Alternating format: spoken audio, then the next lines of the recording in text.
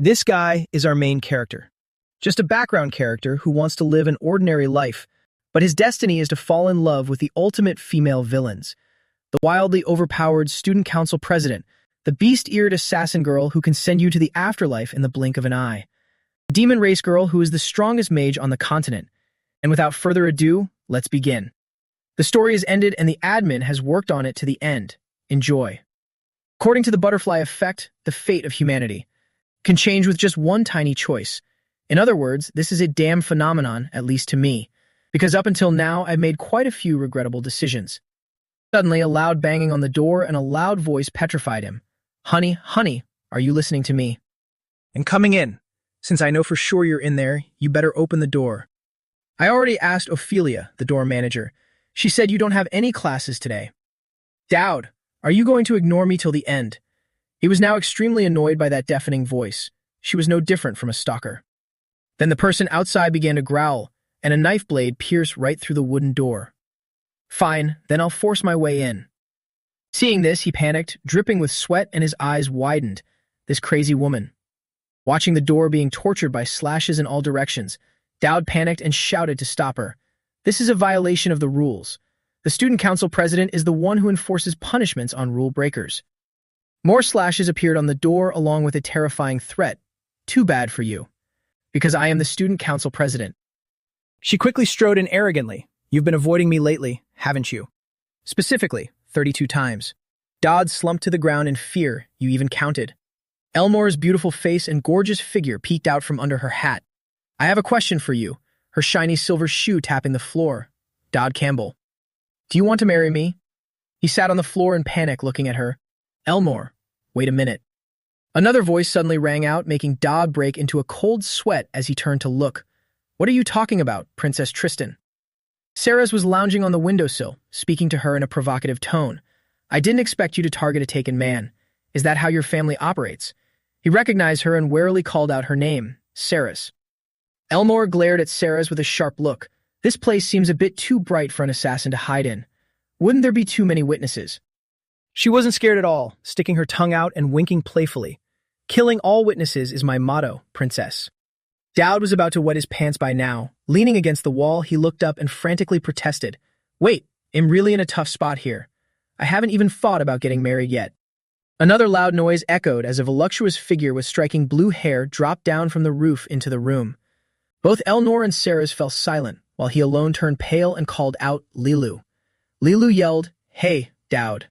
She smiled brightly and made an offer, live with me. The more Lilu spoke, the more bewildered Dowd's eyes became.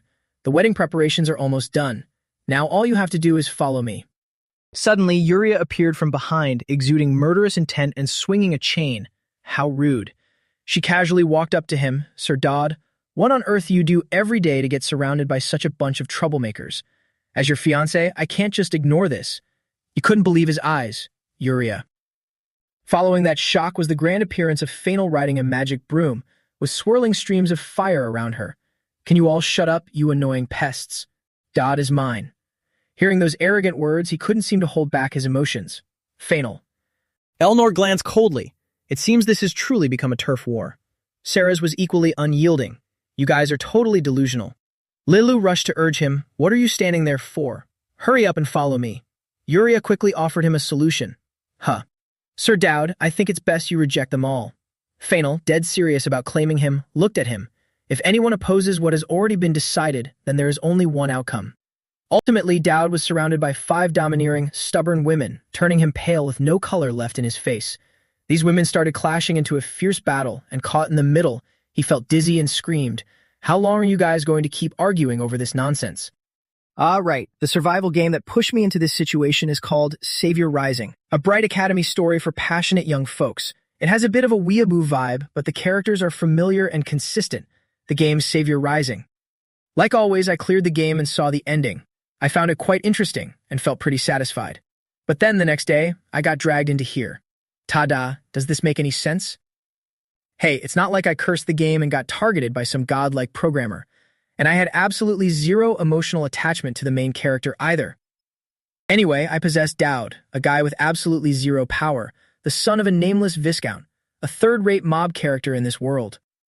The Campbell territory mostly relies on agriculture and doesn't even have any dungeons, which are practically everywhere in the Empire. It was only mentioned briefly in the intro of SR. So the fact that a Viscount's son got accepted into the Royal Academy is a world-shaking story. His father spoke up, "You're finally leaving Dodd." He happily replied, "Yes, father, I'm off."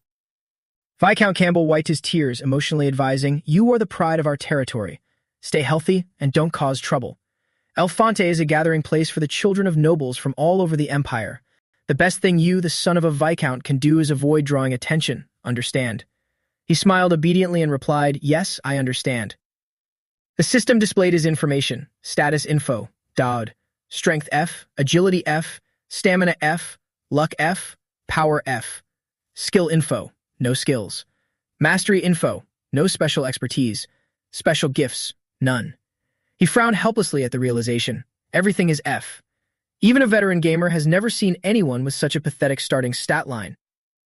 The system popped up a notification. Main quest, enroll and get assigned to a class. According to the game's system, if I skip the quest, it's game over. An Elfonte Academy where I am about to enroll will soon fall into chaos due to the villains running rampant. I won't do anything that could put my life in danger. He confidently reassured his father, "Don't worry, father. I'll do my absolute best to not attract anyone's attention." His father helplessly rushed to deny it. "That's not what I meant," but before he could finish, he interjected, "I don't want to daydream about elevating the territory's reputation." Under the clear blue sky, he was determined not to draw attention. He firmly stated, "I don't even need high grades. Just being average is enough." Viscount Campbell stammered, trying to interrupt him. That's not what I meant." Isn't the main character supposed to handle everything?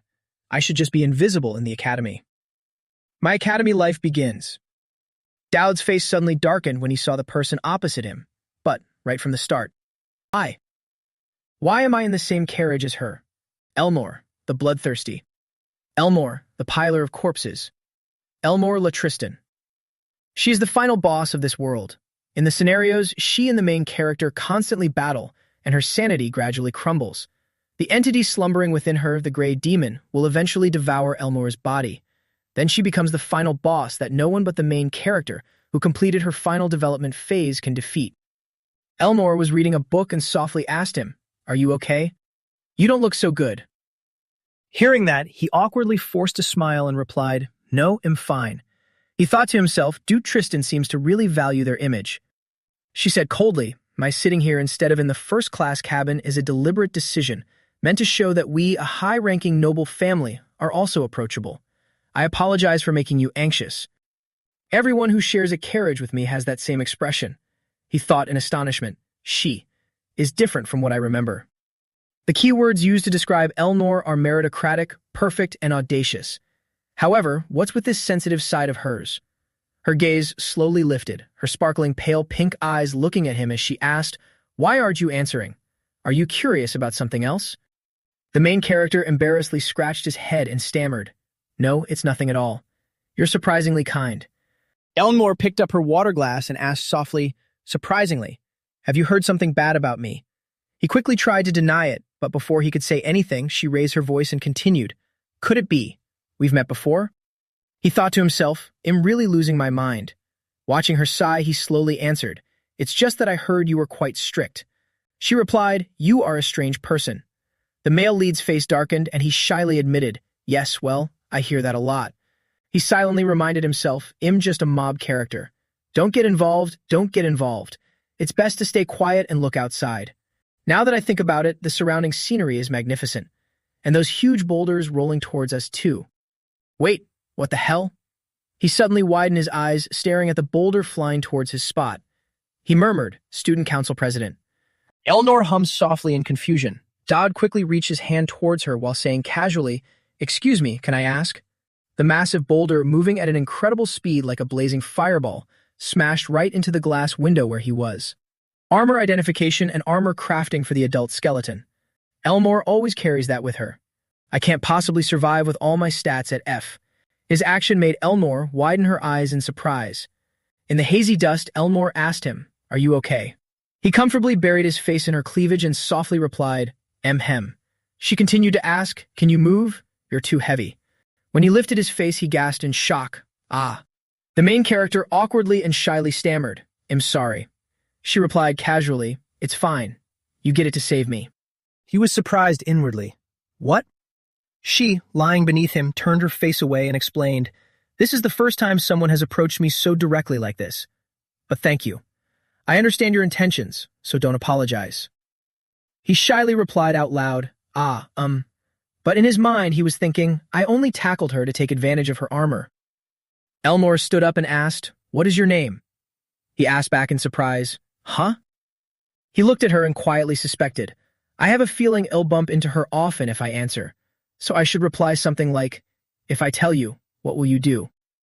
But then he ended up telling her his name anyway, Dodd. Dodd Campbell. Hearing his name, she instinctively repeated it, Dodd. Dodd Campbell. Her eyes returned to their cold, sharp state as she said, "All right, I won't forget. I'll repay you later." Right after she spoke, the system notified him. "You have attracted the attention of a villain. The conditions to receive the special gift have been triggered. You have acquired the skills Desperate Survival and Fatal Charm." Someone exclaimed in surprise, "What?" Looking at the burning carriage crushed by a massive boulder, the person asked loudly, "Is it because this train departed from El Fonte?" Dowd was being bandaged and treated for his injuries by someone. The man said, "Thanks to the special security measures, there aren't many casualties." He groaned softly in pain. "It hurts." The man asked helplessly, "Did I touch somewhere?" The wheels started rolling. Someone instructed, "Anyone who has been checked can leave." Another quickly replied, "Yes." The carriages quickly advanced towards the city gates. System notification. Special gift. Gift 1. Destined attraction. You will receive more rewards when attracting attention from those with evil traits. After reading the notification, he mused thoughtfully. No wonder I couldn't figure out the trigger condition before, no matter what I did. In the Campbell territory, never mind evil traits, even people with a neutral alignment are as rare as gold. Of course, that gift couldn't possibly be activated. Should I check it more carefully? He sat in the ambulance carriage while the system continued to notify him to check. Desperate Survival Skill. Rank. When in danger, your stats will increase according to the level of peril. Fatal Charm Skill. Rank. When facing those with evil traits, you will easily attract their attention. The more extreme the situation, the stronger the effect. He seriously looked at the system screen and analyzed. Desperate Survival will definitely be useful in combat and help me stay alive, but Fatal Charm? Can I really have something like this? The system displayed another reminder for him. It helps me attract attention from those with evil traits. After reading it, he frowned in wonder. Evil traits. The characters with this trait in the game include a warrior driven mad by combat, a mentally unstable sword god who slashes anyone within 3 steps, a violent assassin who kills anyone as long as they get paid, a magical genius with a heavily twisted sense of morality. They are all nothing but troublemakers. But right now is probably fine. The most important thing is having skills that will help me survive. But the strange thing is that the skill rank is listed as a question mark. Even though I am a veteran player of SR, I've never seen this status before. What does it mean? Seeing him freeze up like that, the healer asked, "Are you still okay? Do you need me to do another psychological check?" He firmly replied, "No, I am really fine." The carriage continued on its way. Upon arriving, Dodd Campbell sat on a chair and sighed. A person standing above spoke in a loud, clear voice. "Despite the unfortunate incident, I still thank everyone for arriving here safely. This year's freshmen are truly amazing." He was lost in thought, recalling his conversation with the healer. The man had asked him, "Hey, freshman, I heard you shared a carriage with a young lady of the Tristan family." He coldly replied, "So what?" The man mocked him, "You're just the son of a nameless viscount, without any connections whatsoever." At that moment, he closed his eyes and calmly recounted, "I was also a student at El Font, coming from a nameless noble family." Hearing this, he was incredibly surprised. The man continued, "Do you think you sharing a carriage with her out of so many other choices was just a coincidence? Duke Tristan has countless enemies. It's best if you stay away from her from now on. Getting involved with those high-ranking nobles will only bring disaster upon yourself." Dowd turned to look at Elnor and replied, "I'll keep that in mind." Right then, the system displayed a notification. Elnor. Affection ID. 2. The event for the initial stage of trust is about to occur. Like hell that's happening. I'm already dragged into this whether I want to or not. In this academy full of schemes, it's no surprise she's the candidate for the final boss. Just standing next to her could drag me into danger at any moment. While he was deep in thought, someone suddenly yelled his name. "Dodd Campbell. You bastard." A big, burly guy rolled up a piece of paper into a tube, pointed it at him, and aggressively said, "Why are you just standing there?" The guy next to him immediately added a mocking remark, "Look at that country bumpkin." The guy holding the paper reminded him, "Everyone is already paired up for the sparring match. You're the only one left standing alone." "After the entrance ceremony, the practical combat test will start right away," he said, "and your opponent has been automatically selected." Hearing that, he scratched his head and cluelessly asked, "Excuse me, then who is my opponent?" At the same time, anxiety was slowly creeping into his heart. He thought to himself, if everyone else is already chosen, wouldn't the last person left out be the strongest one? Elias stood from above, looking down, and initiated a conversation with him. "Hello." He looked up and gasped in surprise inwardly. "Elia, the greatest genius in the world." She smiled cheerfully and asked him, "Do you need any help?" He looked at her, his whole body trembling weakly, and stammered in reply, "I'm fine." Wait, no. He thought in his head, in the future she will become the savior, and also the protagonist of Savior Rising. This girl is the very protagonist of Savior Rising. Elia reached her hand out to him from the stone platform. Dodd's face darkened, his eyes welling up with tears, as he thought to himself, "Am I doomed?" From inside the room echoed a conversation that sounded like a roll call. "Hey, Count Crichton just arrived, and Marquise Galantier is here too." A girl was resting her chin on her hand, lost in thought. What's wrong with her? "The entrance duels are currently underway, so why is she late?" Seeming equally impatient, a guy spoke up and asked, "What about Lady Tristan? When is she going to arrive?" Before you could even finish his sentence, Elnor walked in with her clothes still stained with blood. Reaching the table in the middle of the room, she stabbed her blood-soaked sword into it. Amidst this scene, the girl sitting in the center of the main hall, seemingly quite used to this, raised an eyebrow and questioned her. "I have a lot of things I want to ask you, but where were you just now?" The blood on her face still unwiped, Elnor softly replied, "Taking care of some business." Elfante sighed softly and said, "I'm sorry, but I have other things to deal with first." Hearing that, she didn't seem surprised at all and decisively replied, "All right." In the dark night, with a full moon hanging high, they talked to each other. "By the way, did anyone die?" "Not that many, only about 12 people." Elmore crossed her arms and began to recount. "They planned to assassinate me. They dropped a boulder on the Academy's train and tried to make it look like an accident. I found out who they were, and since I happened to be nearby, I just killed them." Hearing this, Elfante reminded her, "You should have left matters like that for the Academy to handle." Elmore slightly turned her head and coldly replied, "Too troublesome." She glanced at her, asking in a voice as cold as ice, "Or do you expect me to be some perfect saint who simply forgives those who want to kill me?" Hearing that, she could only helplessly remind her to dodge the subject. "All right, but at least go change your clothes first. The entrance duels are going on right now. If you go right away, you'll see Elia, a rare genius, Elnor, and Dodd Cam. What the hell is this?" Elnor repeated his name, Dodd Campbell. The girl with glasses looked at the file and replied, "Yeah, that's him." "Do you know him?" At first glance, there's nothing remarkable about him. Elmore began to recall the image of Dodd when they were sitting in the carriage. Then, unconsciously smiling, she softly said, "That guy is quite strange." On this side, the crowd below was cheering and provoking. "Go on, you country bumpkin," while he stood on the arena, his hands holding a sword and his body shivering. Someone even excitedly started a gambling game. "Place your bets on how many moves he can last." Another replied, "Bet on what? If I took a hit from her, my life would be over." Dowd looked at Elia opposite him and thought to himself, "My stats are absolutely pathetic. If I get hit, I'm dead. But looking at it another way, this could be my chance. This situation is extremely dangerous, so I have nothing left to lose. Less than greater than. The system modified. Skill.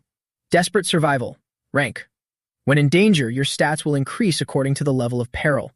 Dowd looked down at the cheering crowd below and deduced inwardly, "I'm sure the villains I have to face are among these people.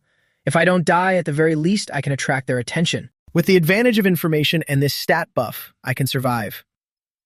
Seeing Dowd standing there completely motionless, Elia called out, "Hey." He flinched and reflexively blurted out, "Huh." She signaled, "Shh, tell me the truth." Hearing that, Dowd's face gradually darkened, clearly showing his confusion. Elia looked at him and asked, "You're actually really weak, aren't you?" Hearing that, he was too surprised to even speak. Dowd stammered awkwardly in response, "About that. She stepped closer and confidently affirmed, "I guess right, didn't I?" At first, I planned to beat you to a pulp, but given this state. She paused mid-sentence, making him shudder even more. He fearfully stuttered. Beat me to a pulp? Me? Why? She asked in a soft voice. You came with Lady Tristan, right? I hate her. Not just her, but the entire Tristan family. They are all demons in human skin. Hearing this, Dodd narrowed his eyes and mused inwardly. She's really bold to say that here, though she isn't wrong. According to the storyline, she has a very deep grudge against the Tristan family due to a family conflict. I can understand that. Dodd spoke up to explain, I just accidentally ended up in the same carriage as her. Hearing that, she decisively pointed the tip of her sword at him. But you still remind me of her. You annoy me, so I plan to beat you up to vent my anger. But whatever. How about we just fake a duel? Hearing that, he pondered, honestly speaking, that sounds tempting. But if I don't get stronger fast in the next 2 days, I won't be able to keep my life. The only way to survive is to draw attention right now. Thinking so, Dodd immediately proposed his idea. Just fight with all your strength. Dowd began to provoke her. Actually, I quite like her. Elia suddenly widened her eyes, glaring at him with a terrifying demeanor. She tightly gripped the sword in her hand and asked again, Are you serious? He silently answered in his mind, Of course, am lying. But if I want her to fight at full power, this is the only way. With his eyes more resolute than ever, Dowd replied, I'm as serious as the hatred you hold for her. The system announced, Skill, Fatal Charm activated. The villain's attraction level towards you has vastly increased. A new reward has been added to the gift catalog. Elia spoke with slight disdain. In that case, I have no reason to feel guilty at all. As soon as she finished speaking, she dashed rapidly toward him. She swung a powerful slash that snapped the blade in his hands in half. The attack was incredibly swift and decisive, leaving Dowd both surprised and terrified. He leaned back to dodge, his face grimacing as a result. Elmore asked in surprise, You dodged that, so you're not completely useless after all, huh? Then let me speed up a little. Hearing this, his face darkened with fear. Dodd gritted his teeth, sweating profusely as he looked at his opponent. The system blared a bright red notification. Warning. Dangerous situation detected. Threat level. Non-lethal. Skill. Desperate survival activated at EX rank. Seemingly unable to control his own hand, Dodd punched her straight in the face, instinctively blurting out, A. He thought to himself, EX rank? That hand, filled with immense power, punched Elnor without showing any mercy. Dowd widened his eyes in surprise, his body enveloped in blue rays of light. He thought in astonishment, Isn't this the highest rank? That powerful punch from Dowd left everyone watching the match with their jaws dropped. As for Ilya, she was sent flying far away into the stands. The main character was still in shock, keeping his pose frozen. Not much different from the audience, he also stood slack-jawed, unable to utter a word. The people around seemed unable to believe what they were witnessing. They all gritted their teeth in fear. Dowd, a person whose entire stats were ranked F. On his first day of enrollment at Elfonte Academy, he had successfully subdued the protagonist of this world. Inside the building, an analyzing voice rang out, There are two possibilities. One is that this kid is an incredibly skilled fraud. You change your mind pretty fast, Conrad, though this really is absurd. Conrad, sitting in his chair, said, Anyone with eyes can clearly see that before the match he had absolutely no combat skills or strength. But that punch was definitely real. Adelanti, sitting opposite him in the center, asked back, What do you mean? He answered bluntly and gloomily, I mean that no one at Elfonte could stand back up after that punch, not even me. The highest probability is that he defeated Ilya Krixanax using some kind of forbidden drug or tool. Through some method, he temporarily increased his strength. As for the second possibility, is that he truly is a monstrous genius. Afterward, Adelanti adjusted her glasses and said seriously, But it's very hard to accept this victory. The border commander, Kendrid, Elia's sponsor, certainly won't sit idly by. However, if we overlook a student with immense potential, the academy will suffer a considerable loss. If he really is a fraud, he'll be exposed sooner or later. So let's just wait and see what happens. He asked, seemingly confused, What do you mean? Adelanti replied, There are a lot of interesting students this year. Some are special enough to require separate special treatment. If he really is as special as you say, he will definitely play an important role. Very quickly, news broke out concerning Dodd. Breaking news. The whole world has its eyes on Dodd. Who exactly is he? Is he the descendant of a great knight, or the strongest genius to ever set foot in the academy? Beneath his goofy picture was an incredibly clear headline. Commander Kendrid's new star suffers shocking defeat right after enrollment. He held the newsletter in his hand, sighing in frustration, and said, "This damn news. Are they serious?" The system displayed a notification. Profile information regarding special gifts has been updated. The system brought up Elnor's details. Character information: Elnor La Tristan. Trust level: rank 1 to rank 2. Reward ready to claim. Character event D1. Baron Armut. Curiosity level: rank 2. Obtain 100 points. Annoyed, he tossed the newsletter aside and sat back in his chair to check the system notifications. The system continued to display. Viscount Lupin. Curiosity level: rank 1. Obtained 50 points. Viscount Garand. Interest level: rank 3. Obtain 100 points. Dowd looked up at the system screen, quietly thinking to himself, if the progression level goes from curiosity to interest to trust, and these points can be used in the point shop. He searched intently and then said, the one with the highest curiosity level is Elnor. But why does the final boss, who shouldn't have the slightest interest in me, have so much of it? The system displayed, claim reward from Elnor's gift. You have acquired the trait, Tristan Swordsmanship. Dodd absent-mindedly tapped the screen while saying the ultimate sword technique of the Tristan family, one of the top swordsmanship styles in the world. What is steel? He deliberated internally. The problem is that this family is tied to demons, but whatever. Surviving comes first. The system displayed, character information, Elia Crixanax. Curiosity level, rank 4. Cannot claim reward at this time. Seeing this, Dodd said in surprise, why is she on this list? Curious, he pondered, gifts are only for villains who have a positive interest in me, but she's not a villain, nor does she have any interest. While deep in thought, a knock came from outside the door, startling Dodd and making him whip around. The person outside called in. Is this Dowd's room? He thought for a moment. This voice sounds too familiar. The person outside was Elia. She said, It's Elia Crixanax. Can I come in? Hearing that, Dowd was a bit stunned. Huh? What is this? Why is she here? If I keep quiet, maybe she'll just leave. Looking bruised and very pitiful, she stood outside the door and softly asked, Hey, are you in there? If you don't answer, I'm going to break the door down. Hearing that, Dowd panicked and quickly yelled out, Wait, are you crazy? Elia heard that and affirmed, So you are in there. Can you open the door? I have something I want to talk to you about. Gritting his teeth tightly, he asked, About what? Elia leaned against the door and shyly said, Just things so we can get to know each other a little better. Hearing this, Dowd was confused and wondered to himself, What the hell is going on? Looking at the long hallway with its warm yellow lights, Elia frowned, looking around. Then she turned her back in anger and walked away, saying, He should have just played along. Why is he so stiff? Elia recalled the moment she was dragged away, struggling and yelling at Dowd. Hey, let's be friends, okay? Hey. Back to reality, Elia was both sulky and curious. There's something weird about him. She sighed, lost in thought. I don't know how to make friends with a guy. Because she was preoccupied and not looking where she was going, Elia bumped into someone walking toward her, causing a small bag in that person's hand to fall to the ground.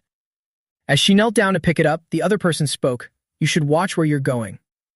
Being reprimanded, she stammered, I. Elmore Elanatais looked down and asked, Are you okay? Seeing that the person in front of her was Elmore, Elia went weak in the knees and became speechless. Neither of them said a word, just staring at each other. She suddenly remembered the desperate warning. Hey, run away, Elia. It reminded Elia of that stormy, fiery night when someone stood in front of her, settling the grudge for her. Her voice trembling, she replied, I'm fine. Elia's eyes were filled with hatred as she thought to herself, I grabbed my sword out of reflex. At my current level, could I even defeat her? Elmore Tristan. Just as she thought of her name, Elmore gently reached out her hand.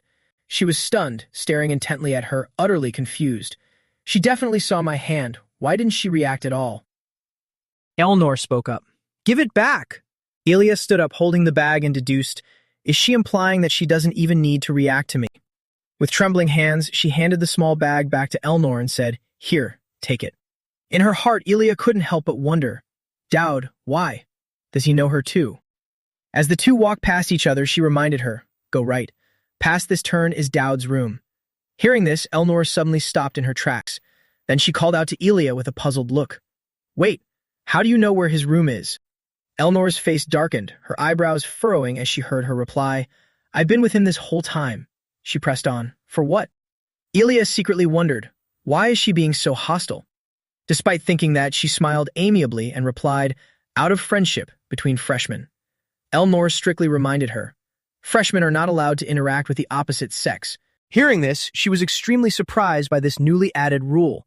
Overflowing with killing intent, Elnor slowly repeated, not allowed. Ilya asked in confusion, is there a rule that says that? Before she could finish, Elnor sternly interrupted, I just made a rule. From now on, you are not allowed to go to his room. Scratching her head in confusion, she asked, excuse me, but what is the president's relationship with him? Turning her back to leave, she replied, nothing at all. However, remember well what I just told you. Watching her fading silhouette, Ilya recalled what Dodd had said during their fight, as serious as your hatred for her. She thought angrily, there's definitely something between those two. Even if it's just a little bit, I should keep getting closer to him. The class placement exam of Elfanti Academy. It's designed to meticulously analyze every aspect of the academy. After a duel, the students will be divided into groups, and since I defeated the warrior candidate, I got placed in the highest ranked group. Everyone else looks proud, while I'm the only one looking nervous. The biggest problem is this girl. I pushed her away yesterday, but now she's in the same group as me. The system continued to display notifications. Character info, Ilya Krixanax. Interest level, approaching intrigue. Curiosity level, 5. Rewards cannot be claimed yet, but the interest state is nearing a change. Key characters will trigger a special event when their interest state changes. He thought to himself helplessly. Her interest level went up again. What is happening? Come to think of it, last night a package of snacks and a letter arrived, reading, good luck on tomorrow's exam. He started analyzing in his head. So, is someone watching me? Why is all this happening to me? A voice called out, Group 1, it's your turn. He sighed and thought, I'll put that aside for now and focus on the exam. There probably won't be too many variables, since this is part of the main storyline. The system displayed, Elnor La Tristan, Trust Level, 2. Character event will occur soon. Elmore stood solemnly and announced loudly, a pleasure to meet you. I am Elmore, the proctor for this exam.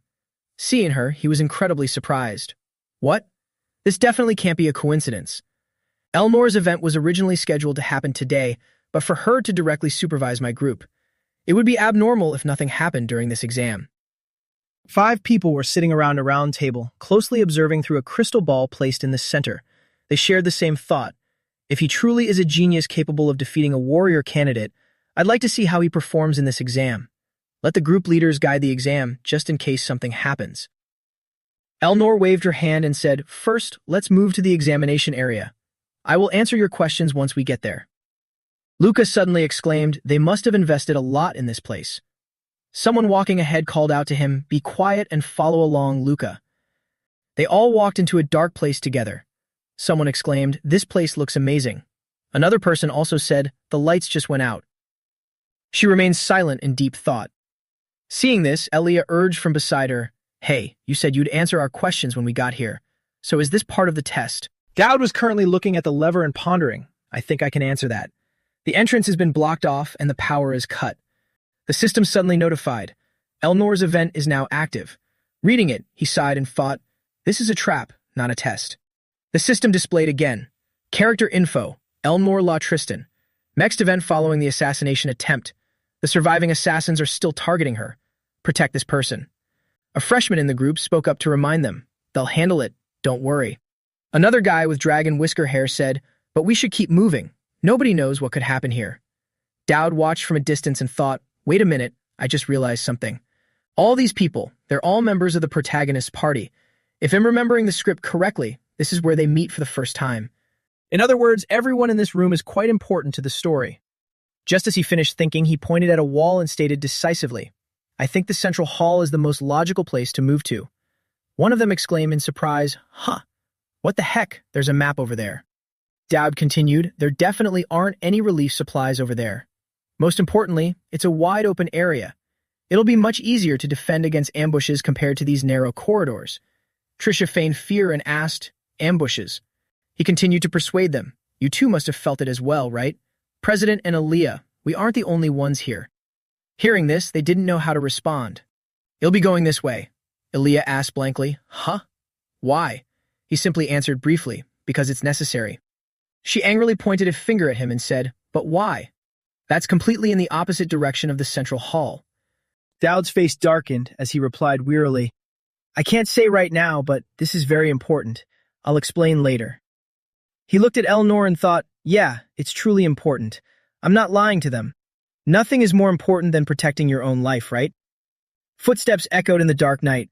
Dowd spoke up, all right, and then continued walking. He recalled his powerful punch against Elnor and lamented inwardly. It seems defeating Elia has given my words some credibility. Now I just need to lay low until this event ends. Anyway, the assassination target is Elnor, so they won't pay attention to me. I just need to find a quiet corner and wait. While he was calculating, a voice suddenly called out, Hey, you there. He slightly tilted his head to look back. An incredibly suspicious and tall man looked at him and asked for a favor. In here to fix the electrical system. Could you guide the way for me? My eyes can't see well in the dark. Dowd was feeling annoyed when the system suddenly displayed a red notification. Warning, dangerous situation detected. The group walked through the darkness. Trisha stepped into a puddle, making a splashing sound and called out, Hey, Ellie. Do you think Dowd will be okay going by himself? What if something happens? Elia suddenly realized something and replied, He must already have a plan, no matter what he's doing. But something feels off. They stood there talking to each other, completely unaware that hiding right above them were numerous mysterious, masked people waiting to ambush them. But Elnor had already detected all of it. She glanced slightly upwards. Meanwhile, Dowd was walking with the supposed repairman. The man thought schemingly the vanguard was wiped out by that devious woman. But that would only happen if we weren't here. Even this guy is so easily fooled. He continued to walk casually in front of him. As the two walked, he spoke up. Up ahead is the equipment room. The man remained lost in thought. As a professional assassin, I just need to observe someone's movements to gauge their skill level. And this guy is just an amateur. I can toy with him a bit before finishing him off.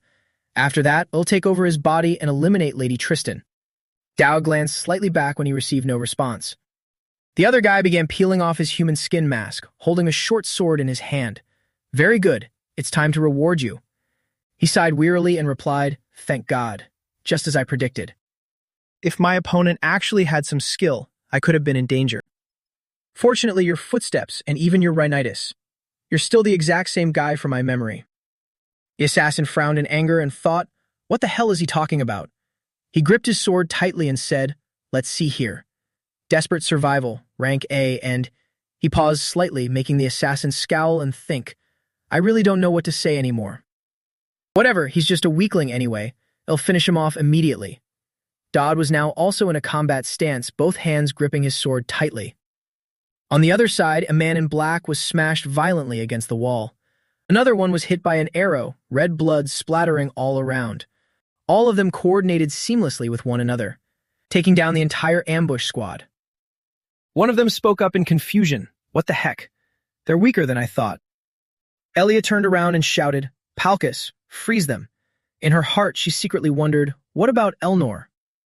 Just as she thought of Elnor, the latter stomped her foot hard on the ground. With a light swing of her sword, she sent 4 ambushers flying, slamming them into the wall. One of them let out a pained cry, spitting out a mouthful of fresh blood. The guy next to him immediately spat blood from his mouth. Elnor walked up to one of the ambushers and interrogated him. Besides you guys, who else was deployed? If you don't answer, I'll break your neck. With his hands frozen solid and filled with terror, he trembled violently and replied, The Crescent Moon Guild. His name is Hasmid. She raised her voice and asked further, Is he in this building? He replied, I can't tell you. Hearing this, she got angry and ruthlessly stepped on his face. She grabbed him upside down by the leg and coldly asked once more, That assassin is currently present here, isn't he? She stared at him intently, and he tremblingly replied, Yes, he came with us. From behind, Elia also raised her voice to interrogate him. What made you risk your life like this? The man replied, They tried to kill me. And Hasmid from the Crescent Moon Guild is an assassin capable of faking other people's appearances after killing them. So, who is truly the most dangerous person in this building? Elia frowned in thought. Come to think of it, there's only one person. She stammered softly, Don't tell me. Did Dowd turn himself into bait to lure out the strongest enemy? They are assassins targeting you, so why would he go that far? What is the real relationship between you two? Elmer replied coldly. I already told you, we have nothing going on. At least, as far as I know. On Dowd's side, Hazmat cursed inwardly. Damn it, a professional assassin like me was actually defeated. A guardian spirit is supposed to be a non-physical barrier that only reacts to weapons. So why? Why are there traces of Tristan's swordsmanship here? This school is an ancient and mysterious place, so I suppose it makes sense. But then again, an assassin is basically a weapon themselves. But why? He just used a single stick, yet he could still beat him to a pulp. Without giving him a chance to counterattack, he pierced him right through the heart, and the system displayed a message. You have successfully executed the Tristan's swordsmanship. Your Tristan's swordsmanship trait has leveled up. He looked at the stick in his hand and sighed in relief. The man thought angrily, Tristan's swordsmanship. It seems I shouldn't have messed with him in the first place. Then he leaned against the wall and struggled to speak. So you were the one luring me into a trap all along. Who are you? He was confused. Huh? The system continued to display, Fatal Charm skill activated. The villain is astounded by your meticulous plan. Less than greater than. Thanks to the game system, you can't use weapons at a save point, which is exactly why he led him here. Seeing no response from him, the man sneered and said, I guess you have no intention of answering. Fine, kill me. He calmly replied, I don't plan on killing you. The man asked in surprise, why? He didn't answer him, only warning, spread this message. Don't be foolish enough to go near Lady Tristan, and tell them that even a high-class assassin like you almost lost your life. Thinking of Elmore's dark expression, he secretly deduced, I don't know who gave the order, but they most likely won't stop. If that happens, the chances of Elmore's Grey Demon awakening will be even higher, so I want to extinguish this danger right from the start. He looked at him with a wicked smirk and asked, and what if I come back? He didn't hesitate to challenge him directly. Then try it again, because I'll protect her next time too. He doubtfully asked him, is Lady Tristan really that important to you? He answered bluntly, let's just say she is. Hearing this, the man was suddenly left speechless. The system displayed a notification. Fatal Charm skill activated. The villain's affection has spiked dramatically. Elmore listened to their conversation and looked at him in a daze. Dowd turned around to look. Elmore was now taking steps toward him. In a student council room at Elfonte Academy, a distressed and miserable voice rang out. Oh my God, what a total mess. I understand why the headmaster is angry, but making me hunt down the mastermind right away, I already have a mountain of paperwork to deal with. This academy is an absolute mess. Based on the route and timing of the assassination attempt, it's almost certain that there's a spy inside.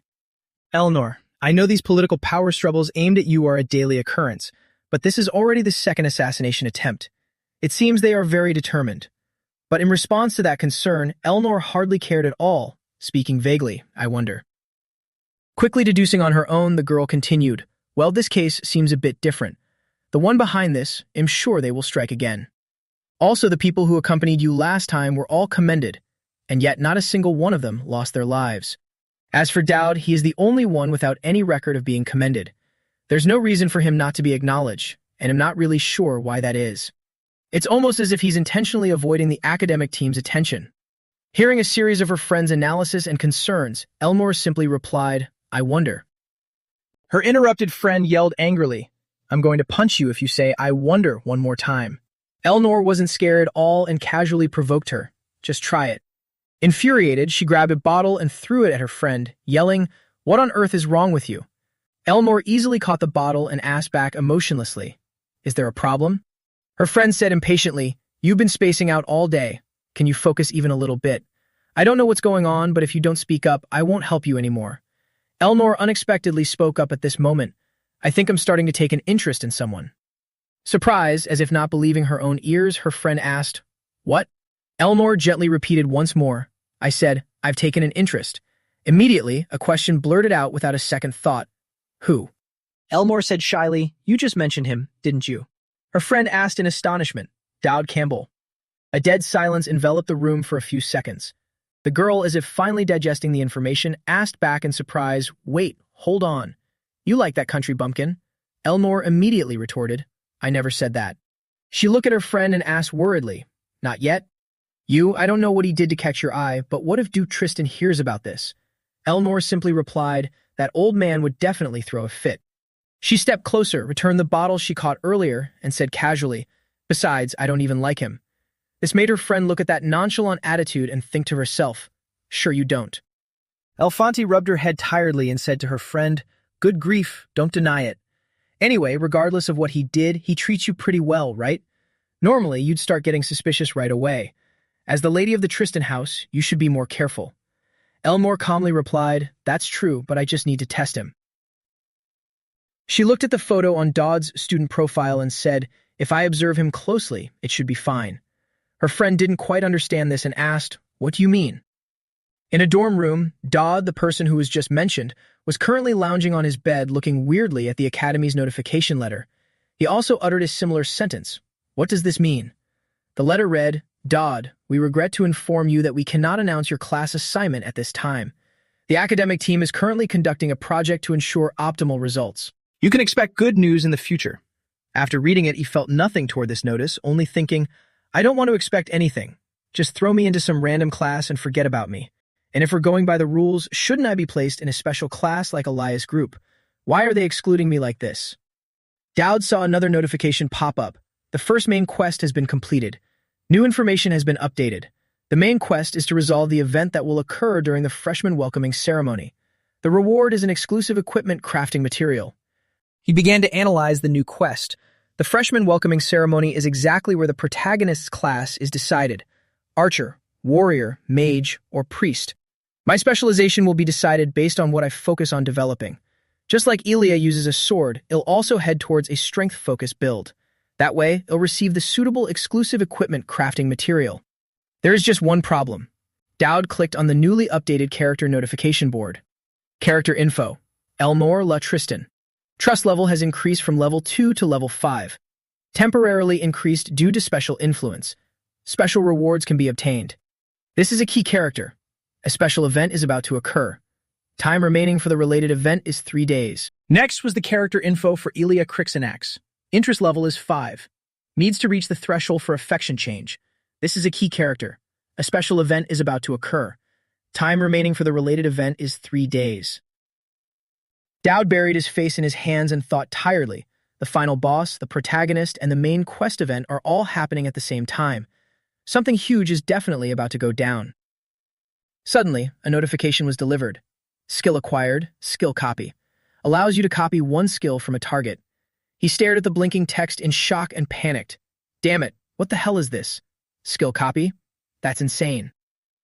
He completely didn't expect this situation. The joy came too suddenly. I can copy the final boss skill. But then he hesitated, thinking, no, it would be a total waste to use it right now. Even though Elnor might currently be at the top of the Academy's food chain, just like the protagonist Elia, she's a final boss with growth potential. Later on, she'll have a ton of overpowered skills, so there's no reason to use skill copy at this moment. For now, I need to prepare for the event happening in 3 days. Luckily, I know one thing that can help me survive. Taking advantage of the dark night, he hurried to a warehouse located deep within the Academy's abandoned sector. It was the old armory. Looking at the old place in front of him, Dowd let out a sigh of relief. It really is great being able to use the point shop. Before coming here, he had equipped himself with several items for this operation. A speed potion that grants a low-level speed boost, a shadow mask that provides a low-level agility boost, and cat shoes that grant low-level silent footsteps. After bypassing layer after layer of security, I finally reached one of the treasure hunting spots for hardcore players. As agile as a night cat, Dodd climbed over the wall with ease, and gracefully he landed with a precise jump. This time, among the items exchanged from the system, there was one quite special item, the recovery cake, which restores your stamina like never before. Sounds like a commercial, but the effect is real. Now then, let's look around. He rummaged through the piles of old junk filling the warehouse. While chewing the cake, he thought, I've already found all the other important items. Now there's only one last thing. Found it. The ultimate divine relic, an ancient censer containing 1,000 years of power. He pulled the censer out and muttered to himself, perfect. I've got everything I need. Suddenly, Dodd looked up with a stunned expression. It turned out that when taking the censer, his carelessness caused the pile of wooden crates to wobble. He looked at them in a panic, and those crates actually started tumbling down. Dowd thought in a panic, damn it, I knew things couldn't go smoothly forever. Suddenly, behind the falling pile of junk, a soundly sleeping girl appeared, taking him completely by surprise. He caught her in his arms and recognized her with utter shock. Yuria? At the same time, she woke up and said in surprise, huh. Yuria, the boss of Chapter 2, nicknamed the Curse Sword Goddess. The item I just picked up belongs to her, so she normally hides out here. Suddenly, the system issued an emergency alert. Dangerous situation detected. Life-threatening danger level. EX rank desperate survival activated. Yuria tightened the chains wrapped around her hands. The tense atmosphere terrified him, making him quickly say, "I'm sorry for waking you up." But before he could finish his sentence, a panicked Dodd was attacked by Yuria swinging her chains. Back then, it was just a duel with Elia. The attack was very strong, but he could only grit his teeth and endure it. The cold iron blades slicing past him made him clearly understand his current situation. But right now, this is a matter of life and death. While fighting, Dodd tried to explain more than once, "It's a misunderstanding. I didn't plan on doing anything while you were asleep." He thought miserably, "Even with EX rank power, my entire body is still aching." Yuria didn't answer, but her disdainful eyes flashed with cold suspicion. Giving Doubt no time to rest, Yuria clenched her fists, and the chains roared through the air like an angry steel snake, while he only dodged and kept saying, "Please." She charged at him, her murderous intent flaring with every movement, and he, once again, managed to quickly dodge the attack to minimize his injuries. Yuria glared in astonishment, then without a word she continued to unleash a storm of attacks. Dowd retreated in terror, his heart pounding in his chest. He secretly rejoiced. "Fortunately, I know what to do to stop getting beaten." The blade thrust straight toward him like lightning, but Dowd gritted his teeth, closed his eyes, and simply stood still. He maintained his posture without flinching, but bizarrely enough, the blade miraculously stopped, less than a finger's width away from his face. Right after, Yuria retracted her chains. With his prior gaming experience, he breathed a sigh of relief and mumbled to himself. A distance of 3.5 steps. Any enemy that enters that range gets taken down instantly, but in exchange, she can't advance even a single step. That is the mechanic of Yuria's curse, an absolute limit. Seeing him stand at that distance, she said, "Could you take one step forward?" Dodd replied without hesitation, "So you can slash me?" Her eyes still fixed on him, she bluntly replied, "Yes." But at that moment, Dodd knew he couldn't escape either. In the silent space, her stomach suddenly growled. It was at that moment Dodd suddenly realized, wait a minute, this is her private area, because she has to be isolated from everyone. Even teachers rarely come here. He thought for a bit, then gently said, "Hey, do you want some cake?" Saying that, Dodd opened his hand. In his palm were a few energy recovery cakes bought from the system earlier, which would restore stamina like never before. He simply figured people always get hungry in situations like this. Seeing him act like that, Yuria spoke up angrily. "I won't be tempted by such cheap tricks. Are you seriously trying to bribe me with food?" Dowd didn't say another word. He simply tossed the cake out. And yet, purely out of instinct, Yuria leaped out to catch the cake right away like a little puppy. The atmosphere became less tense thanks to the cake. She spoke up. "All right, I believe this was just a mistake." Dowd also added a mental note. She really can't communicate when she's hungry. Only then did Dowd dare to breathe a sigh of relief, muttering silently, "Almost died." Yuria, standing obediently behind him, suddenly asked, "Who are you, and what are you doing here?" That question made him freeze. In his head he said, "To steal things." But of course, he couldn't say that out loud. He opened his mouth and righteously replied, "I came to bring you food. Someone I know asked me to take care of you." Yuria chewed on her cake and glanced at Dowd with curiosity. "Someone you know?" Leaving a bit of an impression now might be useful later. In the game, there was no way I'd meet Yuria this early. So out loud, he added, "Ah, that's right. Don't worry, your sister is doing fine in the Holy Empire. The current emperor doesn't care about you two sisters, but needless to say, it's still better for you to lay low for now. I'll be back." Yuria was originally from the Holy Empire. She had to hide out at El Fonte because of the Holy Emperor. Yuria's sword was notorious for being an evil artifact, and as the sword's bound vessel, she had to bear the 3-step curse. So mentioning her only living relative should be fine.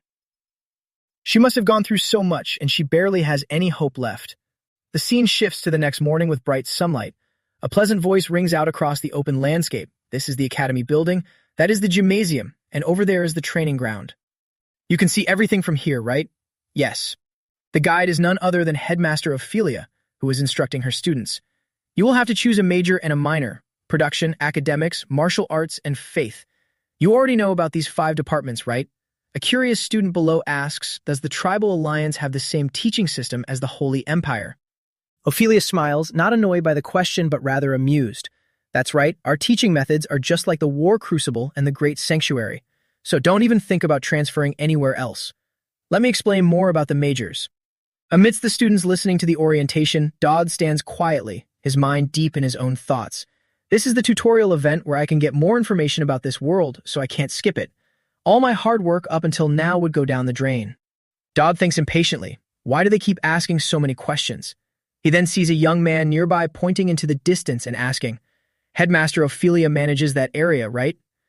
In the distance, almost completely isolated from the academy, a massive area covered by a shimmering barrier appears.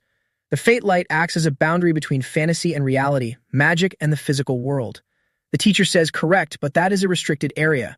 Anyone who enters will be punished immediately. A thought pops into Dodd's mind, the void. It is the ruin of the historic war between heaven and hell. Right here, divine messengers and chosen warriors sealed away the demons. Even though hundreds of years have passed, the aftershocks of the divine and death still constantly clash. This area is extremely crucial in case the demons break the seal. Therefore, the Holy Empire, the Tribal Alliance, and the Empire form a golden triangle to monitor this area. Elfanti and other academies are also part of that system. Snapping back to reality, the atmosphere of the student orientation becomes clear again. Luca, with his hair standing out in the crowd, raises his hand. His voice carries a mix of curiosity and excitement. Headmaster Ophelia, can we go closer to take a look?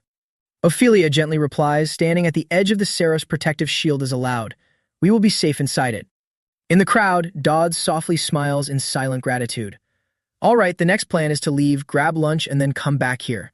I have something else to do. The angels, those who can overturn mountains and drain oceans, and the Seraphs, existences even higher than angels, created this barrier. The group of students is now standing right in front of the barrier, just a few steps away from the void. Ophelia opens her arms and cheerfully says, let's have lunch here. The students smile happily, resting while looking around. Even though they are standing in front of the most dangerous place, thanks to the Seraph's barrier, the academy can exist near this perilous zone. Dodd tightly grips his bag straps and looks at Ophelia to ask for permission. Can I step away for a bit? I don't feel very comfortable standing here. Hearing that, she slightly frowns, thinking about how this boy has been gossiped about by his classmates regarding what happened. Still, she warns him, you can't go far, or else you'll get in trouble. Dodd quickly replies, got it. In the distance, Talion sees the scene and angrily mutters, is that country bumpkin getting arrogant just because he's getting some attention? In a secluded spot, Dowd takes out an ancient incense burner. He puts in unicorn horn powder, a phoenix feather, and a fan made of coral. Everything is ready. Ultimate Divine Relic, a portable incense burner carrying holy power. At that very moment, a mystical swirling light suddenly appears in the air. He stares at it unblinkingly, wondering, I didn't miss anything, right? I came all the way here to use this. This item allows me to make contact with entities that ordinary people would never even dare to dream of. Dowd stands in front of a massive explosion, but doesn't look scared at all. A thick fog appears and a voice echoes from somewhere. Where did you say the Allied forces are? No, I said level the ground. I didn't say dig a ditch and leave it there. He looks up, staring intently ahead. They said the Syrians did it. Following Dowd's gaze, someone can be seen digging the dirt, saying, look over there. Hey, rookie, do you think leveling the ground means digging a hole? The thing is, the ground is too hard. Someone replies, isn't that shovel in your hand harder? Wait a minute. As soon as the words are spoken, Ezer and the person next to him both turn to look at him. He instinctively asks, what's up with that human? He's been staring over here for a while now. But whatever, at least he's keeping quiet. It's better than those who loiter around and bother us while we're working. Suddenly, Ezer approaches with a terrifying expression, immediately questioning, why did you stop out of nowhere? Why isn't your shovel moving? He stammers about that. A magic circle appears before his eyes. Meanwhile, the two guys over there are still arguing. It's moving now. No, spread it out evenly. Don't dig down anymore.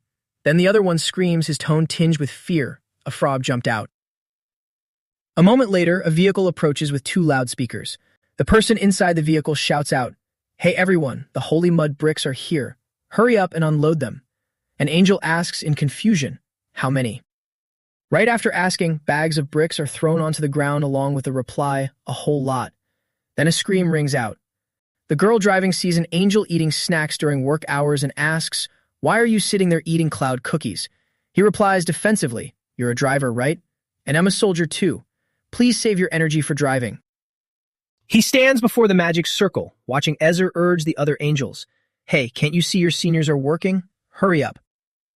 Hearing that, the guy runs off as fast as his legs can carry him, stammering, Corporal Ezer, I'll get on it right away. Suddenly, he approaches and asks the captain, "Captain, haven't the supplies arrived yet?" The captain replies, "Sorry, the transport truck is delayed. They're fixing it, so please wait a bit." There's another whine from over there, E-rank corporal. It's broken. Hearing that, Dodd chuckles and thinks to himself, no wonder angels don't just descend to the mortal realm all willy-nilly. If you had to describe angels, they're exactly like an army. They have a clear hierarchy with a strict chain of command.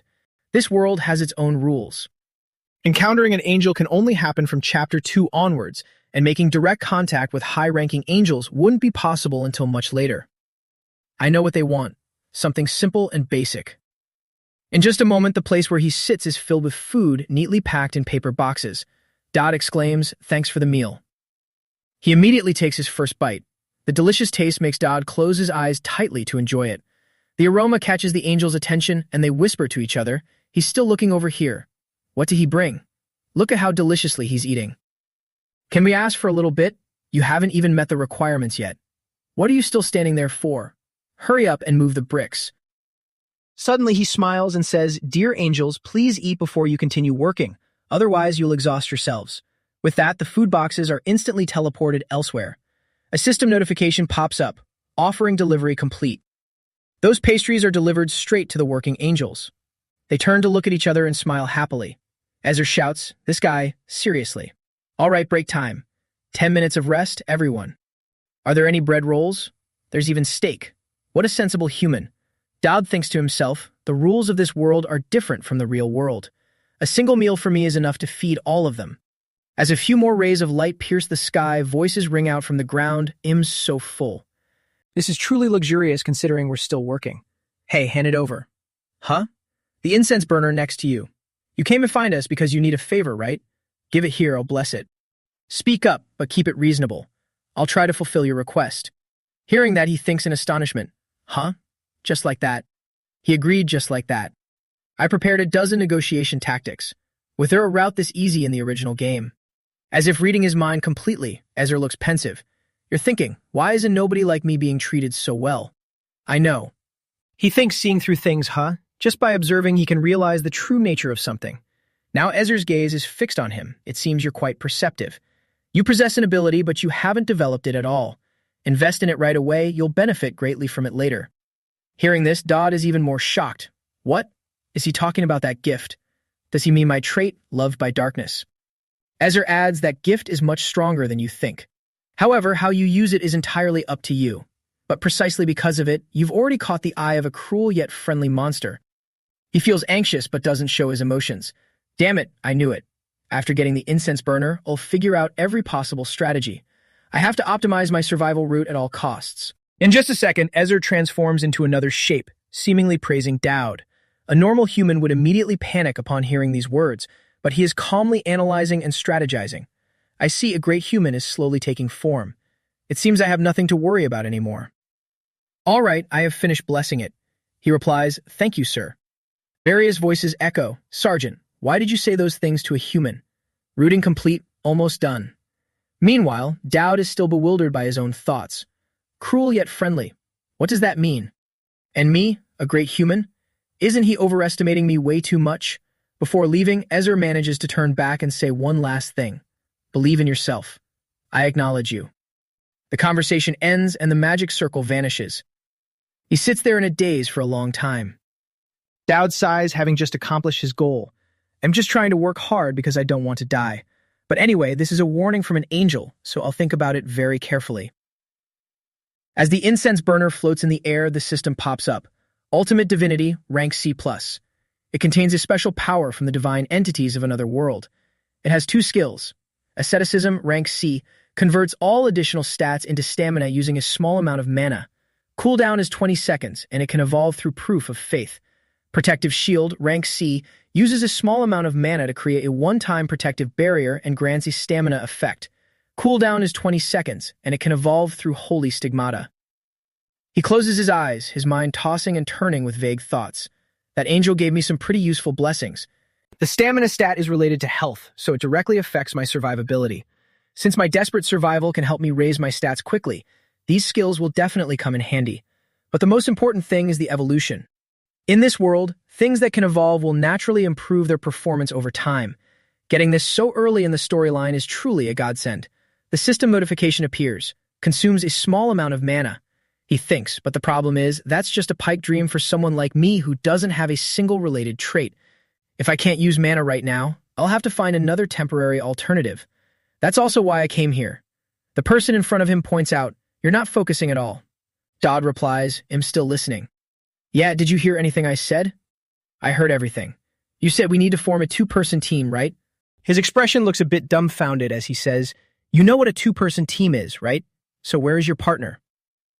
Hearing this, he smiles confidently and replies, "She'll be here soon." He mocks, "And who would be willing to team up with a nobody like you?" Dowd says, "I'm not lying. This place will be crowded soon." "What are you talking about?" He looks at his watch and analyzes the situation. "My partner is way more than just famous." He thinks to himself, she should be showing up soon according to the story's progression. Just as he finishes speaking, Elia appears right behind them. "Hello, excuse me, is this the Monster Research Department?" Dowd turns around to greet her, thinking to himself, "Actually, I didn't plan on getting involved with the protagonist at first, but I changed my mind, especially after hearing that old angel's advice." Elia also recognizes him and mutters, "Dowd?" Dowd turns to discuss with Elia what you said about getting to know each other better. Does it still stand? She gets flustered, momentarily not knowing how to answer. Recalling the past, Elmore had said back then, "I really, really like him."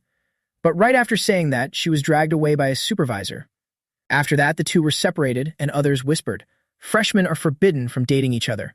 What is the relationship between you two?" They constantly interrogated, "It's nothing." "What is Dowd doing? You said there was nothing between us." Dowd offers a friendly handshake. She's baffled, thinking, "You're really unbelievable, Dowd. Since nothing else worked, are you now switching to the make them jealous tactic that I've only heard rumors about? Just how delusional is this guy?" Academy Mock Dungeon. In the dark space, only 4 blood-red dots appear. Someone asks, "Dowd, are you sure about this?" Dowd tries to persuade her with a not-so-reliable face. "Trust me. Didn't you want to be friends with me? Do you remember the first time we met, you tried to hit me?" Ilya replies, her tone a bit awkward, of course, even though I was the one who ended up taking the beating. After that, he immediately switches to combat mode. With an incredibly serious expression, he shouts and points forward. "If you really want to be friends with me after that, then do as I say." Now, 9 o'clock. 3 of them. Instantly, the massive monster roars in fury. With razor-sharp teeth that look like they could chew up enemies at any moment, it raises its fist to attack. A surprised scream rings out. "Huh?" She unleashes a swift sword strike, decapitating the monster. Everything happens in a flash. At this moment, Dowd speaks up again. 2 more from the ceiling. They are 2 monsters that largely resemble bats, but they have long fangs and piercing, crimson-red eyes, looking incredibly vicious. Using his observation combined with his knowledge and experience, Dowd quickly announces their weakness is the neck. Don't aim for the wings, attack their bodies directly. Elia reacts quickly, unleashing 2 swift sword strikes right into their bodies. At this point, she speaks up, seemingly dissatisfied. "Dowd, don't just stand there giving orders, give me a hand." But she only receives a brief reply, "No." He continues to observe and give instructions. 2 blades are coming from both left and right, but you just need to deflect them. Just hold out for 10 seconds. The blades rush in at breakneck speed, but surprisingly, Elia skillfully moves and dodges them all. Along with Dowd's instructions, good. Next is the paralyzing poison. The poison gland is on the right, destroy it now. Ilya unleashes a decisive slash, cutting the poison gland in half. Dowd continues, "Next, dodge the 3 arrows flying from my direction. Just stand right there. 3, 2, 1. Now there's an attack from behind. Hearing that, Ilya panics and immediately turns her head. Even though caught off guard, she still manages to block the attack thanks to Dowd's guidance and her own agile reflexes. Facing the ongoing situation where Dowd just gives orders and she follows them makes Ilya feel annoyed. If you know everything like this, you might even handle it better than I do. If we work together, we'll clear this stage much faster. He has only been cheering and giving instructions instead of fighting. Hearing Elias say that makes him freeze. I really want to help too, but I can't. In just a trash character with all F-rank stats. This is only a mock battle with no real danger, so my desperate survival skill won't activate. These guys are just artificial entities operating on pre-programmed logic. Since desperate survival isn't an omnipotent skill, I need to raise my stats quickly. Suddenly, Elia rushed toward Dowd with a terrifyingly determined look on her face, charging straight at him with her sword drawn and shouting, "Dowd, He turned pale, his eyes wide and pupils dilated, forcing a stiff smile. This is just too cruel. Elia leaped into the air and unleashed a powerful slash, decapitating a massive humanoid monster right behind Dowd. Her face was filled with fighting spirit and overflowing confidence. Witnessing that scene, Dowd could only stand there, his mouth hanging open in sheer shock. The moment she landed, confetti burst out. With such terrifying speed, she had just shattered the previous record. Still trying to process everything, Elia asked in confusion. What the heck is going on? I fought all by myself, yet I set a new record. This is supposed to be a two-person stage, so how did this happen? He smiled awkwardly, assessing the situation in his mind. Even though I look like a mess, I'm actually a genuine tryhard. Then Dowd replied to Elia, we just got lucky. The next one will be a bit harder, but let's keep going. Good luck. However, Dowd probably didn't see just how furious she was at that moment. Her brows were furrowed, her eyes shut tight, and her teeth biting down hard on her lip, so angry she didn't even bother turning around to curse at him. It seemed the entire battle had been observed through a magic mirror by someone who voiced their praise. They did quite well, didn't they? This was Percy, the head of the magic department. Percy placed a hand over her small lips and decided, looks like we'll have to allocate more funding for mock battles next year. She then turned to ask for an opinion. What do you think, Conrad?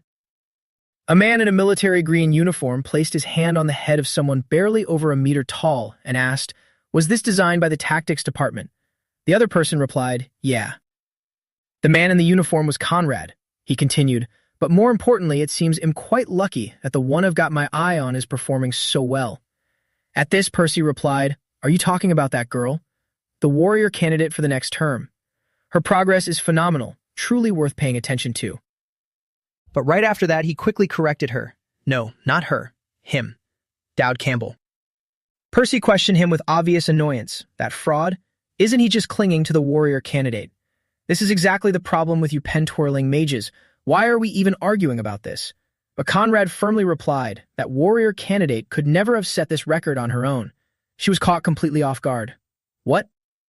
He then explained anyone can see she's stronger and acting as the main vanguard, but he is the key.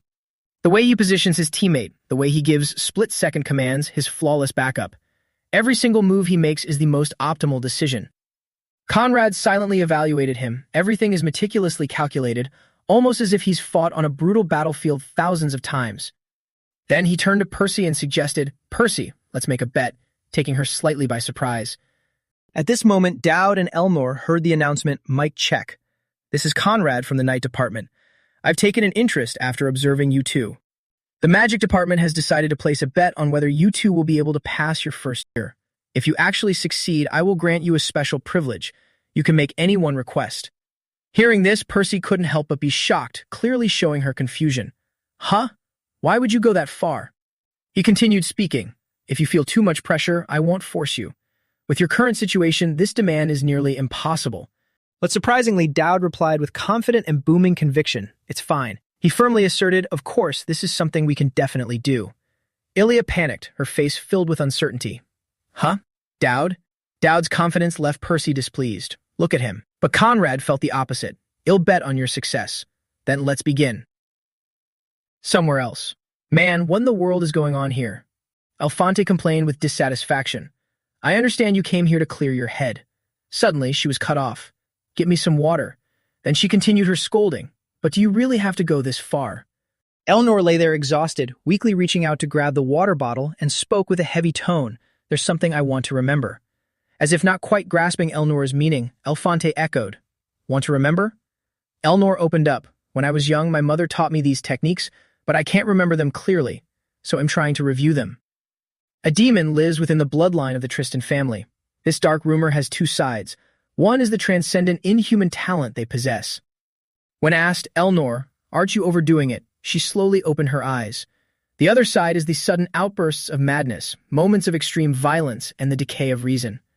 That is why, even though those of the Tristan family achieve countless great feats, their final years are always a tragedy. Then she paused. Elnor opened the water bottle and drank continuously. Alphonte asked, It's not that serious, right? She sat up and replied, There's nothing to worry about. I don't care about it anymore. Not believing her, Alphonte asked again, Really? Then I guess I can just say it straight.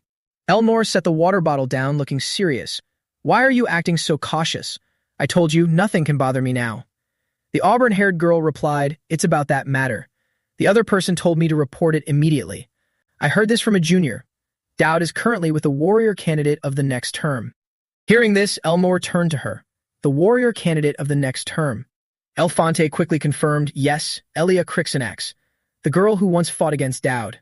Elmore absent-mindedly deduced, so you're saying those two are teaming up, because the mock exam is held in pairs. I see. But it wasn't hard to notice her sighing again, perhaps lost in her thoughts. By now, the water bottle had been crushed out of shape, water spilling all over the floor. Elmore said, take me there. Elfonte was taken aback and raised her voice, but you just said you didn't care. Dowd drew his sword. Seeing this, Elia asked, what are you planning to do? I know very well that you're highly skilled, but the problem is, even so, is it really worth challenging the all-time record? He merely gave a brief, indifferent reply, yeah. Faced with such a reaction from Dowd, a dirt smudge, Elia slightly furrowed her brows. Your confidence is no joke.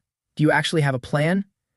He straightened his clothes, thinking to himself, artificial monsters have a fixed movement pattern, so it's easy to target their weak points. But I can't exactly tell her that. So he replied very casually, all right, because you're here with me. Hearing that, she slightly furrowed her brows, her cheeks flushing bright red, and replied, I don't believe you. Conrad then spoke through the intercom announcement, this is Conrad. Are you two ready? Without a shred of hesitation, he replied, I'm ready. Hearing the certainty in his answer, Conrad expressed some admiration. Perfect. Now let's adjust the difficulty of the exam. But if we do, they'll receive bonus points. Dowd confidently replied, please set the difficulty to the highest level. Hearing this, Percy frowned and said loudly, I really can't trust these freshmen. It might seem reasonable, but this is taking it too far. The highest difficulty. They could actually lose their lives. He still answered with utmost confidence. Even so, I believe it's worth a try. Seeing his confidence, Conrad was pleased. Grant his request. Ilia clearly showed her anxiety, probably not believing that two freshmen could complete a mission on the highest difficulty level. Dowd reassured her, don't worry, warrior. The water's been spilled, there's no taking it back now. Percy was currently enjoying a warm drink along with a sweet, delicious cake served right to her. I can't believe you, Conrad. You're acting like this is the first time. Didn't we do the exact same thing with the previous batch of freshmen? She assumed there was something different this time. He confidently replied, just wait and see, Professor Percy. There was definitely a reason to be so confident, no matter how dangerous things might get. All we need to do is save them. All right, slaughter mode has been activated. Prove yourselves, freshmen. Ilia shouted loudly, damn it, let's go. Percy just sighed helplessly, while the head of the tactics department had tears streaming down his face. Our club is doomed. Meanwhile, he was incredibly confident. Monsters lunged at Dowd from all directions. In the face of this spectacle, the system displayed a glowing red message. Warning, danger detected. Threat level, life-threatening. Gripping his sword tightly, his face calm and focused, Dowd swung his blades swiftly and powerfully. With a loud slash, the massive, vicious rhino in front of him was instantly decapitated. Conrad was utterly thrilled. He yelled, I knew it. That's exactly what I was waiting for. Percy, did you see that? She was so shocked she spat out the tea in her mouth, and the head of the tactics department was also so amazed his eyes widened in disbelief. Less than greater than. Ilia, who was fighting off the monsters, also saw it and exclaimed, Dowd, I knew it. A large wolf aggressively lunged at him. Dowd showed no fear, sprinting toward it at blinding speed. Percy couldn't believe her eyes. How? How is this possible? He's completely useless. No. Every strike of Dowd's sword was flawlessly precise. With just one blow, he could take down a monster instantly. Conrad, seemingly understanding his true nature, replied, he was just pretending. I don't blame you. If you've never witnessed his true skills, anyone would react that way. But over time, the monsters will get stronger, and so will he. That means both sides will evolve together. At this moment, Elia was intensely focused on her battle, having consecutively annihilated 2 monsters and a giant ant. On his end, he wasn't lagging behind either, matching her kill count. They continuously took down numerous powerful monsters. Elia gritted her teeth, dropping to her knees and swinging her sword. The weapon's blade gleamed with a blinding, razor-sharp light. After landing a fatal blow on the giant ant, she shouted out, Now, Dowd. He instantly understood her intent and replied, Got it. Then, using Elias' shoulder as a springboard, he leaped into the air. Dowd pinpointed the exact position, preparing for a beautiful sword strike. Tristan swordsmanship, La Volpe.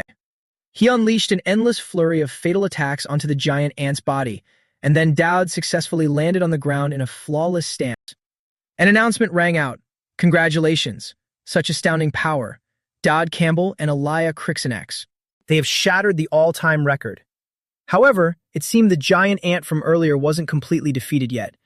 It raised its razor-sharp leg, aiming to skewer him. Realizing the danger, she immediately warned him. Huh? Dowd.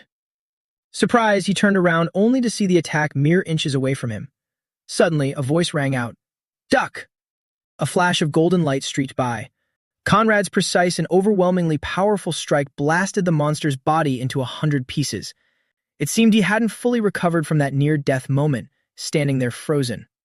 Meanwhile, the man who had successfully cleared the obstacle landed right in front of Dowd and praised him. Congratulations. It looks like this record won't be broken easily. His face was still blank while the other person kept rambling. Who would have thought a freshman could mow down Elfante's artificial monsters as easily as cutting grass? Though Aaliyah was out of breath from exhaustion, she was still thrilled. Professor Conrad. His voice, however, remained highly satisfied. Thank you, warrior candidates, for your hard work. Conrad sheathed his sword, grinning triumphantly. I win, Percy. By now, the corners of Percy's mouth turned down slightly as if she still couldn't accept it. Unbelievable. It wasn't long before the results were out. He and she were reading the reward notice together, marveling at it. Being able to rent out an entire warehouse and the right to make any request of the head of the magic department. Aaliyah screamed in excitement. This is amazing. Peeking over, Dowd was also satisfied. No freshman has ever had this privilege before. That's a generous reward.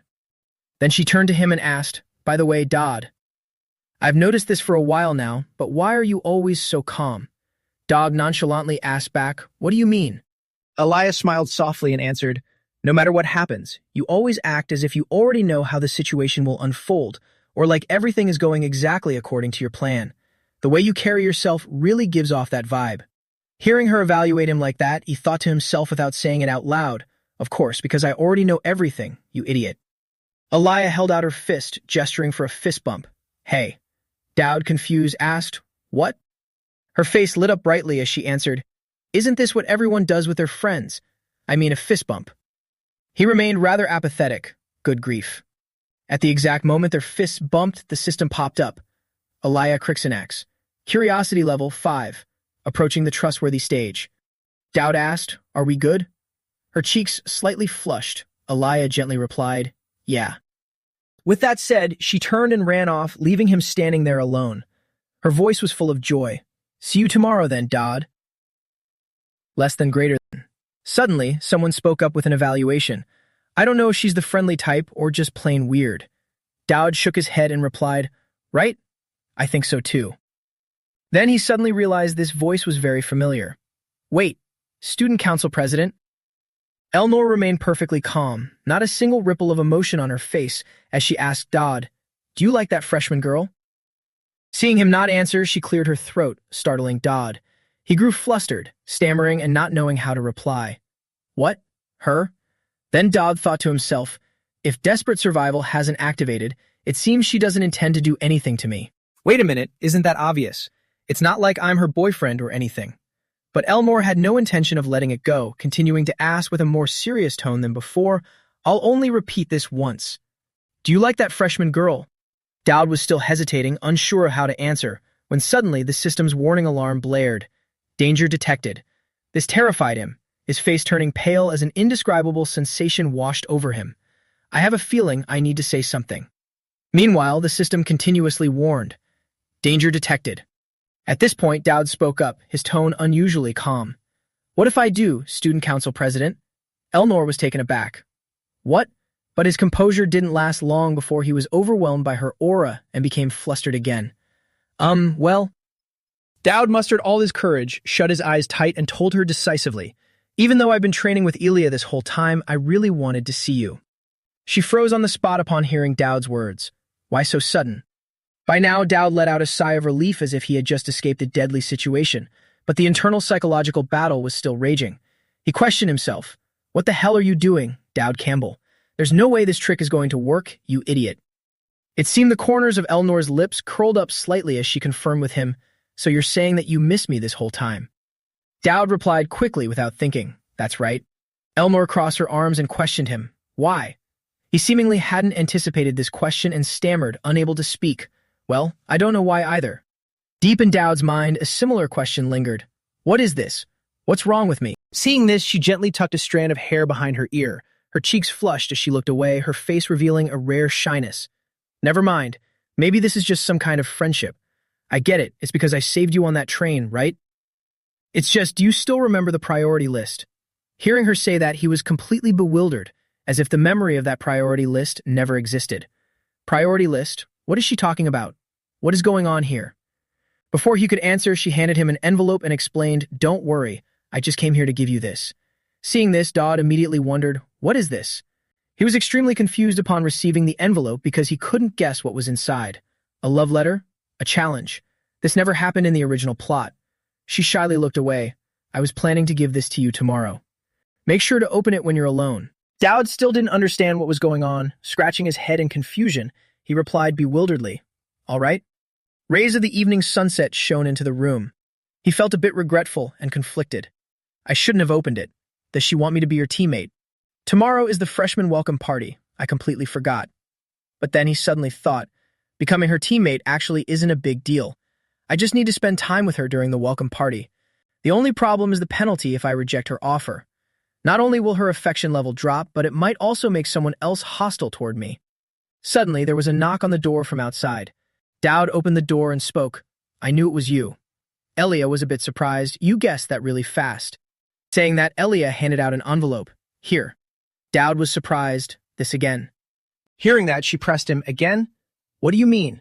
Did someone else give you this too? He hesitated. No, I mean, what is this? Dowd thought to himself, I almost died right there. Don't tell me she's also here to make a request. Elia pointed at him and winked playfully. What do you think? I already decided during the mock battle. I have to go now. Thanks to those troublemakers, the student council president had to call a doctor. Then she jumped down to the lower floor over the railing. Elia's face showed clear eagerness as she excitedly shouted, Hurry up and open it. Dowd reached out his hand to stop her, but it seemed too late. Huh? Why are there so many weird people in this world? I wonder what it is. Maybe it's another request to be teammates. No, it's also possible that it's a challenge, considering it's from Elia. But she did say it was a surprise. And that was exactly what we speculated. The image of Elnor and Elia clashing appeared in his mind, both evenly matched. Dowd shouted in horror, It is a teammate request. This wasn't in the original plot at all. Why won't anyone give me an easier choice? If I choose Elnor, I'll be seen as a villain by the protagonist. But if I choose Elia, I'll make the final boss hostile toward me, and I might die because of that damn priority list. So what if I reject them both? I don't know what to do anymore. This is probably happening because both of them are still in the interest phase. What a mess. Suddenly, Dowd had a bold thought. Could I accept both? And so, the freshman welcome party finally arrived. The venue for the party was magnificently decorated. Clusters of bright lanterns cast a shimmering light across the entire room. The place was loud and bustling. Class B, go this way. Where's the last kid from Class C? Are they in the hall? The freshmen happily got to know each other. Hey, aren't you a student from Class A? Class A. A brown-haired young man with a parted fringe spoke up. Professor, they are here. There were so many students at this welcome party. Everywhere you looked, there were people upon people. The scene was incredibly crowded and lively. Elia looked absolutely beautiful. She didn't seem to like crowded places and sighed in frustration. It's so crowded. This place is no different from a pigsty. She turned to the person next to her, beaming brightly. Anyway, thanks for coming with me. Dowd, you look really different now with your hair parted. The two of them walked inside together. Flashing back to the scene where he was buying an item, Clone Walker $1,000, capable of creating a replica of oneself. All buff effects will be applied. Dowd seemed very hopeful about the effectiveness of this item. I used up all my points. Even though it can only stand in as my substitute, it might still work. At this moment, the system displayed a notification. Double date. You have decided to go on a date with both of them. Do not get caught until the end of the event. There will be a penalty upon failure. No matter how crowded it is, this plan could still fail miserably. If anyone sees me and my clone in the same place, it'll be exposed immediately. Therefore, he made a decision. They'll use the option cold gentleman to keep him quiet and then. Suddenly, Dowd was startled by an incredibly loud noise.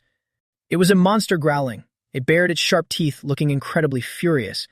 It was locked in an iron cage and being transported by a horse-drawn carriage.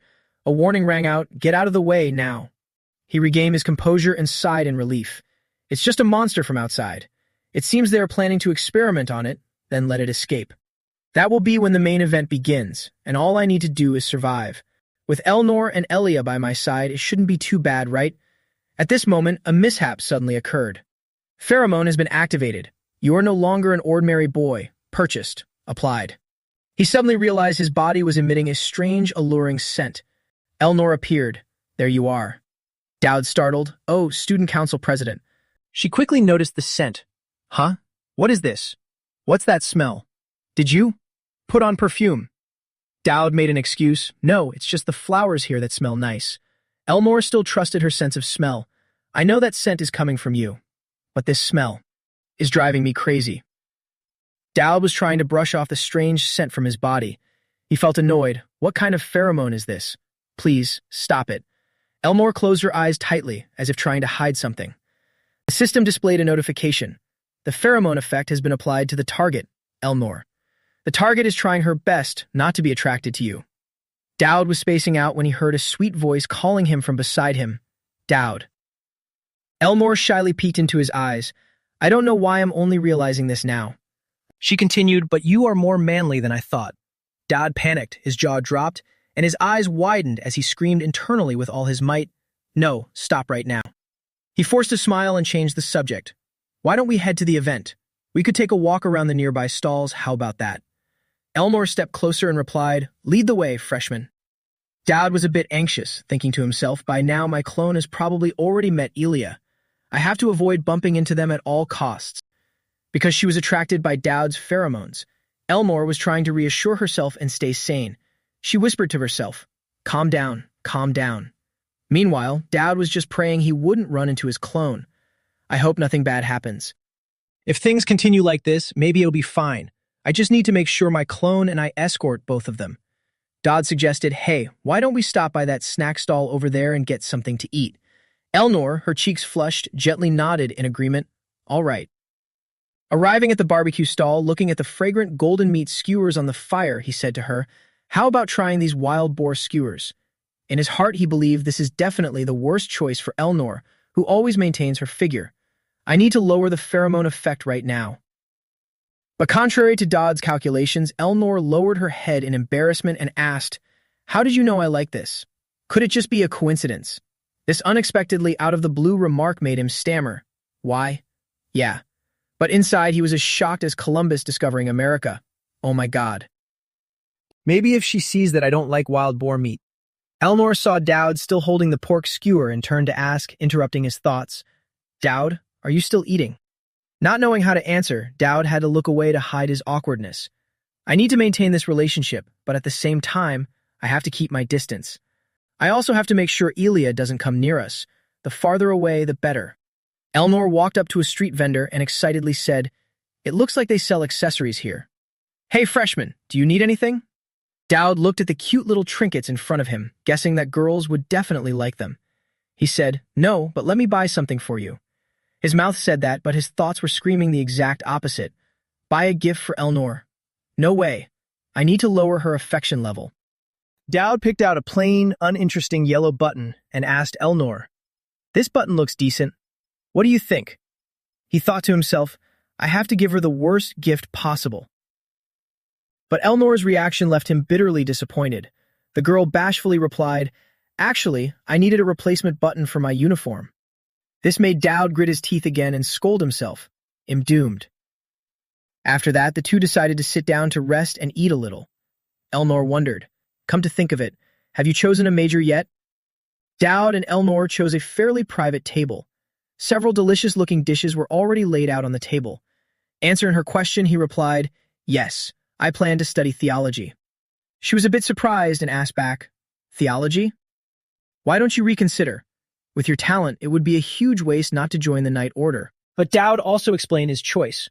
I have my own reasons for choosing this path. It was already part of his plan, not a sudden whim. Elnor placed her hands on the table and asked seriously, "Reasons?" Dowd could only reply, "To protect what is important to me, I need to learn certain things there." Curious, she pressed on, "What is it that you want to protect?" Looking at her, he thought there was only one answer: "My life and your downfall." Holy magic skills are the key to my survival. They are crucial for achieving the ending I want. And of course, not answering Elnor like that, Dowd replied, "Since I was young, there has been something I wanted to protect. That is the event related to the secret society, an event that will happen in the future. The boss of that chapter is particularly weak against holy magic skills." She furrowed her brow slightly and asked, "Does this have anything to do with why you keep getting involved with me?" Dowd found it hard to answer and just mumbled, "About that." Elnor bluntly continued, "I know very well because of the curse of the Tristan family. The curse drives all family members to madness, but isn't the only way to suppress it to train one's mind? Do you know a way to break the curse?" Beyond her expectations, Dowd gently replied, "The angel's blessing. A miracle where two archangels bestow their blessings upon one person. At least, that's what the rumors say." Elnor maintained the seriousness in her eyes and said, "Exactly. And you should understand just how difficult that is. That's why, no matter how many merits the Tristan family achieves, we are always feared. So why can you stay so close to me? Why do you always show up right in time whenever someone tries to assassinate me?" "In the end, what are your intentions?" Dowd didn't dodge the question. He looked into her eyes and affirmed, "The one I want to protect is you." She didn't seem to understand. "What am I to you that makes you want to protect me?"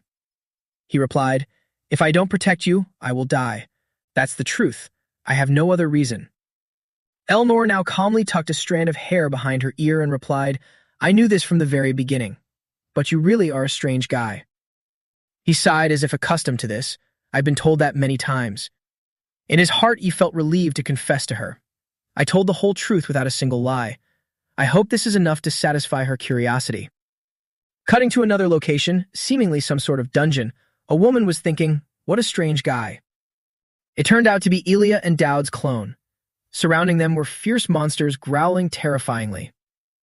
Elia walked ahead of Dowd, wondering to herself, "Is he mad at me? Why is he so quiet?" Suddenly, Dowd stopped and asked in a questioning tone, "Wait, since when did we come to the basement?" She turned to look at him, thinking to herself, "I need to get closer to him to learn about the Tristan family. I really don't know what to do with people like him. No, more accurately, I don't know what to do with men in general. This is driving me crazy." Meanwhile, this Dowd clone was focused on observing their surroundings. "What the hell is this place? All of them are live monsters." Elia spoke as she walked. "It seems they are used for the Academy's experiments. The professors here are so irresponsible.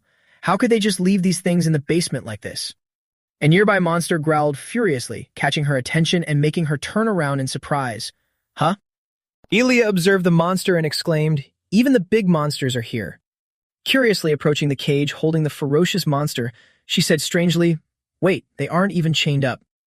Suddenly, the sensor mechanism locking the cage emitted a beeping sound, making the monster growl even more fiercely. Elia panicked, her eyes widening in surprise as she failed to react in time. A deafening explosion erupted. Dowd quickly grabbed her, shielding her behind his back, and tried to escape far from the blast. Cutting back to where Dowd was having a meal with Elnor, he felt the tremors caused by the explosion. She also noticed that something was wrong. Everyone at the welcome party felt the shaking from that explosion, and many even screamed in fear. Shielded from the explosion by Dowd's clone, she couldn't help but ask in surprise, "Dowd, why?" He looked at her and gently replied, "This is my job." Elia was surprised by Dowd's bizarre answer. She looked at him very strangely. She sat up wondering, "What are you talking about, Dowd?" The explosion just now had set a large part of the dungeon on fire. It freed the monsters from their cages, and they were now closing in on the two of them. The beasts bared their razor-sharp teeth, growling as they prepared to attack. Looking around, only the iron bars that had fallen from the monsters' cages could be used as weapons. Her eyes were full of determination. "Anyway, thank you for protecting me. Now it's my turn to protect you." The system's notification chimed. "Monsters have appeared. Resolve the situation immediately. If too many casualties occur, you will receive a severe scenario penalty. Reward: exclusive equipment crafting materials." Hearing the system prompt, Dowd immediately set off. He explained, "There's something I need to do," and urgently pleaded, "President, I need you to find one of the priests. Elnor raised an eyebrow in confusion and called out, "Wait a minute." Dodd's face was desperate as he pleaded, "Please," urgently pressing. "We have to protect the students first." Elnor was panting heavily from exhaustion. The system popped up again with a status update. The clone entity has been retrieved. At that moment, Dodd rushed over to her and asked, "Elia, the unleashed monsters, is this all of them?" Elia, crouching with an iron bar in hand, looked up at him and said softly, "You're awake. Thank heavens." Simultaneously, the system recorded, Elnor's affection level has increased. Interest level, curious. The system displayed a confirmation. The main scenario has changed. Without hesitation, she revealed, "I missed a huge monster." Hearing this, he was stunned as realization dawned. The bear from earlier. It's definitely that one. Elia's face darkened as she let out a heavy sigh. It must still be somewhere on the first floor. If we're fast, we can stop it. She whispered wearily, "I think I need to rest for a bit."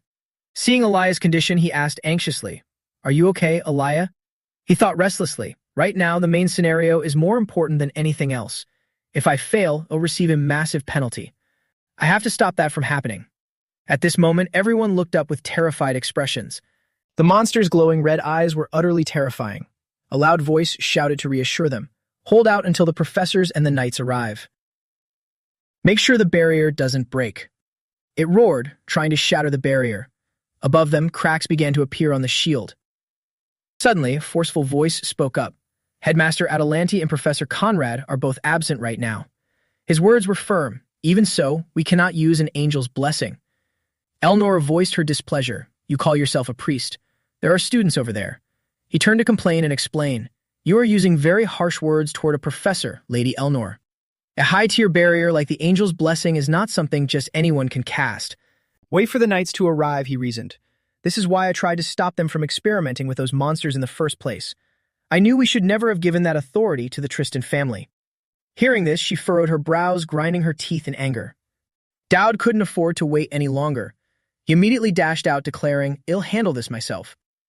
Dowd's haste made the professor panic and try to stop him. "Wait!" Someone stop him.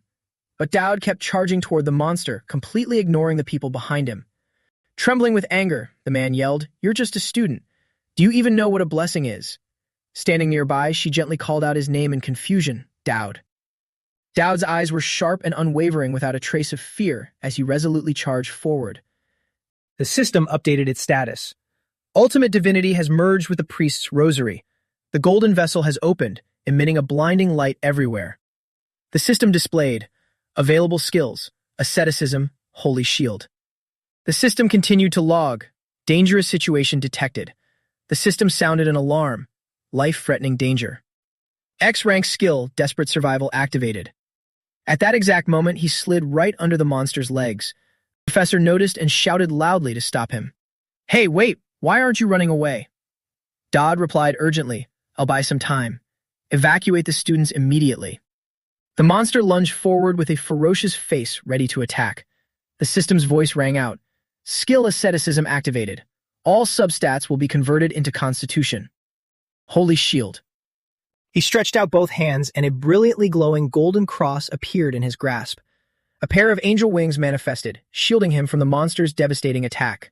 He gritted his teeth, desperately enduring the impact. Everyone witnessing the scene dropped their jaws in utter shock. Is that an angel's blessing? How could a mere student cast such a thing? The priest in the back tore at his hair in jealousy. That fool. Does he even know that official priests have to pray thousands of times just to be able to use that? She remained silent, calmly musing. After everything that's happened, I'm not even surprised anymore. I've seen him hide his true strength countless times.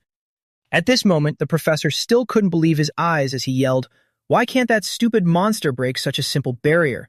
He continued to question, and a barrier erected by a student, no less. A calm, holy-sounding voice rang out, exposing him. "Are you truly a professor? You didn't even do anything." Elmore turned to ask, "What about you?"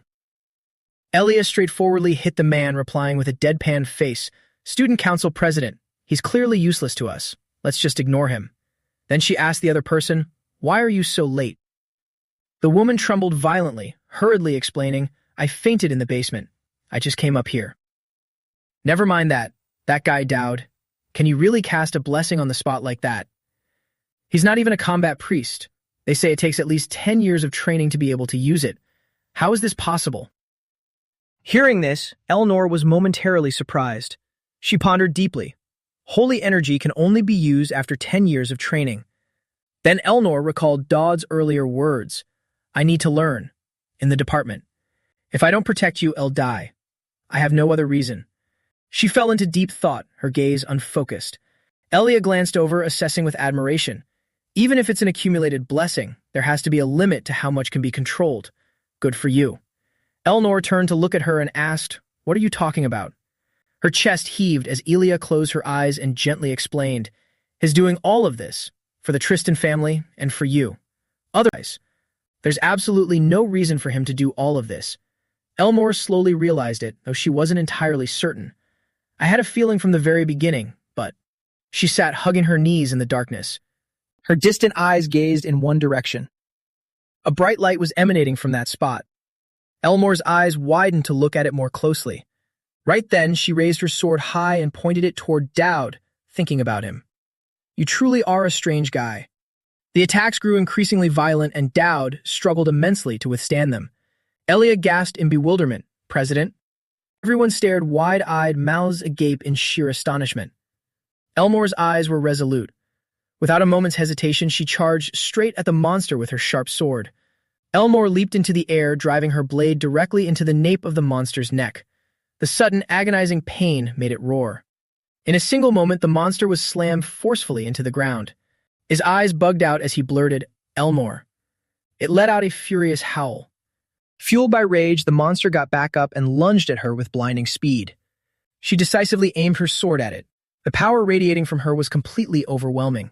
He froze, his eyes wide as he looked at Elnor. That's the true Tristan swordsmanship.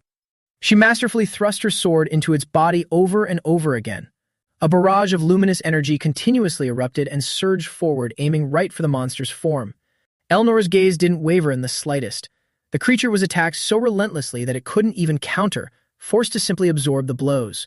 She widened her stance, and quick as a flash, Elnor appeared right in front of it. In just a split second, her blade would reach the monster's neck. The arc of her swing generated a massive shockwave that critically wounded it, sending it flying and triggering a colossal explosion. She majestically brushed her hair back as she observed, then chanted the spell Tramontana. An earth-shattering explosion followed while Elmore simply watched on with a tranquil expression. Dodd was still marveling at her power, thinking in awe, It's on a completely different level from the clone I used. Wait, is this right? In the original game, Elmore never got involved in these events. The system appeared to acknowledge his feat. Exterminate the monster. Current casualties, 0. An incredible achievement. The system then sent a reminder notification. Time until knights arrive, 30 seconds. He shifted his gaze to the right, secretly deducing.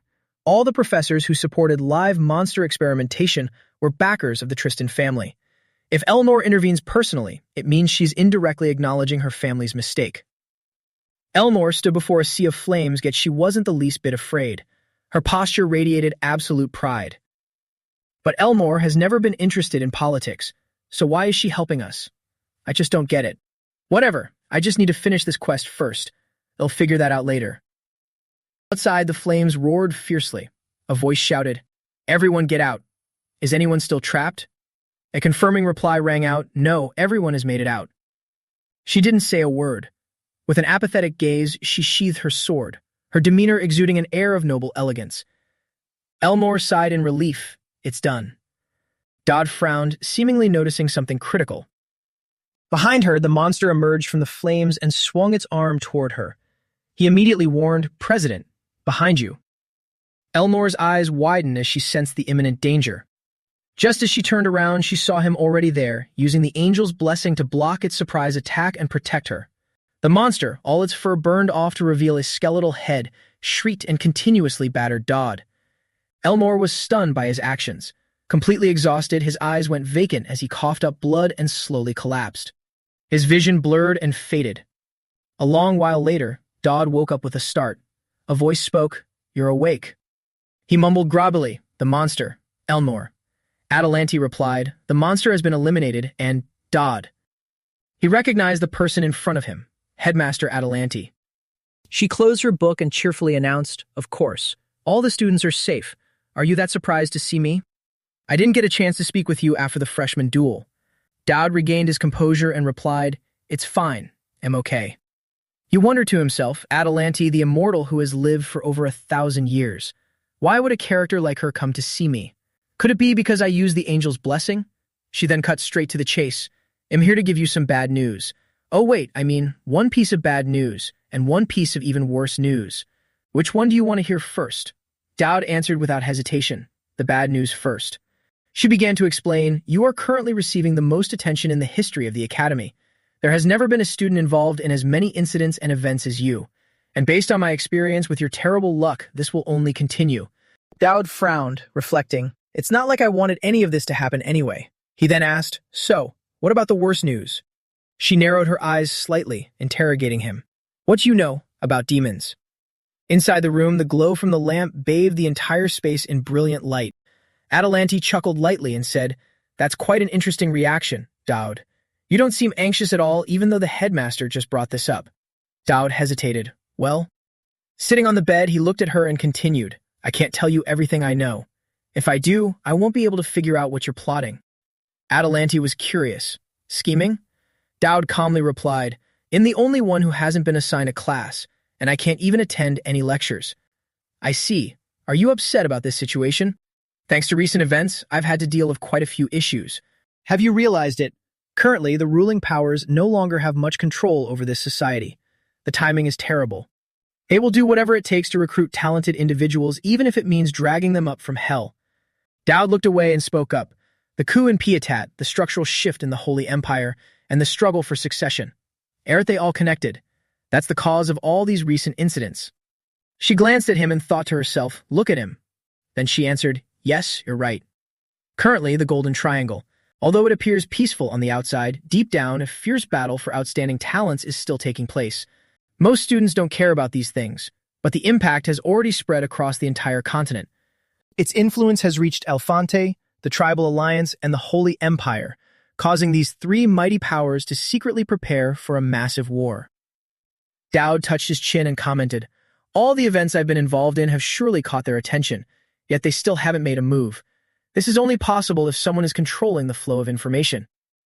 She didn't say anything. She just crossed her arms, smiling with satisfaction as she thought, He's even better than a politician. He frowned seriously and asked, Does that mean it will be dangerous if they set their sights on me? Adelanti softly replied, Exactly. The world will be destroyed.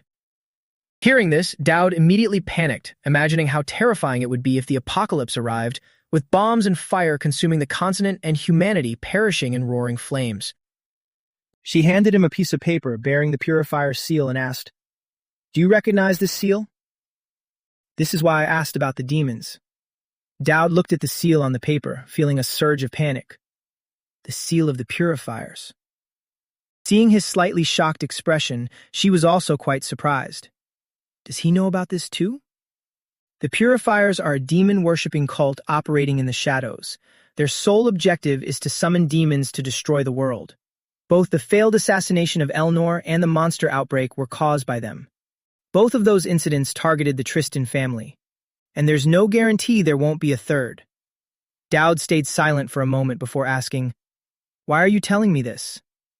She summoned a black card with white cracks on it and replied, Even though I can't tell you the reason, I want you to take this.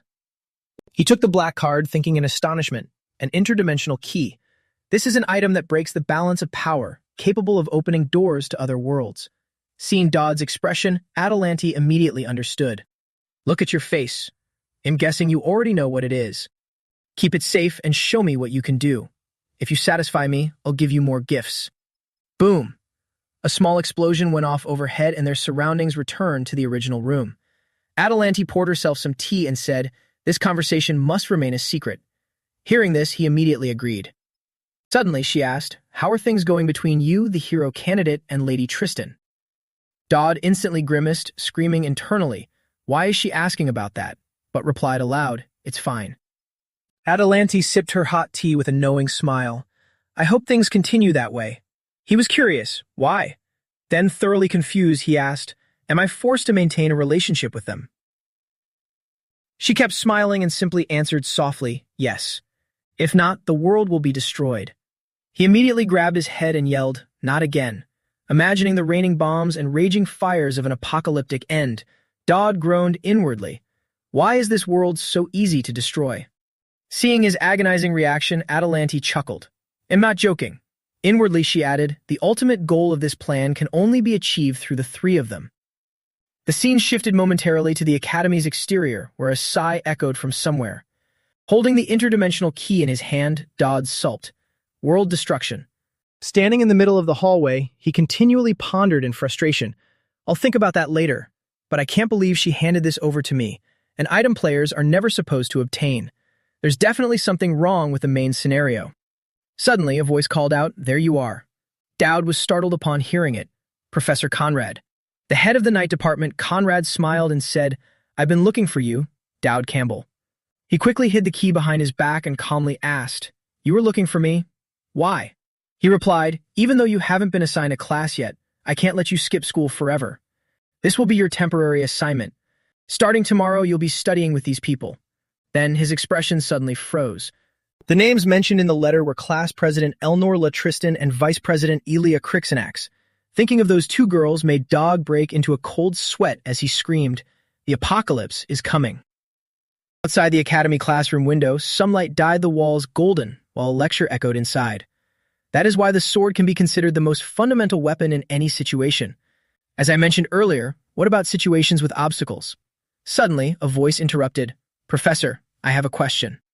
Seeing someone asking, he paused. "Go ahead, Lady Tristan." Elmore spoke up arrogantly. "Don't you think you're delving too deep into theory? I don't believe this knowledge will actually be useful in real combat." Hearing this, the professor immediately turned his head in shock and asked, "What did you say?" Sitting in the lecture hall among thousands of other students, she haughtily declared, "In battle, even a seasoned knight can be taken down by long-range weapons." Her words instantly flustered him. "That is indeed a possibility." Elmore haughtily continued, "Unless you plan to train to the absolute limits of swordsmanship, practicing archery or throwing techniques as a supplement is essential." Ilya closed one eye and threw a sidelong glance, looking dismissive. "I'm still not sure, but I think the professor makes sense. As long as you utilize the surrounding terrain, a swordsman can easily dodge arrows or rocks. But if the opponent closes in, are you going to fight bare-handed? So, what will you do to cover the attack range when there's no supportive terrain?" Isn't that why we're learning about close combat? You must understand the difference between theory and reality, right? This is the professor's lecture. If you feel forced to be here, then you better keep quiet. Caught in the middle, Dowd remained dead silent, his face filled with terror over this bloodless but incredibly fierce war between the two women. On the other side, Elmore raised an eyebrow and repeated, "Forced." Then both glared directly at each other with pure defiance. She growled, "As the student council president, I have a responsibility to ensure the quality of education my fellow students are receiving." Not backing down, Elia gritted her teeth and hissed, "Then stop interrupting the professor. Why do you keep cutting in?" Seeing this, the professor weakly spoke up to mediate. "Should we end the class here?" Elmore frowned disdainfully. "Don't tell me you actually believe these theories will apply in real combat." Elia retorted in annoyance, "At least they're more useful than listening to you talk." "I truly believe that." Unbelievable that a hero candidate can't even distinguish between advice and an insult. Dowd cleared his throat and carefully asked, "Can we continue the lecture?" She clenched her fist and smiled triumphantly. "I agree, so I win." "I knew Dowd would take my side." She sighed, brushing her hair as she listened to Elnor boast and spoke up. "It's just a single loss. Professor, please continue." Seeing that the situation had settled, he hesitantly brought the class back to order. "I understand. Well then, it's self-study for today." At the same time, Talion turned his head, frowning as he observed them. He operated the system screen while muttering to himself, "They've been like this the whole time. Thanks to them, all the other students are starting to look at us weirdly. I'm sitting right between a hero candidate and a family heir. Whatever, I'll just focus on my own business." Displayed on the system right now was an image of Elmore La Tristan. Trust level 5, affection level 1, reward ready to claim. He marveled, not bad. Next were the new skills. First was basic Tristan swordsmanship, 58% proficiency. The legendary swordsmanship of the Grand Duke Tristan family. The user can effectively utilize this skill with any weapon. And second was basic deep breathing technique, a breathing method that maximizes endurance and stamina. This skill has a high compatibility with Tristan's swordsmanship. Dowd touched his chin in deep thought. These two skills complement each other perfectly. Based on the physical buffs, this might be the most powerful combination. And the only person who can maximize this combination is Elnor. This is exactly what makes her the final boss. Besides, the system screen shifted again to an image of Elia Crixinax. Curiosity level 5, interest level 1, reward ready to claim. Then the system introduced a new rule called the Rule of Evil. Use your influence on the virtuous individuals connected to you. The following individuals will be forced to accept one request from you. Keep your friends close and your enemies closer. High affection levels with virtuous individuals will yield greater rewards. If you can turn some virtuous individuals to evil, the rewards will be even more massive. Dowd looked at the information on the screen in utter bewilderment. What the hell is this? I can get rewards for turning good people into villains? The scenery quickly shifted. The Academy's group was now walking through a vast forest. Conrad raised his voice to announce, "Welcome, my little chicks. In Survival 101, we will be practicing survival skills. If you don't want to lose your lives in some dungeon or ruin, you better learn how to survive right now. Your task today is very simple. Go into the forest and bring back something you think I will like. You have 10 minutes. Everyone started feeling confused and anxious. Is there no grading criteria? He calmly explained, I already told you, it all depends on me. The student council president and I will grade you together, so I wish you luck. Elmore didn't say anything upon hearing that, only letting out a soft huff. The crowd began to groan. That's too vague, Professor. Ilya suddenly flashed an evil grin amidst Conrad's shouting. Life is an experience, my little chicks. We begin in 5 minutes. While everyone behind him gathered to form groups, Dodd sat alone on a rock, staring at the system screen and constantly pondering. Keep your friends close and your enemies closer. How am I supposed to use this? How do I turn a good person into a villain? Suddenly, Ilya appeared from out of nowhere behind him, leaning down to ask, Dodd, do you want to team up? Dodd turned around and replied, You should go work with your friends. She kept her friendly, inviting smile. Come on, I'm your friend too. He didn't answer, instead telling himself, It's best if you go back to your main character party. Ilya still tried to persuade him. Why don't we work together? Dodd quietly pondered. No, if I do, I'll just be a third wheel between you two. Looking cute and concerned, she asked, What's wrong? Are you not feeling well? He turned his face away and answered, It's nothing. It's just, we aren't that close. Hearing that, Elia was about to say something but couldn't utter a single word. Then her face completely froze. She tossed her head to the side and pouted. Humiliated by Dowd, Elia immediately turned around and walked away. Is that so? What a shame.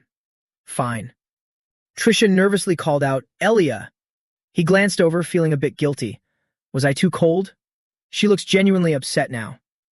Talion, who had observed the whole situation from start to finish, suddenly spoke up. Dowd Campbell. This made him curiously lift his head to see who was approaching. Talion touched his chin and interrogated him. What is your relationship with the hero candidate? Dowd was shocked, thinking to himself, Talion Armand, the second strongest in the class, just below Elia. Later on, he even becomes the sub-boss of Chapter 1. What's his problem with me? Outwardly, however, he simply replied, I just happen to know her. He said gloomily, someone as strong as Elia has no reason to get involved with you. At that moment, the system displayed, Rule of Evil. A virtuous individual has been provoked by your influence. Talion loosened his collar and threatened. There are a lot of rumors surrounding the suspicious results of your duel. Why do you keep trying to approach her? He suddenly realized something. A status notification. It seems I triggered his personality condition by making him angry. Talion gritted his teeth and hissed. Tell the truth. That match was just an act, wasn't it?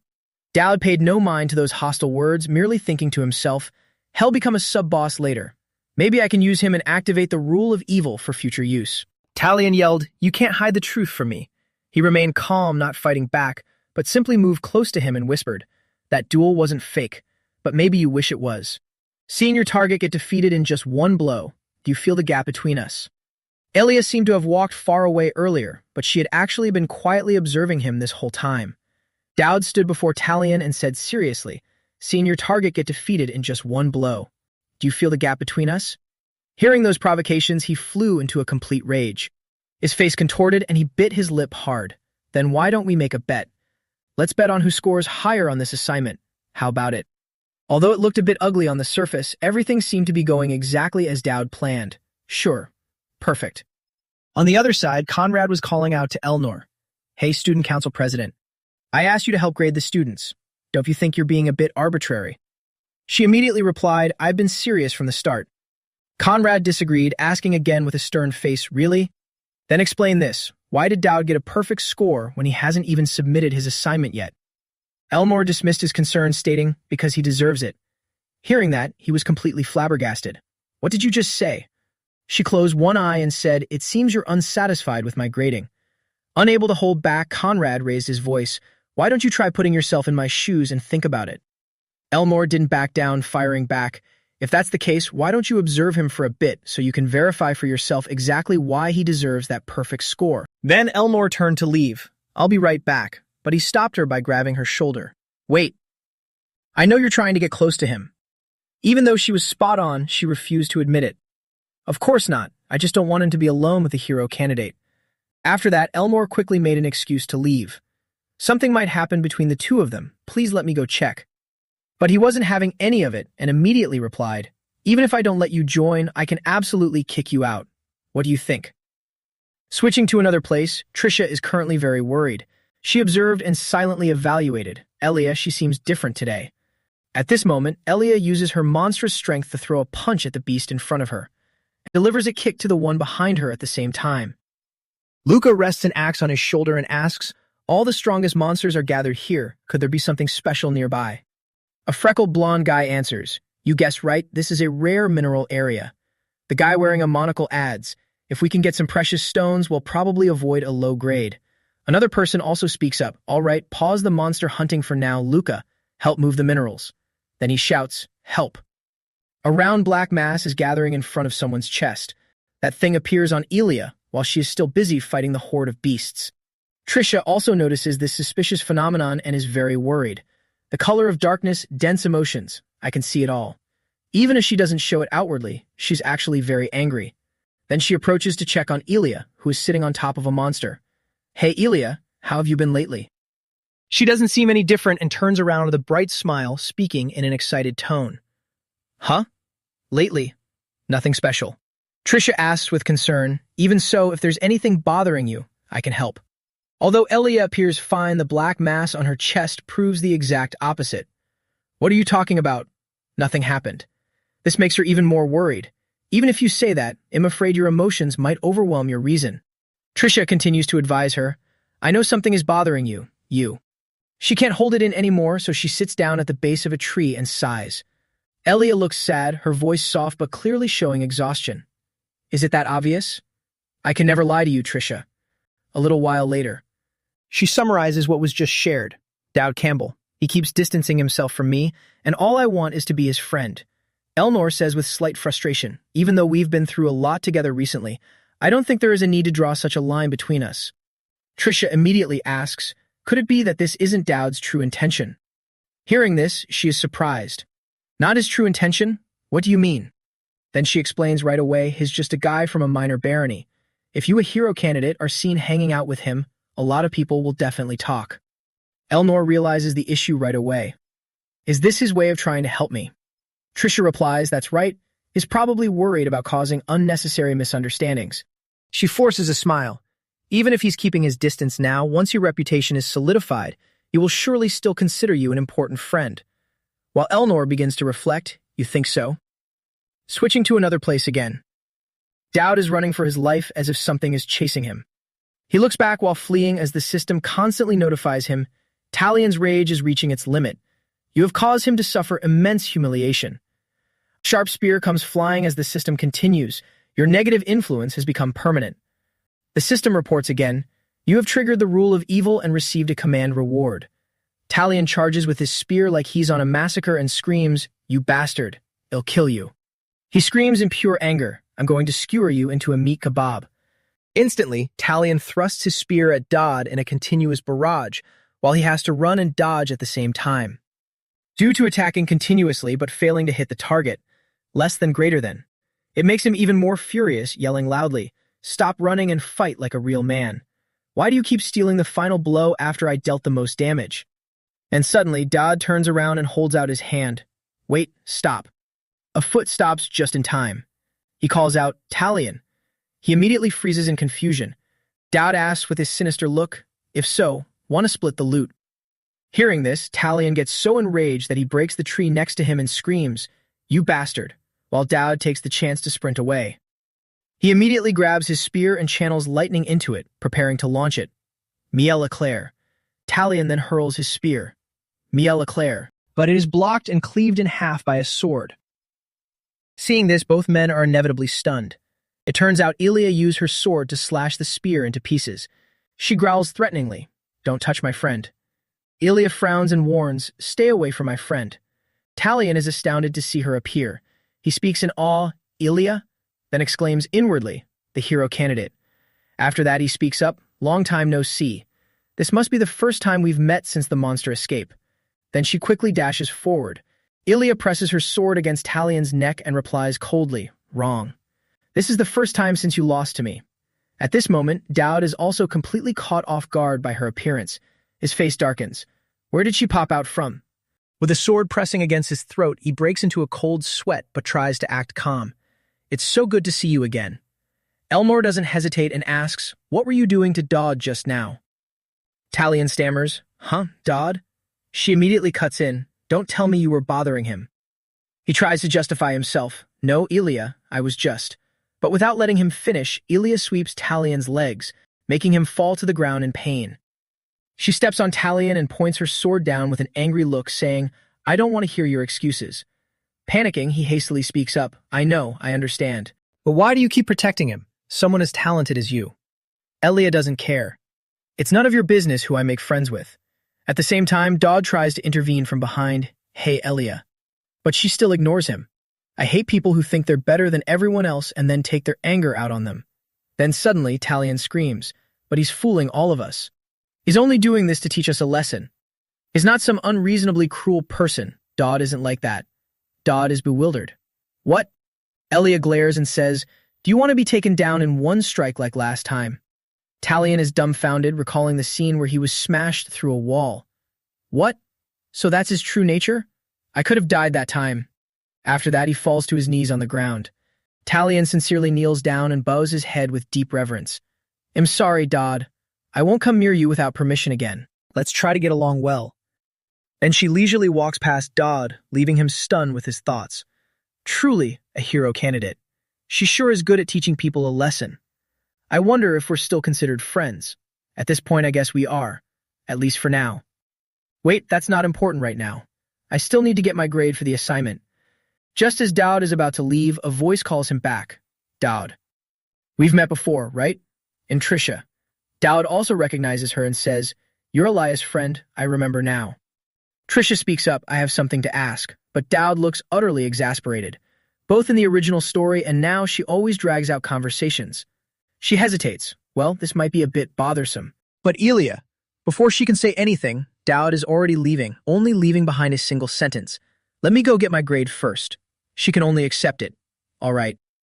As if realizing something, Trisha frowns in thought. He made her fight Talion. Normally, she would try to talk things out to solve the problem, not draw her sword right from the start.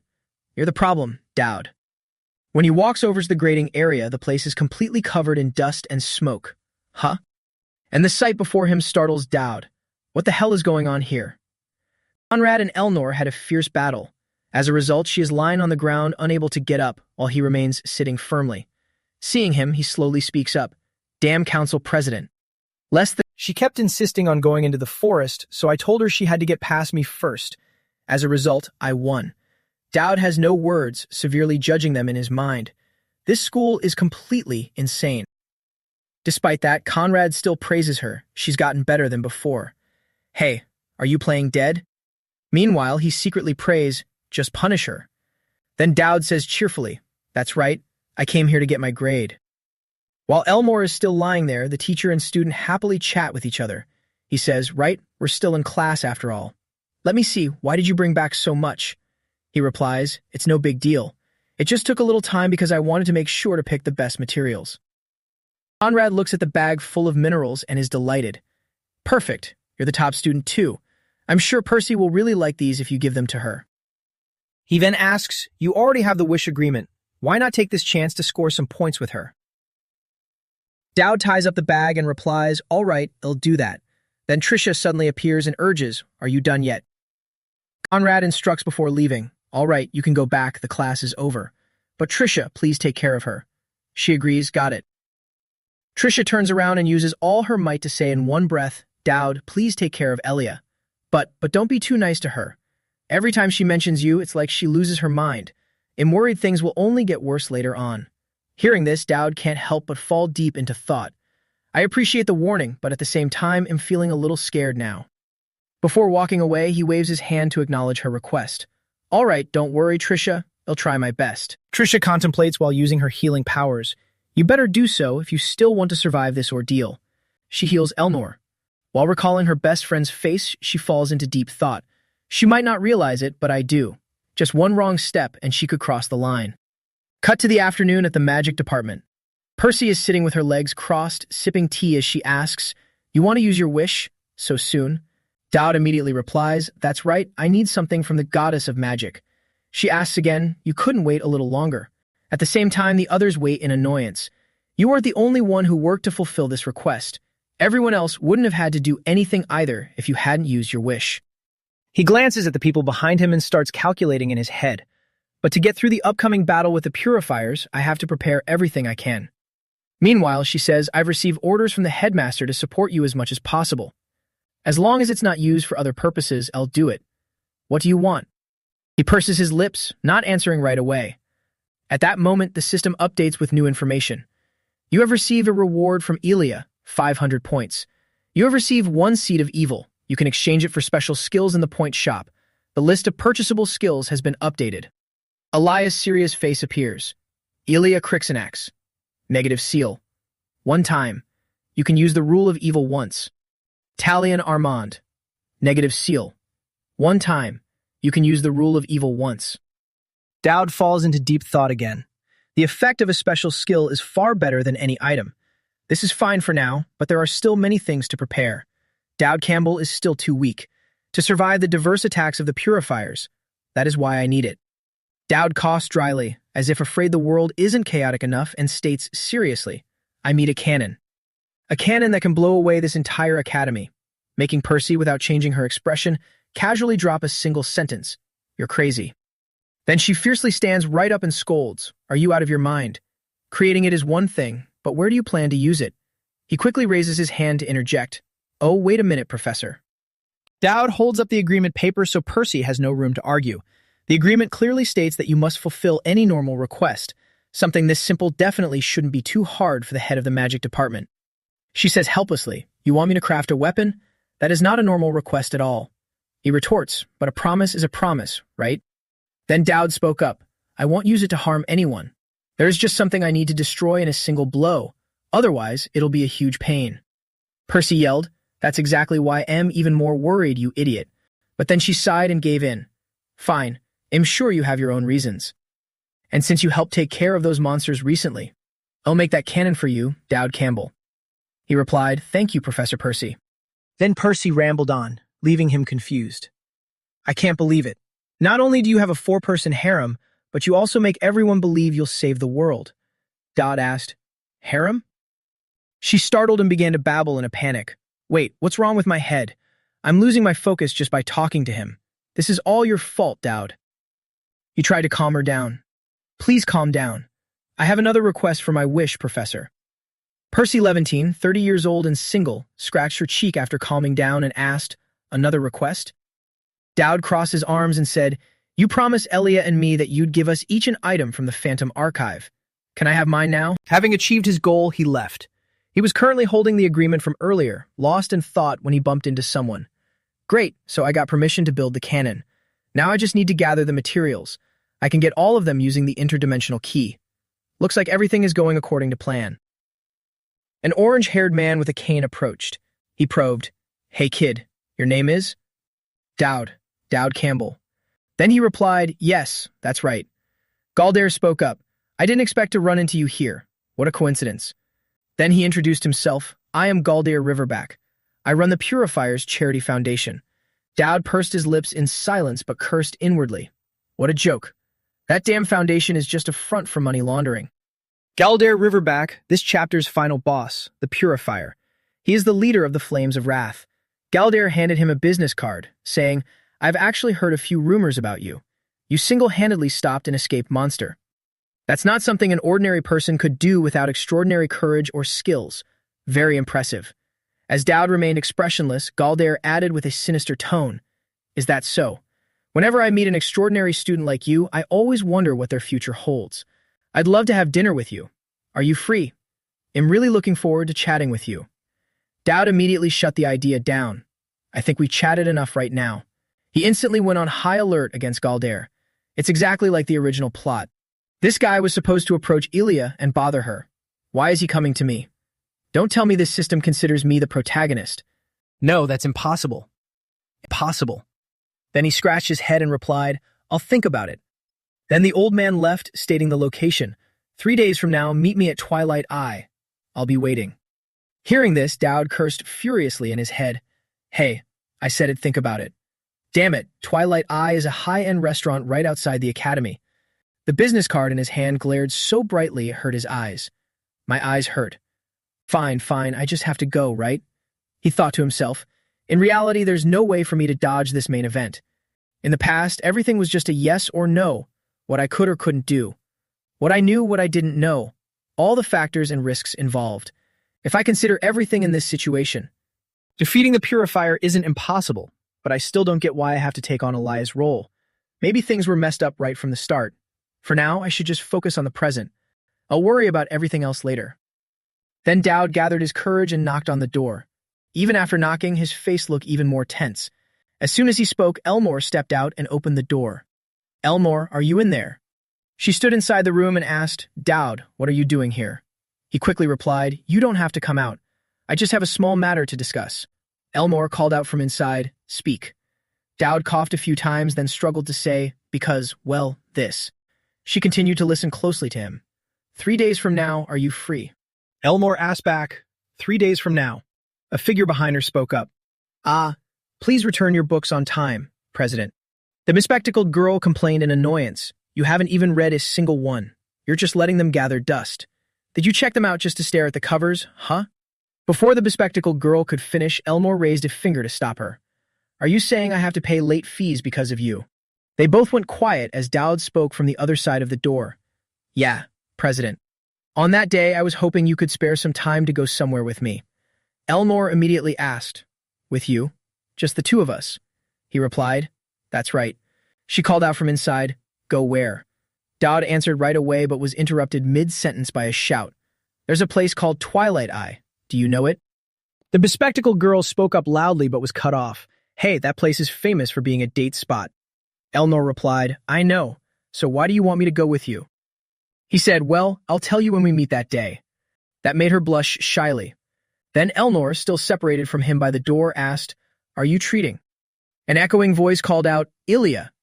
Amidst the vast blue sky and the flower fields stretching beneath the mountains, the voice kept echoing, "Ilya." Finally, the person found her. "Are you here?" But she just turned her back, pouting angrily. "Shut up." Calvin softened his tone and pleaded, "Hey, I already said I'm sorry.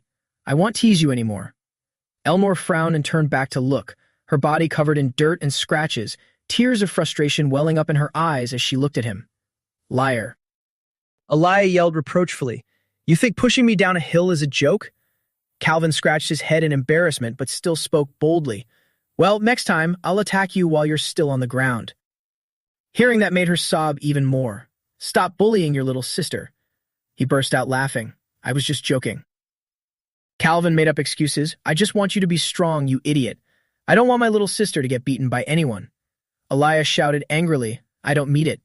Seeing that his little sister's mood hadn't improved, he pulled out a rather plump little brown bag. "Here, try some cookies I brought from the Baron's estate." The sunlit silhouettes of the siblings stood out clearly on the hill. She bent down to open the bag and look inside. "Did you steal these?" Calvin put his hands on his hips and looked down. "Hey, don't call it stealing. I just took the leftovers." Elia munched on the cookie in her hand, listening to him as she ate. "Thanks to the Baron, I might get promoted to apprentice knight right away." She wondered, and then what? Calvin answered nonchalantly, "I'll go to the battlefield." The brilliant late-day sun gradually faded behind the high mountains. Amidst the vast field, his voice rang out, filled with excitement. "They'll get to experience new things and explore this world. Who knows, maybe you'll even earn the title of Guardian." Elia chewed on her cookie with puffed cheeks, looking dismissive. Keep dreaming. How could someone who bullies his sister all day become a guardian? Calvin immediately retorted, Hey, who knows? Is there a law that says people have to stay stuck in one place forever? The sunlight grew brighter and brighter, dyeing the sky a brilliant orange. If you go to fight, will you die? If I'm unlucky, maybe. But I'm pretty good, so that probably won't happen. Elia puffed her cheeks, glaring everywhere as she angrily scolded him. I hope you get unlucky and drop dead. Just go. You're always teasing me, bothering me. You never listen to our parents, always running off with your sword to fight all day. Despite that, he just smiled affectionately at his little sister, continuing to listen to her curses. I hope death is waiting for you, Sir Calvin. The figures of the two siblings sitting side by side looked so small amidst the vastness of the hills and the bright orange sky. Calvin made a promise. Hey, if I become a guardian, I'll always be there to protect you. The time and scenery shifted. She groggily woke up to an urgent voice calling, Elia, Elia. Elia's face showed she wasn't fully awake yet. She walked over and opened the door. What's going on? It was Dowd. He stood outside her room, awkwardly scratching his head, not daring to look her in the eye. Well, sorry. Since I'm a country bumpkin, I'm still not used to everything here. What I said about not being friends with you, I'm sorry. I brought some cookies from the kitchen. They're pretty good. But Elia's response made him flinch and grimace awkwardly. Why are you apologizing? That's not cool at all. We're friends, aren't we? Anyway, go to sleep. Dowd hesitantly stopped her. Wait. I need you to help me with something. Can you come with me for a bit? Dowd urged her. It's urgent. Elia frowned in annoyance and cursed inwardly. Is he crazy? The scene shifted again. A slender hand swiftly wrote out each letter on a page. Elnor sat up straight and stopped writing, thinking about what the other person had said. So we've finished processing all the teaching materials. She considered it seriously. I will also double-check the club fees. Elnor's close brown-haired aide gently adjusted her glasses and reviewed the report. The only thing left is the matter of the transfer student. I heard we'll be getting a student from the Tribal Alliance. She belongs to a sect that collapsed after the coup. She's definitely the daughter of one of the tribal leaders. Now they're essentially exiles. There will be a lot of retainers coming with her too, but in reality her whole family is seeking asylum here. Her name is Lilu Garuda. Have you ever heard of her? Word is she's quite famous. The image of a powerful, aggressive Lilu unleashing a kick with the force of a massive shield appeared. She slowly opened her eyes, revealing her clear, ruby pupils. Probably. On the densely written clipboard, 4 items had been checked off, leaving only the final one marked with a simple question mark. The silhouette of a holy maiden gripping a scepter and standing tall before countless believers of the Holy Church appeared during her report. And next semester, an actual holy maiden from the Holy Empire will arrive. Elmore asked softly, coming in person. The brown-haired student took off her glasses, speaking with a bit of worry. They say an entire envoy delegation will accompany her. But with the way things are being handled, the headmaster might have pulled some strings. She sat upright in her chair, leaning against a desk cluttered with books. Elmore pondered deeply. A holy maiden and the daughter of a tribal leader. She forcefully dropped her pen onto the heavily written page.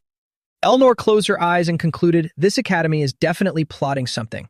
First it was Lilu with her striking blue hair, then a mysterious holy maiden with jet black hair. Next is Elia with her beautiful cold face. Finally, the boy Dowd. It's always like this, President. She snapped out of it and realized, oh, I forgot. She held the notebook in her hands, bewildered by Elnor's attitude. Why are you so worried about that? It's not like you've only been here for a day or two. Elnor simply stayed silent, staring intently into space. Her soft voice rang out beneath the pitch-black sky illuminated by the moon and stars. I'm just not in a good mood. The focus shifted back to Dowd. He looked up excitedly. I can't believe there is an entire observatory right inside the school. As Dowd was still marveling, the night sky is so beautiful, Elnor frowned and glanced over. Dowd, do we really have to do this right now? Dowd, holding the remote control in his hand, tried to convince Elnor. I have no other choice. This is the only way to make everything align perfectly. All right, wait a minute. This giant thing is your plan? With the catapult I got from the Vision Archive, we can reach that place. Even though this is an area meant only for high-level players, I have the secret card the headmaster gave me. She still didn't understand his intentions. What are you planning to do in the middle of the night? Dowd answered Elia's doubts with just a few words. All right, let's go. As soon as he finished speaking, a deafening explosion erupted with a burst of flames. He seriously tucked his arms and legs into a flying posture, while she panicked, screaming as she flew, her face distorted pitifully. Dowd called out anxiously, "Elia, focus. Open your eyes." Space was suddenly torn apart, creating an eerie red circular rift. The two of them flew straight into that blazing red void together. He held up the black card, smiling triumphantly. "This is the location of the spatial link portal we're about to enter." "Don't worry, Elia." The image of Calvan flashing his familiar smile reappeared. "Hey, why are you crying? What are you afraid of? Look at me, Elia." Finally, the panic on her face faded slightly. Dowd continued to reassure her. It might be a little dangerous. The two tiny silhouettes gradually delved deeper into that strange space where everything around them seemed to twist and distort. At last, the rift vanished, leaving only a glowing red streak that slowly shrank against the pitch-black sky as everything fell into silence once more. As Elia flew into this dimension, she squeezed her eyes shut against the blinding light, gritting her teeth to endure it. "Hey, we don't have much time." In contrast, Dodd looked around with brimming excitement. "So this is the interdimensional space. Try not to touch anything. It could be very dangerous." Dodd leaped up, arching his body to glide along the floating rocks. She clung tightly to a boulder and turned to scold him angrily. "Dodd, what are you doing?" Yet he just laughed freely as he drifted with the current. "Don't worry, the gravity here is unstable. Anyway, we need to get a bit higher." Elia frowned deeply. "What are you looking for?" He winked mysteriously. "You'll see soon enough. Just jump, the rocks are being pushed back." Waves of mystical bubbles drifted through the colorful void, echoing with her screams. "Are you crazy? If we fall, we're dead for sure." Terrified, Elia hid behind a rock and looked around as Dodd urged her on. "We won't die, just jump." She finally leaped from the rock, her body free-falling through the air. Panicked, Elia kept one eye open and one shut, trying to endure it.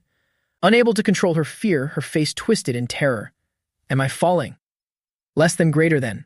Elia flailed wildly, struggling in a panic through the air. She opened her mouth to scream in terror, her mind drifting back to a moment filled with a calling voice, "Elia, Elia." Amidst the roaring flames, she tried to answer, "I'm here, brother." Caliban's voice rang out through the fire. "It's too dangerous here. We have to run out the back door and get to the barn right now." Little Elia trembled in fear, her clothes and face covered in blood, her hands tightly gripping a sharp axe. "Are we going to leave mother and father behind?" He stepped in front of Elnor and replied sharply, "We have to go. I'll take care of mother and father." The flames burned brighter and fiercer. Caliban instructed, "If you see any descendants of the apocalypse, just hide." Her tiny hands grabbed the hem of his shirt. "What about you?" Caliban turned back nervously to look at Elia. Covered in blood and unable to hold it in anymore, she burst into tears, sobbing uncontrollably. "Mother and father are dead. I'm not stupid. Mother and father are dead. It's just the two of us left. If you die, what am I supposed to do? That's exactly why we have to run away together." He faced forward, leaving only his broad back to shield Elia, who was still clutching his clothes. His voice was full of resolve. "Fool, if I go with you, we'll be in even more danger. Besides, before I'm your brother, I'm a guardian knight. Don't think about anything. Don't worry about anything. Just run as far as you can. Don't worry, once you're safe, we'll meet again on the hill where I always train." Her tiny hands gripped him even tighter as Caliban urged, "Answer me, Elia." Crying, Elia let go of his clothes and softly sobbed, "Okay." Caliban's deep blue coat fluttered in front of her. "All right, calm down. Everything will be fine. Now run, little sister. I'll be right behind you." The stream of memories was cut short as Dodd grabbed her arm. A voice of reproach rang out. "Where is this gravity you talked about?" Clinging to the cliff face with one hand and pulling Elia with the other, he still laughed teasingly. "You're falling really slowly." Terrified out of her wits, she yelled, "You should have made that clearer. I almost died." But Dowd was completely unfazed, gently reassuring her. "Calm down, Elia. You'll get used to it. Look up, I found our target." He and she sat properly on the floating rock ledge, observing everything in this interdimensional space together. A bizarre rainbow-colored entity hovered and weaved among the layers of bubbles, the phantom of Gregory's pavilion. Dowd tossed his sack to a bewildered Elia, eagerly grabbing one for himself. "All right, take this." The phantom of Gregory's pavilion was slowly sucked into the sack, making Elia panic. "What is this? What am I supposed to do with it?" Dodd quickly tied the sack tightly. "We'll have to run away in a moment. We'll use it then." She didn't understand a thing. "Huh? Run away. He turned back and asked excitedly, do you see it? In the surreal pink and blue sky, there was a faint dark shadow. Dodd slung the sack over his shoulder, his body arching as he floated in the air. Elia stood on the ledge, hugging her sack in confusion. Huh? It's just the sky. Suddenly, the space turned pitch black, freezing them both in their tracks. A set of razor-sharp teeth opened and lunged at them, giving them both a terrifying shock. Dowd furrowed his brows and exclaimed in panic, a creature of the interdimensional space. Looks like it's time for us to leave. Elias' eyes widened in horror. The monster had glowing red eyes. It lunged as fast as lightning, opening its mouth wide to bite with its jagged teeth. He rushed out a fragmented sentence. We need to make sure it releases. She couldn't make heads or tails of it. Huh? Gritting her teeth against the wind, Elia opened the sack to release what was inside. Like this? This is so frustrating. Danger was imminent. The giant monster's razor-sharp teeth were mere inches away from them as waves of spatial distortion rippled out. They both passed through it and landed heavily on familiar ground. Dodd breathed a sigh of relief, just as I calculated. It worked perfectly with the card's active duration. He asked with concern, Elia, are you okay? Are you hurt anywhere? Their hands were tightly clasped together. Dripping with sweat, he glanced over. Well? But Elia, thoroughly drenched, coldly snatched her hand away from Dodd's. She spoke exhaustedly. Don't tell me. You planned all of this from the very beginning. Even the escape. He smiled brightly. Of course, everything went according to plan. The strategy to farm the Phantom of Gregory early is a pretty easy trick for a veteran player like me. But Elia asked a question that left Dodd stunned. How did you know we were going to the interdimensional space? He startled, his eyes wide. Huh? I thought you weren't going to follow me here. She hoisted her sack and dropped it next to him as he looked on in confusion. I was so sure I could trap it. I can't believe you woke me up just to do this. Dodd watched Elnora's retreating back and hesitated. Thank you. And I'm sorry for not telling you beforehand. I'm sorry. But the familiar blue notification panel suddenly appeared. Elias' affection level has increased rapidly. Interest level, 4. He remained completely baffled, still kneeling on the ground with the two sacks beside him. Huh. He was completely unaware that as she walked away, she was secretly smiling to herself. Dodd couldn't understand it. Wait, why did her affection level go up? But going back to when they were holding hands and flying through the interdimensional space, Elia hadn't been able to take her eyes off his handsome face and radiant smile. In that moment, she had hurriedly looked away, but her blushing cheeks completely betrayed her true feelings. Adelan had just finished her training. Tiny beads of sweat clung to her graceful, ageless face, a hair tie held in her mouth. She looked at Dodd suspiciously and asked, This is— Looking at the sack he brought, she continued, Is it what I think it is? Dao didn't give a direct answer, calmly replying, I don't know what you're thinking, but it's a spiritual entity. Adelante nimbly tied back her sweat-dampened hair and asked curiously, So that means it entered the interdimensional realm? Dowd wasn't entirely sure of the specifics, so he simply replied, That's right. He held up the black card in his hand and asked her, Isn't that why you gave me this? Adelante looked at him with an awkward expression and asked hesitantly, I didn't think you'd use it so quickly. More importantly, what happened to your hair? With his hair standing up and frizzy as if he'd been electrocuted, Dowd frowned and gave a resigned smile. Dean Percy struck me with lightning. Ignoring the embarrassment, he got straight to the point. They are in the process of transporting the ectoplasm we obtained from the interdimensional realm. Hearing this, she fell into deep thought and said, A spiritual entity, huh? Percy will definitely be surprised. Despite being a mage, she's actually quite easily frightened. Pointing to the brown sack he had brought, Dodd asked, So, is this enough? Adelante didn't answer directly, but asked in return, Enough? You said you'd give me another gift if I satisfied you. Seeing that this gift was quite precious, she looked at Dodd and asked, The Magic Tower would willingly spend a fortune to get their hands on this, so why are you giving it to me? Understanding her confusion, he explained, It's not exactly a gift, but a request. A spiritual entity is the consciousness of great individuals with extraordinary achievements. I want you to fuse one into an item. Adelante weighed the idea and said, If I do that, the consciousness inside it will gradually awaken and grow stronger. A very bold decision. Dowd, you've chosen well. Seeing that his request might be accepted, Dowd went on to ask, That item will be. Before he could finish, Adelante interrupted him. Before that, let me ask you a question. She looked at the young man curiously, as if trying to see right through him, and asked slowly, "Why are you doing this? You defeated Sassen, a candidate warrior, with a single blow and without a weapon. You also held off the monsters all by yourself. Why are you so focused on getting stronger?" Responding to her rather personal question, he hesitated. It's because the bosses that appear in the main storyline are all Demon King level. This story will ultimately revolve around Elnor and Elia, and I've accidentally gotten involved with both of them. But deep down, he knew perfectly well. Of course, I can't say any of that. Hesitating without answering, Dodd asked instead, "Then I have a question too. Why are you favoring me so much?" Adelanti raised her beautiful large round eyes looking directly at the young man and asked back, "What do you mean?" Dodd replied seriously, "I'm sure you have a lot of things you want to ask me. How did I know the location of the interdimensional realm? How do I know about spiritual entities? How did I beat Elia, or how did I stop the monsters? I know things that an ordinary student couldn't possibly know. Not to mention, I'm just a freshman. But lately, I feel like the whole academy is revolving around me. I know saying this might sound arrogant, but I really feel that my studies and my daily life are being influenced by you, headmaster. It's as if I'm being led to do exactly what you want. You're showing me so much favor. What exactly are you planning to ask me to do?" Hearing his thoughts and questions, Adelanti was slightly displeased, and she lectured him in a cold voice. "Speaking to the headmaster like that, student Dowd. I don't appreciate that attitude very much. But it seems you become self-aware. You ask why I am giving you this kind of special treatment. The truth is, maybe it's simply because you're cute." Dowd was both flustered and confused by her attitude, so he just scratched his head, wondering internally, what the heck? I haven't told her anything at all, so why is she? Anyway, she's already agreed to help me fuse a spiritual entity into an item. If I increase the synchronization rate, the spiritual entity will awaken, and if I keep nurturing it, it will be incredibly useful from Chapter 2 onwards.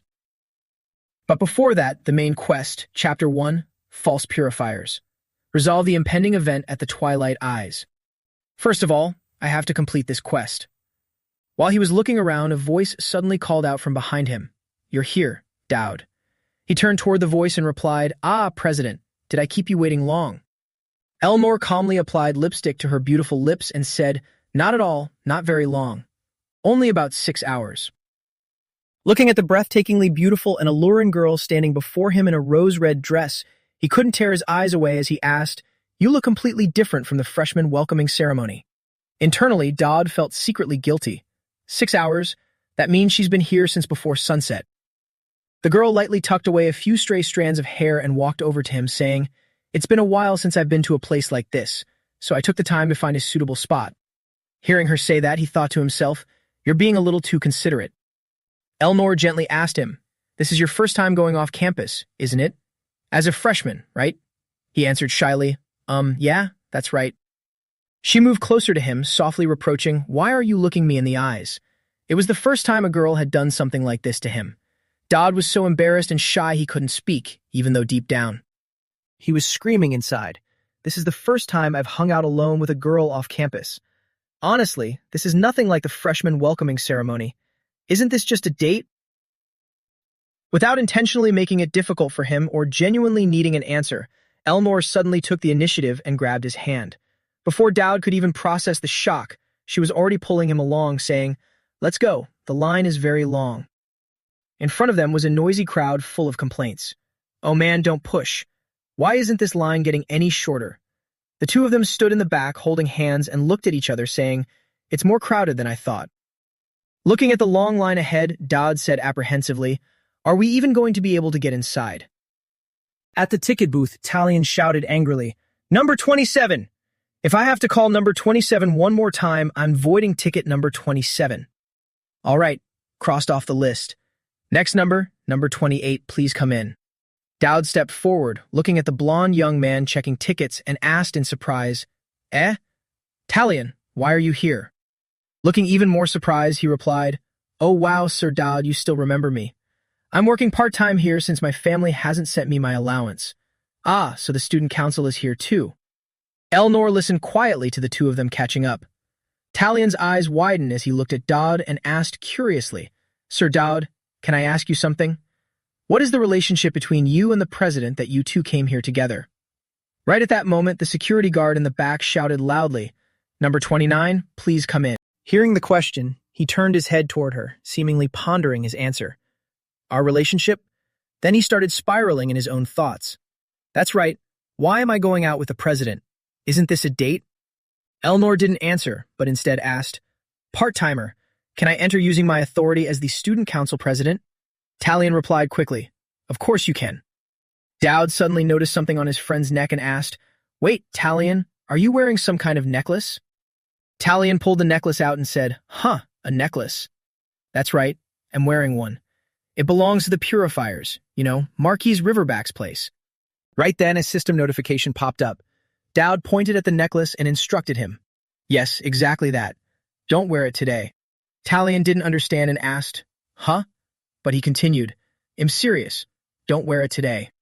Talion looked at him in confusion but agreed anyway. I get it. Dowd began to ponder. After raising Elnor and Elias' affection, the main storyline has changed. Now I have to redirect Marquis Riverback's favor toward myself. The chances of me simply finishing my meal and leaving are zero now that the story has taken this turn. Suddenly, a cane tapped in front of him, interrupting his train of thought, and a deep, raspy voice rang out, Oh, Lady Tristan is here, and Student Dowd as well. Looking at the man in front of him, he thought to himself, then I must at least prepare a counterattack. A system notification appeared on the screen. Main quest. A villain is trying to recruit you.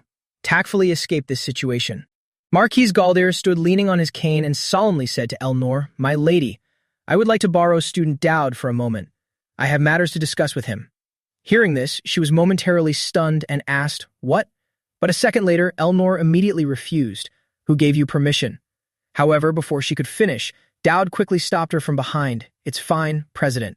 With his consent, the old man quickly continued, Please, follow me to the private VIP room. Dowd took the opportunity to whisper something into Elnor's ear, making her frown in deep thought. She turned to look at him with a hint of surprise in her eyes, and he reassured her, My lady, it will only take a moment. It seems you are quite close to the daughter of the Tristan family, Student Dowd. If your conversation is over, please follow me. The scene shifted to the two of them talking privately. With a gin martini placed in front of Dowd, Marquis Galdir started the conversation.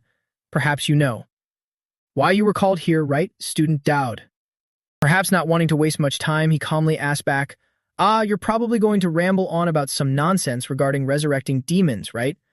Public order will weaken during the full moon festival, so you plan to use this opportunity to cause a massacre. You'll use that blood and death to absorb a powerful source of dark mana. By unleashing monsters in various places, you'll ensure the knights are tied down by ambushing assassins. Your plan is to sow chaos and terror, in order to awaken the demons slumbering within the Tristan bloodline. From the very beginning, the assassinations and monster terrors were all caused by you. But I wonder, I've already reported this entire plan to the headmaster. So, what are you going to do now? Galdir's eyes widened as he screamed, What? The old man had no idea how Dowd knew his plans so perfectly. Recalling that person's words, he thought to himself, Now I understand why the prophet is interested in him. He seems harmless on the outside, but inside, he is incredibly cunning and strategic. He is no ordinary man. Looking at Dowd's seemingly innocent and youthful face, he muttered, Unbelievable. My subordinates have already subdued the young lady. Surely you didn't account for that, did you? Just as those words faded, Elnor kicked the door open and stormed in with her sword, completely refuting the old man's claim. Seeing her completely drenched in blood, the old man couldn't believe his eyes and stammered out a scream. What? The daughter of the Tristan family? How is this possible? Flashing back to a few minutes earlier, just as Dowd followed Galdir, someone suddenly called out to Elnor, Lady Tristan, follow me. You have somewhere else to be. At that moment, Dowd's earlier whisper flashed through her mind. President, a group of dark cultists is about to attack you. You've been having trouble with your madness lately, right? No matter what happens, just let it all out this time. Elnor said coldly, According to imperial law, there is no issue with reporting after disposing of evil cultists. From behind, one of his subordinates firmly grasped her pale shoulder and mocked, But do you have the strength to deal with us? Suddenly, the man's face stiffened as he felt a powerful, murderous aura erupting from Elnor's body. She simply replied quietly, I'll try to hold my ground. Elnor's mental state changed rapidly. In an instant, her eyes turned a brilliant, glowing red in the darkness. Unaware, the man behind her kept running his mouth with threats. Now hurry up, we have to capture you alive, he continued, so you better behave when suddenly a hand reached out and grabbed his head tight. Instantly, the entire room flinched as Elnor, using only one hand, slammed the guy's face straight into the dining table, knocking him out cold. At this point, the remaining subordinates surrounding her gritted their teeth, drew their weapons, and cursed as if ready to rush her all at once. Damn it. Surrounding Elnor from all sides, the lackeys muttered, "Don't kill her. We have to stick to the plan. Mild injuries are fine." They shouted at each other and then lunged forward to attack her all at once. In the deep darkness, only Elnor's blood-red eyes flashed dangerously. Slashing left and right, she single-handedly beat that mob until they were crying for their mothers. The more she fought, the more unhinged Elnor's gaze became. The red in her eyes looked utterly stained with death. Her sword seemed to blend into a symphony of death, gently gliding through and reaping the lives of these men. Marquis Galdera's subordinates had no time to react and could only scream in despair. Slaughtering one after another like a grim reaper, her petite figure darted through the room, making those who drew their swords curse under their breath, "Motherfucker." The clash of weapons created deafening screeches. No one facing her head-on could overpower her, so there was only one inevitable outcome. Swords cracked and shattered, just like the lives of the fools brave enough to mess with her.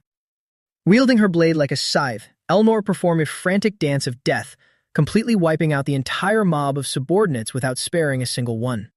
Seeing the scene of slaughter before him, Galdera's panicked face showed utter disbelief as he blurted out, "Impossible," while an anxious Dodd asked, "President, are you okay?" Wiping the blood from her sword, she nodded and replied, "Yeah, I feel quite refreshed." Just then, Dodd's screen displayed a notification. "Elnor's affection has reached friend level. Her madness has been alleviated thanks to you." She turned her head, glanced at him, and said softly, "But with this situation, our outing has been ruined. You'll have to go with me again, all right?" Dodd received another notification. "Special quest unlocked. You have caught Gideon's eye." Hearing the prompt instead of feeling happy like before, the content this time made his heart skip a beat in shock. Huh? Why would Elnor's father care about me? Whatever, I have to finish the quest first. Things couldn't just end there. Galdir, realizing his meticulously prepared plan had failed, pulled out an ancient-looking orb and growled in anger. "I didn't expect to have to use this." Hearing those words and looking at the stone in the old man's hand, Dowd thought in surprise, "Dark essence. Why is it appearing right now?" He immediately reacted, shouting, "President, we must stop him before he absorbs it." Making her look over in stunned confusion, his warning came too late.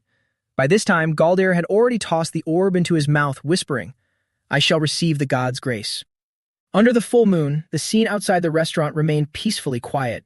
But a moment later, a sinister, dark energy radiating an abyssal aura suddenly erupted from inside the restaurant, blowing everything into a pile of rubble. A hand reached up from the chaotic wreckage of the sudden explosion.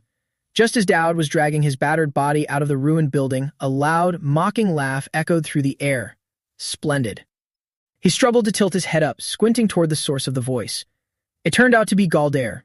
Not only his voice, but his entire physique had changed. He had completely transformed into a demon. "I hadn't intended to use this elixir until the prophet was finished," Dowd Campbell. "Can we really deal with this thing?" Based on his past experiences and his knowledge of the game, a demon absorbing demonic essence can wield a fraction of the devil's power. A demon right from the first chapter? This world is completely insane. The game system issued a quest notification to him, along with a warning. Defeat the Purifier. Failure will occur if there are too many casualties. Up above, Galdir felt the immense power surging through his body and roared in ecstasy, like a wolf howling for its pack under the full moon. From this moment on, it is the time of purification. Dowd looked around and couldn't help but groan with a headache. Damn it, the problem isn't just that guy. Manitors, the demon cultists Elnor disposed of, have been resurrected.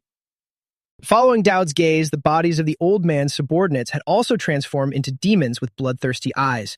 As if under his control, they all charged toward him in unison. Reacting swiftly, Dowd yelled and unleashed a beam of blue light straight at the Manitor monsters, blasting them away. Finishing move. Dowd's piercing strike. He frowned in confusion at the sight, while a loud laugh echoed from the sky above. Dowd. Amidst the desolation all around, Talion approached with the president. Scratching his head in surprise, he fired off a series of questions. What the hell is going on here? What are these monsters?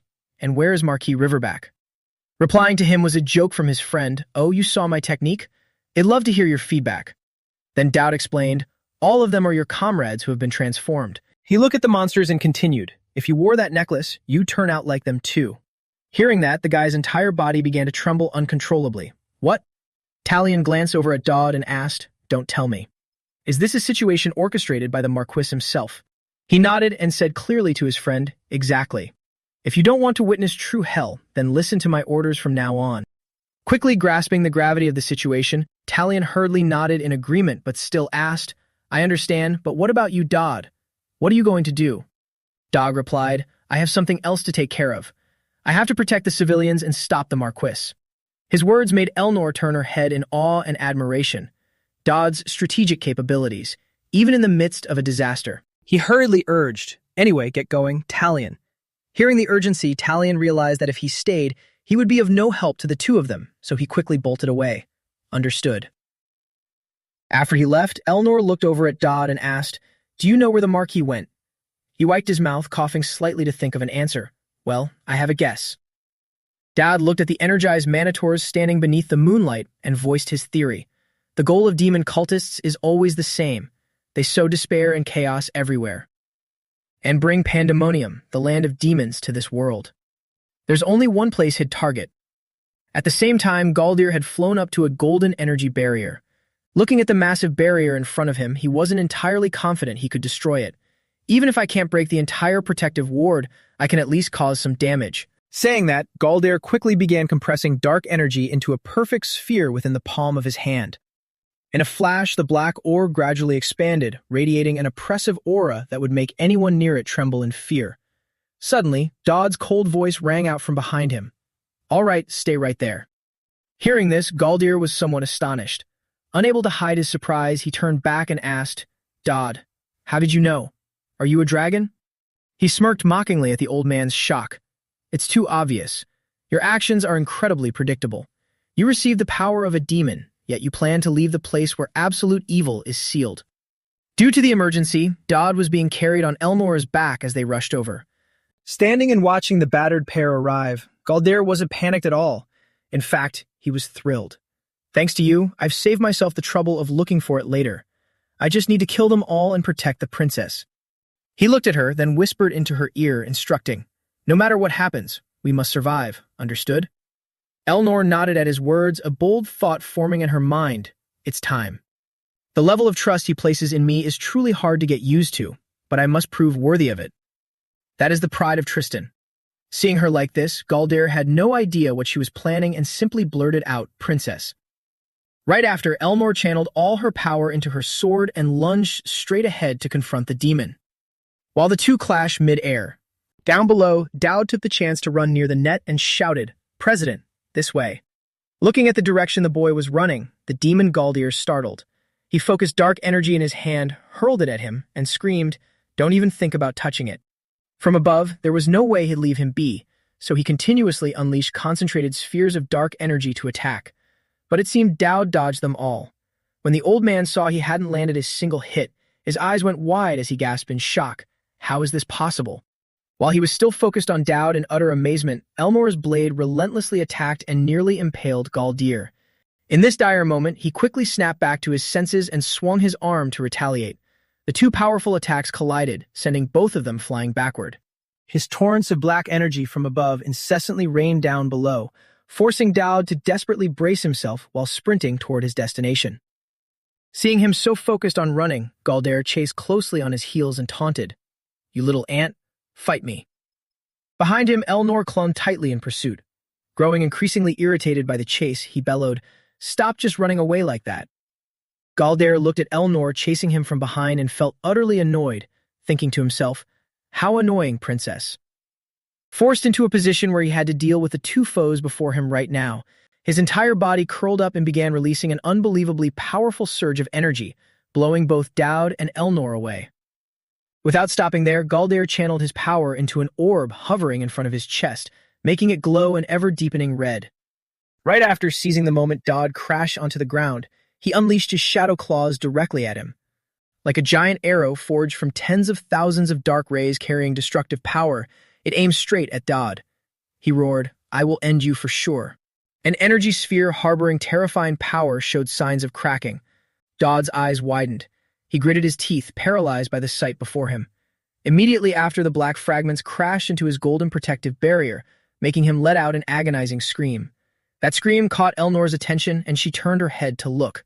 Just like that, Dodd took the full brunt of the energy blast head-on, and the golden barrier protecting him shattered into pieces. This direct hit caused him so much pain his eyes rolled back, and his face contorted in agony. Thanks to that strike, he was blasted out of the frame with a harrowing scream. Finally, his entire body slammed into the dirt from the momentum. Covered in wounds, he could only groan helplessly. Galder, watching this scene from high above, burst into maniacal laughter. "There are more people here than I thought. It seems you guys are out of tricks, aren't you?" Elnor bravely stood in front of Dowd to protect him. "Get up, Dowd. It'll buy you time, just go."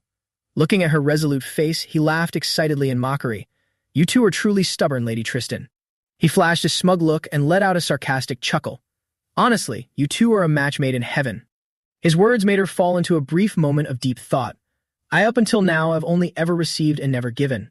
She suddenly recalled the moment Dowd rushed in to shield her. The next memory rushed back, of him helping her fight off the traitor. The image of him swinging his fists, shielding her under the protection of a golden barrier. "Isn't it time I finally gave something back, just this once?"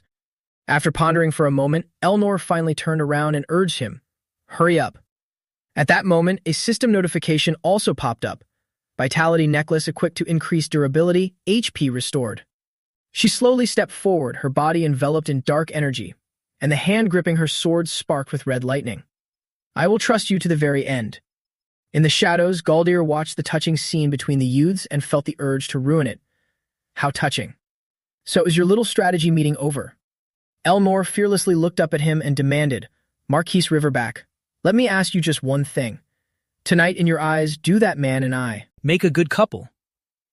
This unexpected question left the old man's face frozen in silence for a few seconds. But just as Galder was about to answer, a powerful gale force attack suddenly crashed down on him from out of nowhere. He lost his balance and was sent flying right into the dirt, kicking up a thick cloud of dust. A dark silhouette with immense power appeared in the sky, delivering crashing blows straight to the ground, creating deafening shockwaves as it approached his body. After taking that attack, Galder coughed up a mouthful of fresh blood and cursed, "You bastard, Dodd!" Unwilling to give up, he ignored his injuries and stood up, cursing under his breath. "The rats have all scurried away." Elnor's eyes glowed crimson red as a sudden thought flashed through her mind. No. Galder roared in frantic anger and charged straight at her. "You hit him, didn't you, Phil?" The scene suddenly shifted to the horde of minotaurs in the city. By now, Conrad and the others had wiped them all out and brought the chaos under control. He leaned on his sword, looking at the defeated minotaurs, and nodded. "Looks like things are mostly settled." Not far away, Elnor chimed in continuously. "Thank goodness all the department heads are here. If even one was missing, we'd be in serious trouble right now." Percy, floating in the air, frowned slightly in agreement. Good thing we listened to Dodd and tagged along with Professor Conrad. Conrad suddenly analyzed the situation with deep seriousness. That guy only said he was going for dinner nearby, but if we hadn't come, things would have been a lot worse, right? Under the bright full moon shining in the night sky, his words echoed through the quiet space. Something this horrific. Could it really just be a coincidence? On this side, Dowd was struggling with his newly recovered body, forcing himself to take each difficult step. Perfect. Talion put it in the exact right spot. Suddenly, something resembling a bell caught his eye. Seeing it, he quickly grabbed it like a lifesaver. That hurt like hell, seriously. Dowd reached out with a glimmer of hope. If only Elnor can hold out just a little longer. Just as he thought that, he saw Elnor's body fly right past his field of vision. Galder looked at her lying helplessly on the ground and spat out ruthless words. "Calling me cruel wouldn't be an exaggeration, Lady Tristan." Then he suddenly turned his gaze to Dodd, making him sweat. So then Student Dowd. He raised his hand and began gathering a sphere of black magic. "Do you still have any other plans up your sleeve? Because if not..." After saying that, he fiercely blasted a surge of black energy like a sword, piercing straight through Dodd's newly somewhat recovered body and making fresh blood spurt out. Galder's voice echoed in their ears for a fleeting moment. "You will die." It all happened so fast that Elnor, despite having managed to stand up, had no time to react. In that terrifying moment, she seemed to turn to stone, and the surrounding scenery suddenly froze, fading into nothing but black and white. Galder was still grinning gleefully at the carnage he had just caused when the trees on both sides were suddenly sent violently swaying by a fierce gale. Even though that attack brought him agonizing pain, it was the key to boosting his energy. The system received the signal and displayed a prompt. Fatal charm has been activated. His tightly shut eyes suddenly snapped open, glaring with intense bloodlust as the system's voice continued ringing out. The target has begun showing signs of attraction towards you. As if sensing something, Dodd hurriedly looked up and saw that Elmore's appearance had completely changed. A pair of demonic horns had sprouted from her head, and the aura surrounding her was completely different. It seemed the vicious demon inside her had awakened. In the dark night, a flock of birds scattered frantically into the sky. Loud, incessant noises erupted throughout the forest. A massive monster let out a deafening roar. She looked at it with undeniable shock in her eyes. At the Grand Mansion, something pierced right through Dodd's body, and the system notification popped up. Direct threat situation has transitioned. Elmore appeared behind him with a deeply eerie smile. He tilted his head and glanced over as the system displayed a notification. Assessing. Part of the system has been disabled. Skills have been stripped. This is the entity manifesting through Elnore's body. The Grey Demon. Fatal charm. Easily attracts affection from those with evil tendencies. The more extreme they are, the stronger the effect. Elnore stepped closer to him. You. Just as her hand was about to reach him, a sudden surge of dark energy erupted, rushing in to engulf both of their bodies. A bright light flashed in the center of his chest, revealing an incredibly bizarre symbol. System popped up. Acquire the mark of corruption. The effect of the mark of corruption is...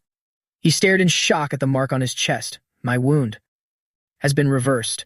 For an incredibly overpowered being in this world to treat me so affectionately, this is seriously bizarre. He quickly crawled forward, his hands continuously swiping away on the system screen. Who knows what the future holds, but right now, I have to exploit everything I can. The system displayed a notification, using skill copying privilege. Elmore kept looking at him with that horrifying smile, exuding a pressure so overwhelming it felt like his brain was going to explode. It felt as if his flesh and blood were being corroded. Using my connection with Elmore, I'll copy a skill right now. A skill that's crucial now and will be absolutely vital later. Her body flickered like a mirage, fading in and out, making it impossible for him to look away. Before vanishing, she didn't forget to bid him farewell under his astonished gaze. Until then, see you later. When that time comes, I definitely will. A massive beast suddenly lunged at him, swiping its claws in a lightning-fast attack. Die. A bolt of lightning radiated from its hand, looking as if it could pierce the sky. It narrowed its eyes, trying to peer down below. Down below, the colossal power it unleashed had carved an enormous crater right in the middle of the forest. Seeing that the spot it just attacked was completely empty, it couldn't help but wonder, where did that bastard run off to now? It leaned to the side, sensing that something was wrong. Suddenly, a huge dark shadow zipped past. A massive bolt of lightning flashed. It was struck and sent plummeting down, followed closely by an explosive blast. Down in the forest, the plumes of white smoke slowly drifted away. It looked around, still unable to comprehend what had just happened. What the hell is going on? To its surprise, Dowd dropped down from above and landed on the ground. The system continuously popped up. Danger warning. A direct threat to life has been detected. The critical life or death situation has been evaluated as EX rank. Activating new skill, Sovereign of Pandemonium. For 5 minutes, you possess absolute dominance over all enemies belonging to the demon race. The monster glared at him and roared with utter disdain. A mere bug like you possesses this? His eyes glinted with a cold, piercing light. In an instant, he dashed forward at dizzying speed. It shouted in panic, the prophetic messenger. Never said anything about this, but the moment it finished speaking, it took his fist head-on.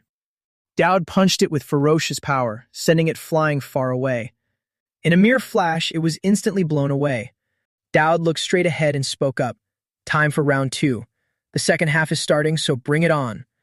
Under the silent night sky, the monster lay motionless on the ground. It continuously let out low, guttural growls. Dowd's fierce and imposing figure stood in the distance. The monster slowly sat up. It locked eyes on him and thought, why? It narrowed its eyes, looking up at him. Why can he wield an even higher-tier version of the very power I possess? It abruptly braced its hands against the ground as blood poured relentlessly from its mouth. It slowly stood up, glaring at him while thinking. something I had to struggle for years to finally achieve. What right does that nameless nobody have to use it? It's so unfair. It's incredibly unfair. Its foot stomped viciously against the ground. The system displayed a notification. Dark fog is emitting demonic energy from the demon crystal to amplify power. Blessing of the Black Soul. Body strengthened by the demon crystal. Physical resistance drastically increased.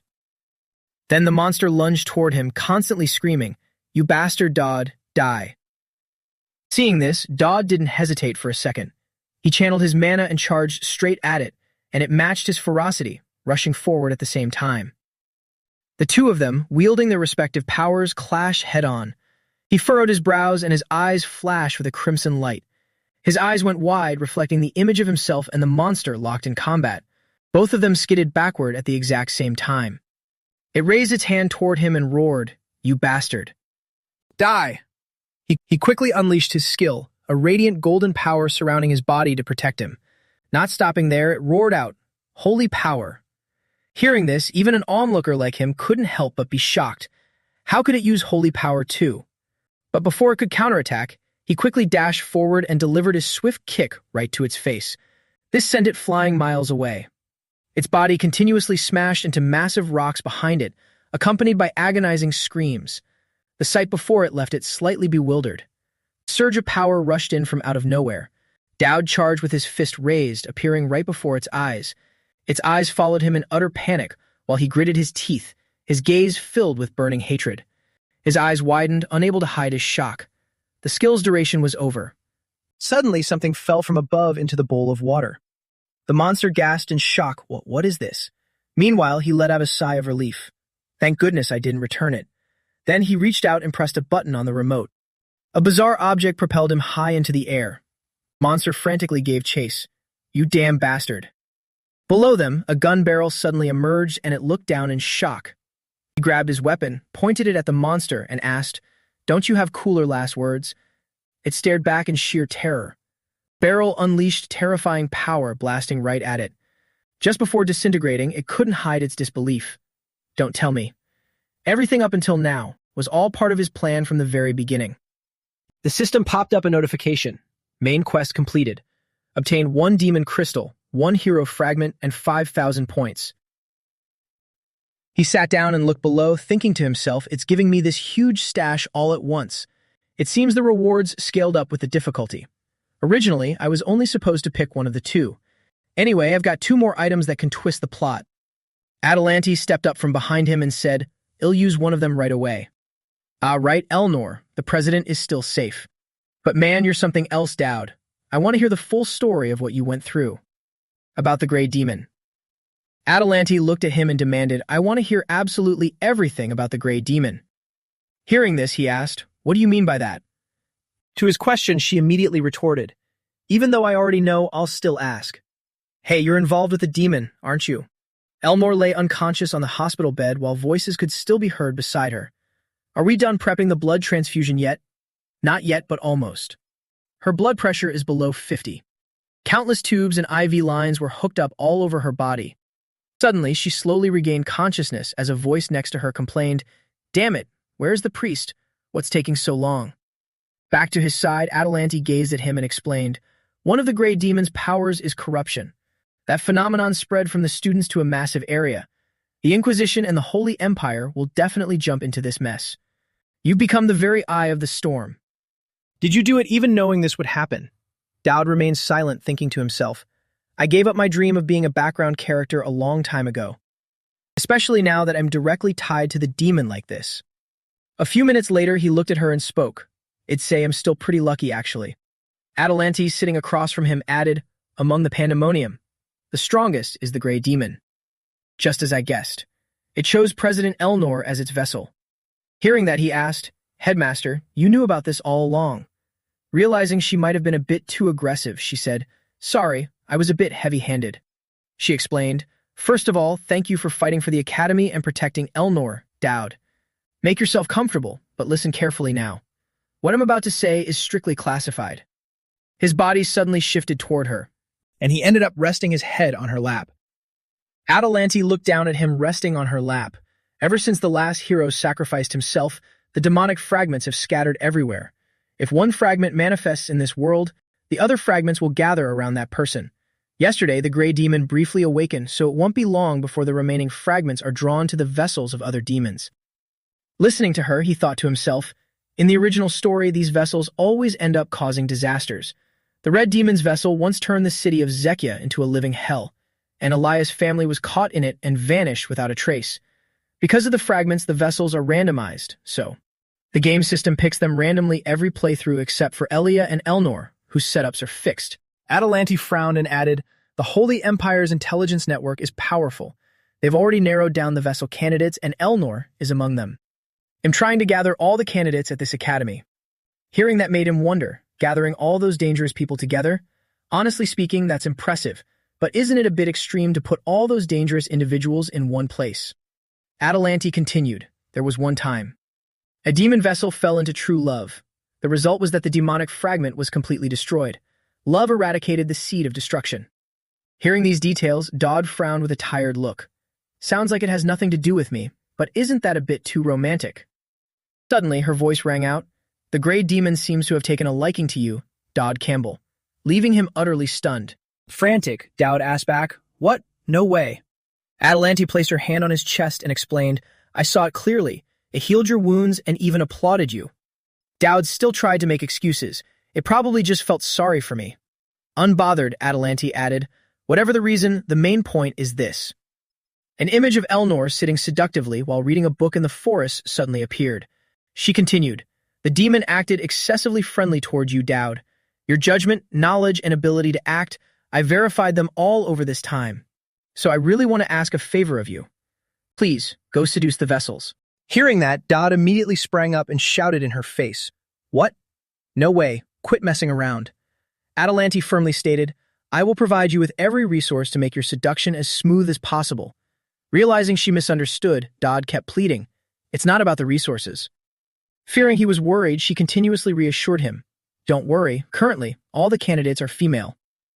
This is a God-given opportunity. You made the gray demon applaud you, so conquering a few mortal hearts will be a piece of cake. Dowd thought to himself, if it were that easy, I wouldn't still be single. She frowned slightly and said, at all costs, you must seduce all of them and destroy every demonic fragment. Once you do, the world will be saved. Hearing that, Dowd panicked. But wait, you mean true love. How many people are you expecting me to two-time? While thinking inwardly, honestly, that sounds easier. Unfazed, Adelanti replied, it won't be easy because the demon worshippers are targeting them, and the vessels aren't ordinary girls either. Adelanti lowered her voice, her eyes filled with sorrow, and continued, but even so, I beg of you. Please, save humanity. Looking at her, he felt incredibly displeased inside. I really want to log out of this world. He frowned and asked, hey, headmaster, I can already guess the answer, but what happens if I fail to seduce them?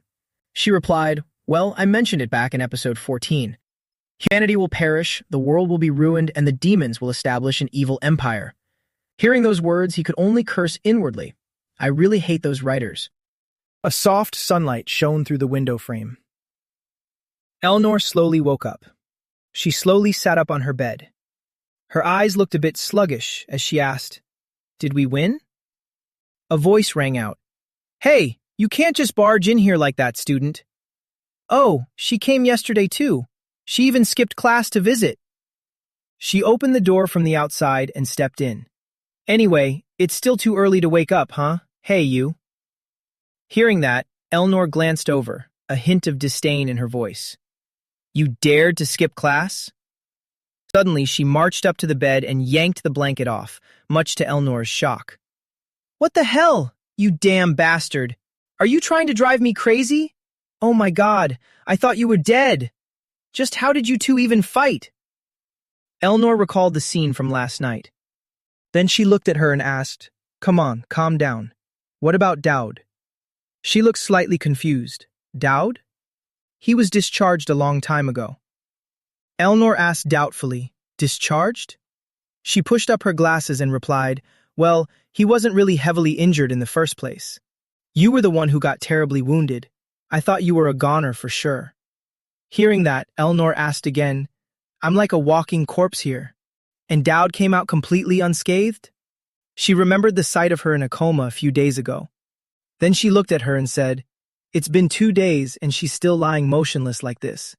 If this person doesn't wake up, then Dowd Campbell. I swear I'll deal with you myself." Dowd grabbed the bouquet on the table, preparing to leave. "Don't worry, Senior. President Elnor isn't this weak. I'm certain she'll wake up in just a few days." Hearing this, she was a bit puzzled. "What makes you so sure?" Dowd replied, "Because I'm still alive and kicking. She risked her life to protect a guy like me. The Tristan family isn't as weak as people think." Back in the present, she held a book and smiled at her. "Anyway, let's put him aside for now, President. You still have enough strength to hold a pen, right? Since you're awake, help me sign these documents."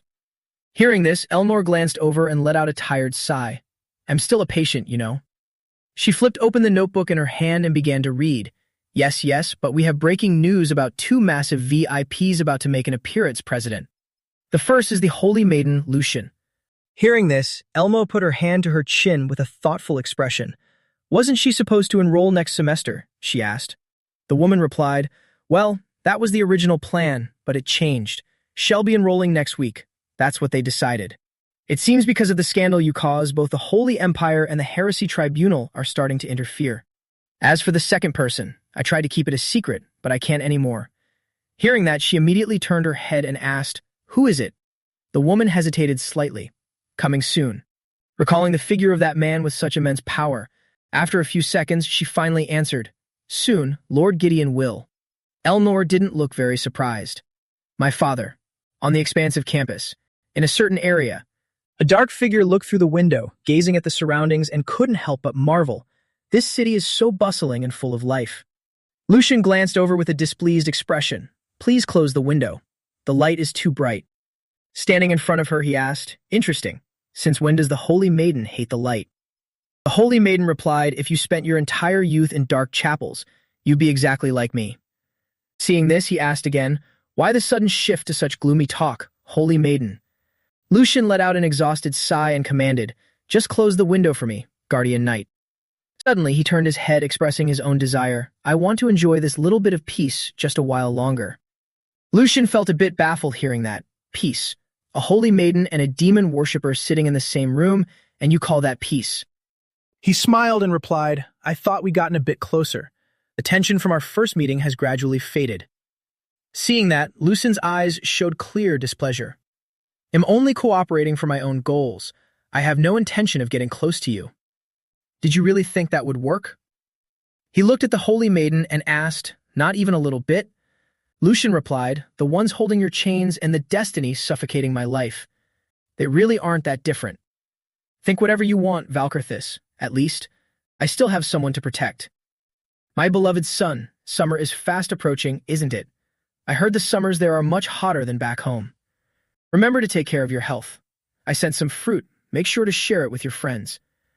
I heard there's a parent-teacher conference coming up, but our family is busy preparing for the harvest, so your mother and I probably won't be able to make it. Instead, I'll send Herman over. If you meet anything, just give him a word. Everything is fine at home, so don't worry. And remember, just lay low and don't try to stand out." A group of students striving hard toward the future. "You've always been a clever kid, so I'm not too worried, but absolutely do not cause any trouble. Just live quietly, you hear me? If you happen to get a girlfriend, bring her home for the summer break. This old man deserves to see his future grandchild's face, right? Anyway, stay healthy, son. Your loving father, Armin Campbell." Thank goodness he couldn't come. After reading the letter, Dowd looked up at the guy in front of him and asked, "So, you're Herman, an apprentice butler or something?" "Less than greater than." Herman adjusted his glasses and replied with a bright smile, "Yes, that's right, young master. If you meet anything, please feel free to order me around." Hearing this, Dowd snapped, "Hey you, your sarcastic attitude is way too obvious." He held out a bunch of grapes to him. "These are the grapes the Lord sent you, young master." Dowd popped one into his mouth and asked, "Seedless grapes?" Herman answered honestly, "Yeah, pretty sweet, right?" At that moment, a few other students walked by giving him judgmental looks. That guy is always up to something. Now he's even brought a butler to school. Does he think he's playing aristocrat? Look at him eating it all by himself. Hearing that, Dowd wiped his mouth and shoved the grapes toward his butler.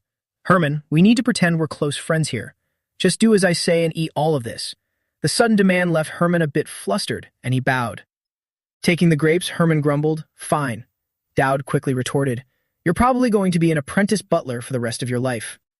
All right, now isn't the time to relax. The headmaster's words were truly unimaginable. Atalante's words echoed in his mind. Seduce all the demon vessel candidates and save humanity. The system displayed a notification. Affection level phase 1. Quest activated. Generational curse appearance in 7 days. Gideon Tristan.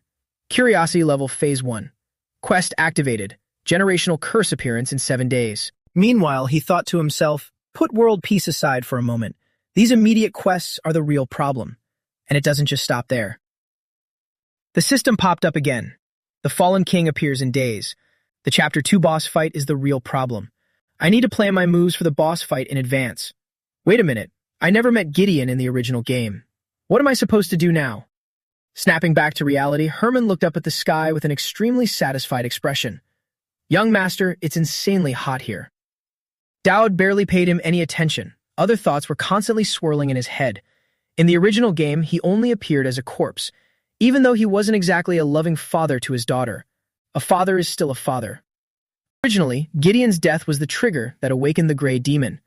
But I accidentally triggered her awakening right during the Chapter 1 boss fight. Damn it, everything is so messed up. Less than greater than. Gideon being alive means the storyline I know could change in unlimited ways. At that moment, a man's voice echoed in his head. Why does Mr. Dowd look so miserable? Could it be because of that guy? He thought to himself, fine then, Elnor's father. He'll meet you. No, I have to avoid him at all costs. I must avoid him. But if we do cross paths, I definitely need to extract something useful from him. Only then will we have a chance to deal with the Chapter 2 boss. Dowd looked over at Talion, who was pinching his butler's cheeks, and asked in confusion, Hey Talion, what are you doing to my butler? His question made Talion instantly flustered. He's your butler. I thought you were being bullied or something, Mr. Dowd. Someone like this can actually do that job?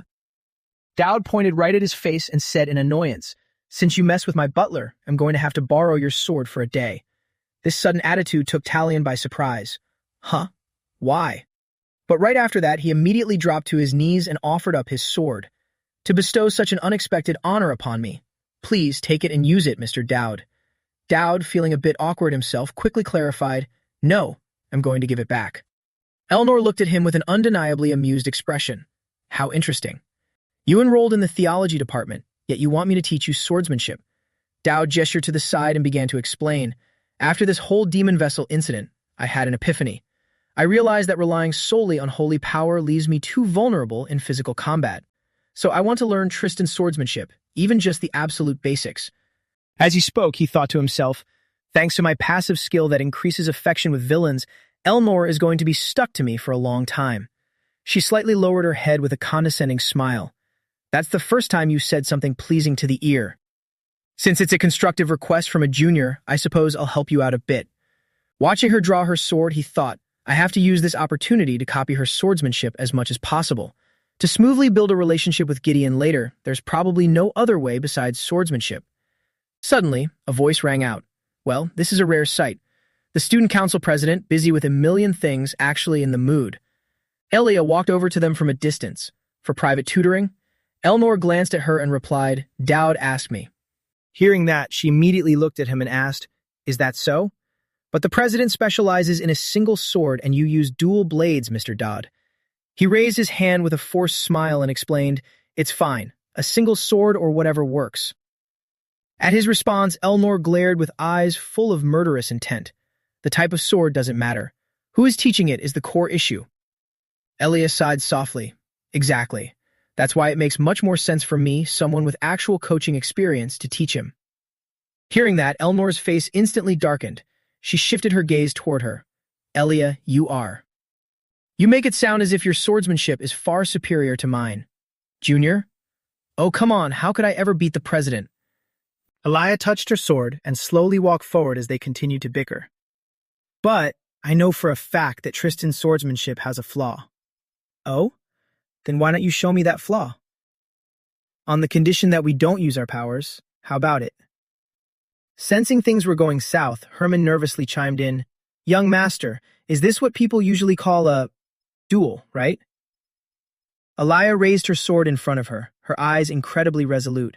The power of the Tristan family. The condition is not to use it, Madam President. Standing opposite her, Elnor stared at her coldly. I'd like to see how far you can take this. Dowd panicked hearing their exchange. You said you were going to teach me. Why are you two fighting? Beside him, Herman could only offer an awkward smile. Looks like they've been an eyesore to each other for a long time. Alaya gripped her sword and charged forward. Then, please instruct me. In the face of her rush, Elmer paid it little mind and merely glanced up. Too much wasted movement. Even as the sword was about to reach her neck, Elnor didn't react, simply watching in silence. Alaya's eyes flashed with a sharp, cold gleam. Suddenly, Elnor raised her sword to block her strike. Elnor flexed her arm, trying to hold her ground as firmly as possible. After gaining momentum, she quickly surged forward and pushed Ilya away forcefully. Witnessing this raw power, Ilya was slightly startled and thought, so fast. Not just fast, but incredibly powerful too. What are you doing, Ilya? Are you going to let a demon overpower you? Suddenly, Elnor's eyes widened in utter astonishment. Ilya, no longer on the defensive, immediately pushed back. Ilya pulled her sword back, her gaze extremely cautious. Elnor, the family she belongs to, is a family of demons, no matter how noble her bloodline is. Sooner or later, she will be consumed by the demon and go mad, whether you want it to happen or not. At the same time, her mind flashed back to a scene she had witnessed as a child. Looking at the devastation before her, Ilya seemed on the verge of disbelief at the reality in front of her eyes. Returning to the present, her eyes gradually turned sharp and cold. In the end, she's just a sacrifice for the demon. She slid her foot back to gather momentum. She unleashed her power, and a blazing red flame engulfed her sword. Having gathered her momentum, she immediately dashed forward to attack. Seeing the dizzying sparks rushing toward them left him and his butler in absolute shock. At the same time, a giant question mark seemed to pop up in Dodd's head. Elmore remained perfectly calm, her eyes following her movements. Truly hard to control. This thing called emotion. Right after, she dashed in front of him to dodge her attack. The flames also seemed to gradually die down. Ilya looked at them with eyes full of both shock and guilt, apologizing. But Herman was so terrified he foamed at the mouth and fainted on the spot. Dodd stared in sheer amazement, thinking, are these even human reflexes? They are faster and stronger than before. Could it be that she's already started merging with the fragment Elnor? Seeing they didn't reply, Ilya tried to explain, I went a bit too far. I'm sorry, Madam President. Elnor glanced at her and slowly advised, your swordsmanship isn't bad, but as a hero candidate, you need to train in things other than just the sword. You can't go around hurting your comrades, can you? Realizing she was entirely in the wrong, she stopped being stubborn and bowed to apologize. Yes, Sir Dowd, I'm sorry. When she saw he was awake, she was surprised. Where'd he go? In the great forest. Looking at Elnor's condition, there's no time to waste. If I keep slacking off like this, I'm doomed. I have to risk my life to get stronger. I wasn't planning on becoming a pure swordsman anyway. To survive, divine power is absolutely essential. Not just my swordsmanship, my divine power also needs to be leveled up, and to do that. Uriah was intently eating an apple when suddenly his voice rang out from afar. Been doing well lately? You look like you're holding up fine. She looked at him in surprise. You are. Uriah Greyhounder, the Holy Maiden's biological younger sister. Now it's your turn to help me. Amidst the deadly void, a strange voice echoed, still. Wishing someone would come save you. Or hoping someone would become your friend. That will only make you suffer even more. You should realize that sooner. Hope is nothing but the prelude to despair. Accept it. Just like your sister. Drops of crimson blood fell right onto her face. Everything around her began to blur before her eyes. It felt as if Uriah was plunging into an abyss of despair. Cold eyes looked down at her, followed by a voice. You are merely a cursed sacrifice destined to be alone until death. That is the only way to protect everyone. And it's also your mission, Uriah. A dark space seemed to slowly swallow her whole. Uriah jolted awake. Drenched in sweat from the nightmare, she found herself lying on a white cloth, her face still etched with fear. From above, a beam of light shone down on where she lay. Uriah reached out and picked an apple from the tree. Then she slowly ate it. The basket was now overflowing with red apples. While chewing, she glanced to the side. Dowd walked up from behind and asked, Been doing well lately? You look pretty healthy. Hearing his voice, she immediately turned her head. The chain suddenly appeared. Yuria gripped it and swiftly attacked him. Dowd raised his sword and slashed down to block her attack. "Why did you step into my attack range? You clearly know how dangerous it is." A smug look appeared in his eyes as his sword was slowly revealed. Not stopping there, Yuria spun around, skillfully controlling the chain. Dowd was no less agile, leaning back to dodge. Seeing that she refused to stop, he internally begged, "Please step back." "I said step back." He used his sword to parry the chain away, then skidded across the ground. Dowd glanced to the side. The chain suddenly whipped back toward him. Startled, he instantly fell down. Dowd sighed in exhaustion, looking at Yuria with an impressed gaze. "Seeing you swing that around, it's obvious you're doing just fine." Yuria stared at him in astonishment. His voice rang out again, "I told you. I'll drop by sometimes to bring you food. Don't tell me you forgot who I am. I didn't know what you like, so I brought a little bit of everything. With this much, you can eat comfortably for 2 or 3 days. By the way, living isolated from everyone like this, don't you get lonely? If I come keep you company like this sometimes, you wouldn't mind, right?" His attitude left her stunned, but then that cold, harsh voice suddenly echoed in her memories, as if to remind her, "You should realize that sooner. You are merely a cursed sacrifice destined to be alone until death. Accept it." Back in reality, Dowd looked at Yuria and urged her, "Eat up, I'm leaving." That memory resurfaced. He stood before Yuria, dropping words that snuffed out her hopes, wishing someone would come save you, or hoping someone would become your friend. That will only make you suffer even more. Yuria blankly stared at the pile of food in front of her. Then she slowly picked up a piece of bread. Her weapon had been tossed aside. Yuria held the bread in her hands, cherishing it like a precious treasure. Tears of grievance slowly fell onto the bread. No, it doesn't hurt at all. A system notification popped up. Villain's affection sharply increased. Yuria Greyhounder's interest level. Stage 1 rewards available. Dowd jolted up from his sleep in a panic. What is it now? I've only hung out with her for a few days and it's already stage 1. Well, might as well check the reward. The system flashed again. B-rank swordsman's focus skill. Increases reflex speed and accuracy in combat. He slowly turned on the faucet. Not bad. If I combine this with desperate survival, it'll be incredibly effective. At the same time, he thought, wait, is that Brad Herman still sleeping? He really is uselessly laid back. Parents, nobles, royalty, and merchants will all be attending. I trained hard with Yuria just for today. The system panel displayed Tristan-style swordsmanship. No weapon restrictions. Can now parry. Low chance to ignore defenses. He turned his head to wake up his butler. We're going to be late, Herman. Herman, looking sleepy, sluggishly replied, Let's head out, young master. Dowd quickly fastened his final coat button, his face full of anticipation. Today, impressing just one person will be enough, he thought to himself. Gideon Galestard La Tristan, the swordsmanship genius who didn't even appear in the original work. Cut to the town. The Iron Man looked at the old man and offered, My lord, if the ground is uncomfortable, please step on my back. The old man replied, It's fine. I need to take a stroll in the countryside like this once in a while. Nearby, a few people approached with eager expressions. I heard the Holy Empire is here this year too. Could it be? That magnificent knight order from earlier was. Oh my God, so it's true.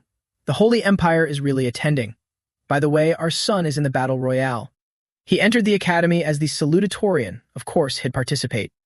In the center of the stage, seeing the crowd fully gathered, the MC began the introductions. Honored parents, ladies and gentlemen, who have traveled from far and wide, our Elfante Academy is the Empire's premier educational institution. We are deeply honored to welcome you to this open house. Our traditional welcome event, the Battle Royale, will commence shortly. A man slowly stepped forward, his expression panicked. Wait, is that person? Two people sitting nearby were equally shocked. Hey, are you kidding me? Why is he in a place like this? The man who supposedly never shows up unless there's a war. Why would he come to a school's open house? Shh. His daughter is the student council president here. True, but there were rumors he didn't even show up for the entrance ceremony. Is that true? They say he's a cold-blooded monster who knows nothing but the sword. That's why no one dares to approach or talk to him. Gideon slightly narrowed his eyes, glancing at the crowd gossiping about him. Conrad rushed over from the side and asked, Isn't it Gideon? Well, what wind blew you here? Gideon crossed his arms and calmly said, Senior Balthador, don't you get bored teaching these kids? Conrad quickly sat down next to him. Not at all.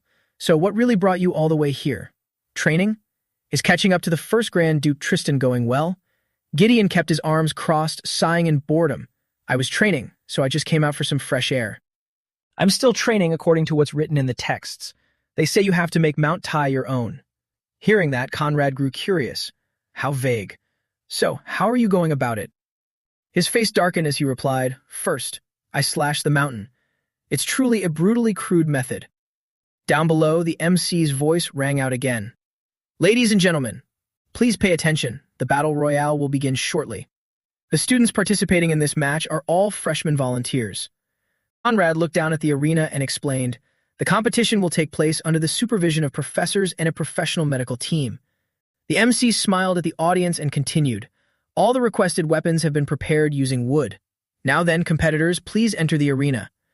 Immediately, the crowd erupted in cheers. You can do it, our youngest daughter. Edward, you have to make it to the top 10. Dowd slowly stepped into the arena thinking to himself, damn it, why am I shivering right before stepping out? Did my character feel like this back then? Damn it.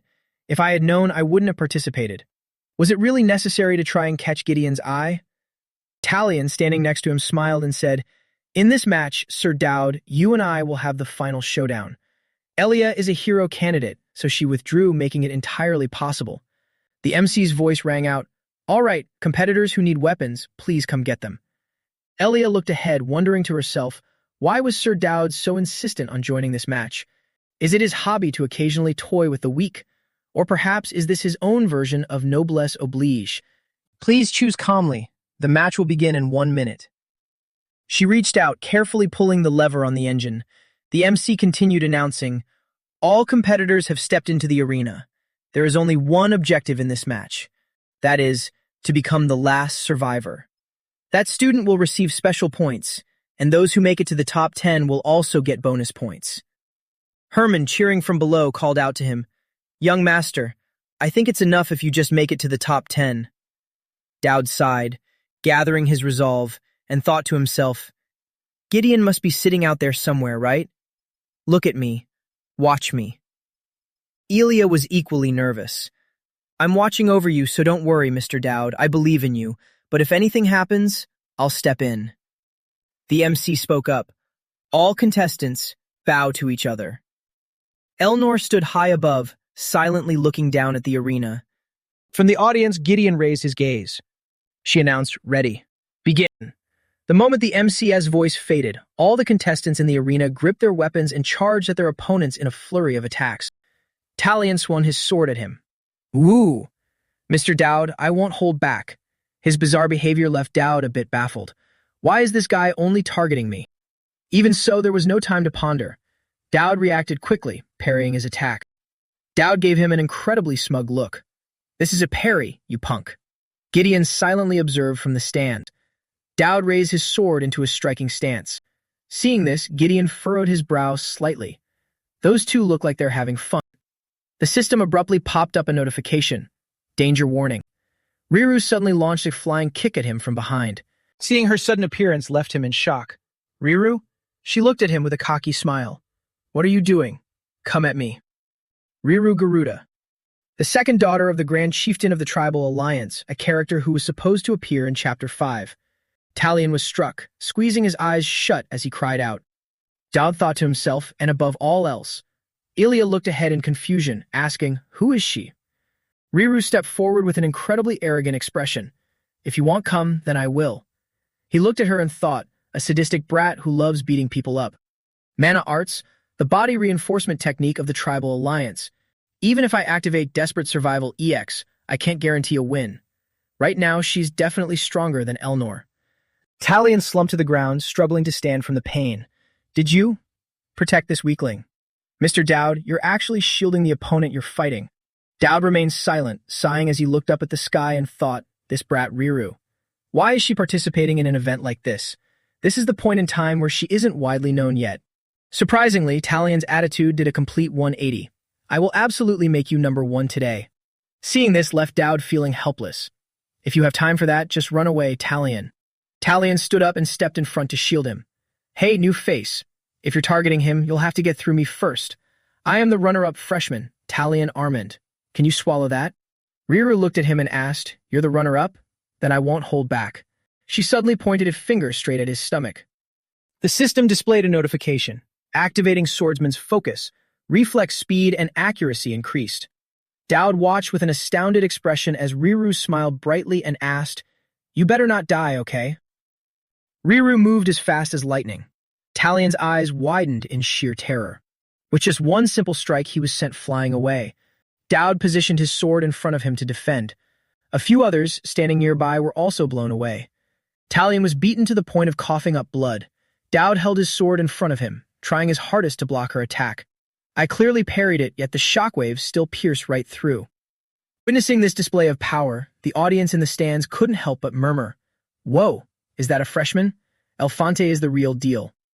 Riru looked at him with smug satisfaction. "What's this? I thought you were just an ordinary guy. Are you holding back too?" "To be able to withstand that strike. Very good. Then I'll go all out."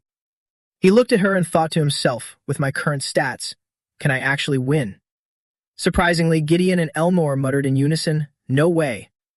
Even in a dream, that would be pure nonsense. Riru lunged forward, unleashing a barrage of fierce kicks. Following her kicks with her fists, she rained a relentless combo of punches on him. Dowd struggled to keep his sword in a defensive stance. Now is not the time to show off uselessly. Suddenly, he shouted, "Wait, I forfeit." Riru was stunned to hear that. Up in the stands, everyone broke into murmurs. "Coward. What the hell? Does a noble have no pride? Student, did you say you forfeit?" Dowd answered honestly, "Yes, I'm heading down." Alaya, observing nearby, sighed in admiration. "That's a wise choice, Mr. Dowd." Dowd took a few slow steps down from the arena. "What are you booing for? If you want to fight, go up yourselves. I bet you wouldn't even dare." The MC looked a bit awkward. Well, then, it seems the winner has been decided." "Ah, wait, no? There are still contestants on the field. Then let us continue." Riru didn't look very pleased. Things were just getting interesting. She gritted her teeth, her face showing clear fury. "You damn imperial bastard. Who the hell are you?" The system displayed a notification. Fatal charm has planted the seed for an explosive affection. Dowd turned his head and saw her terrifying power in her rage, breathing a sigh of relief. As expected, running away was the right call. No one ever said I couldn't forfeit. Suddenly, a plastic bag appeared out of nowhere and was thrown over his head. When it was removed, he found himself in a completely different room. Beside him, an unfamiliar voice echoed, "Dowd Campbell. What is your relationship with my daughter?" Hearing this made him panic internally. "Wait, I haven't mentally prepared myself yet." Dowd sat up straight, a slightly nervous expression on his face. She is someone who has helped me a lot with my school life. We're just friends." Gideon sat nearby, casually sipping tea. "Did you learn swordsmanship from her?" Dowd's eyes widened as he observed in shock. "Calm down. I need to calm down. Only then can things go according to plan." He then replied, "No, sir." Gideon added, "Then where did you learn it?" "Tristan's swordsmanship." Dowd thought to himself, just as I expected. Grand Duke Gideon recognized it. He then spoke up, "You noticed it." In response to his question, Gideon retorted, "The very foundation of our family's swordsmanship. How could I possibly not recognize it?" "Answer me. Who did you learn it from?" Dowd furrowed his brow, calculating carefully. "I absolutely cannot let any nervousness show." The man sitting in front of him was an absolute sword. Exposing a single flaw meant everything would be ruined. Then he cautiously replied, "It's someone the Grand Duke also knows. The Sword Emperor has always been elusive, after all. To the point where he even sought out a countryside barren family like ours. Meanwhile, he silently prayed in his mind, 'Please, believe me.'" Hearing this, Gideon suddenly spoke. "My master taught you?" An amusing boast. He talking. The best way to hide a tree is to create a forest. A small lie must be covered by a bigger lie. Dowd looked at him and solemnly affirmed, "It's the truth." He even had a personal favor to ask of me. Hearing that, Gideon asked back, "A favor from someone like you?" Dowd nodded in confirmation. "Yes. To be precise, he entrusted me with a mission. Grand Duke Tristan, please learn swordsmanship from me." Gideon slowly turned his head to look at him and asked, "And you claim this was a request from my master?" Dowd replied, "Yes, that's right." At his firm assertion, Gideon's face immediately darkened. "Can you take responsibility for those words?" Without a moment of hesitation, he replied, "I can." Hearing that, Gideon didn't refuse and immediately accepted. All right then. Right, take responsibility. I don't even know myself. I can only rely on the power of the original plot. After all, this is the first time I've met him. Out of all the players, and the only one who has ever met Elnor's father first. There are countless rumors, but his true strength is indisputable. This man is evaluating me. It makes sense for him to evaluate me. Coming out of nowhere and spouting utter nonsense from his perspective, it's completely understandable. But this meaningless silence is really annoying.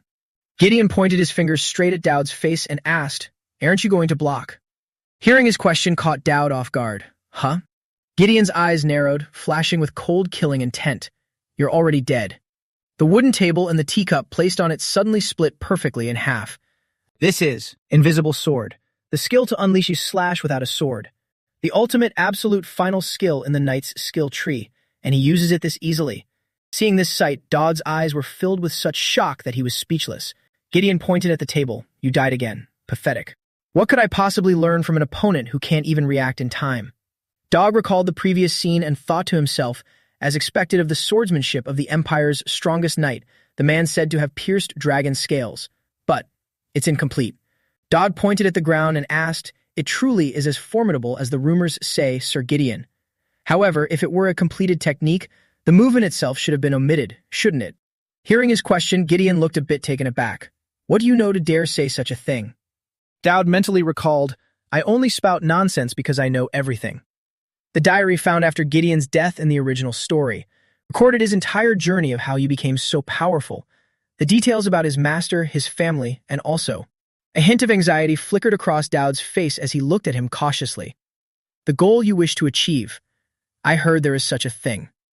At his words, Gideon furrowed his brow in deep thought. Dowd added, in order to sever the family's curse, there is one thing that absolutely must be cut. Simultaneously, Gideon remembered the scene of his master advising him, My disciple, it would be easier to cut the ocean itself. Then I shall start with the ocean. Snapping back to reality, Dowd's voice rang out, Rotational force is the key. The moment you form the mental image, the sword path must be drawn perfectly with rotational force. Try putting a bit more power into it. Gideon didn't reply, simply closing his eyes in silence.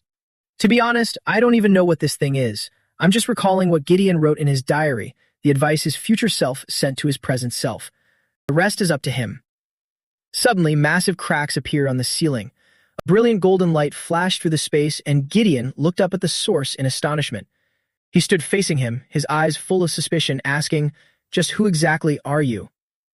Dowd didn't seem to mind, smiling as he replied, I'm simply someone who wishes for you to become stronger, Gideon. At the same time, he thought to himself, only then will you not die, and Elnor won't be corrupted. But I got it anyway, phew. The Tristan family's exclusive death row pardon, meaning no matter what you do, you won't be judged by the law. This is a one-time use authorization document written by Gideon himself, who is currently the Empire's executioner. The one who handles the royal family's dirty work in the shadows. His status is no different from a dog on a leash. Anyway, this pardon will be very useful when proceeding with Chapter 2. The system popped up a notification. Fatal Charm. The number of villains with favorable impressions has increased. The gift is enhanced.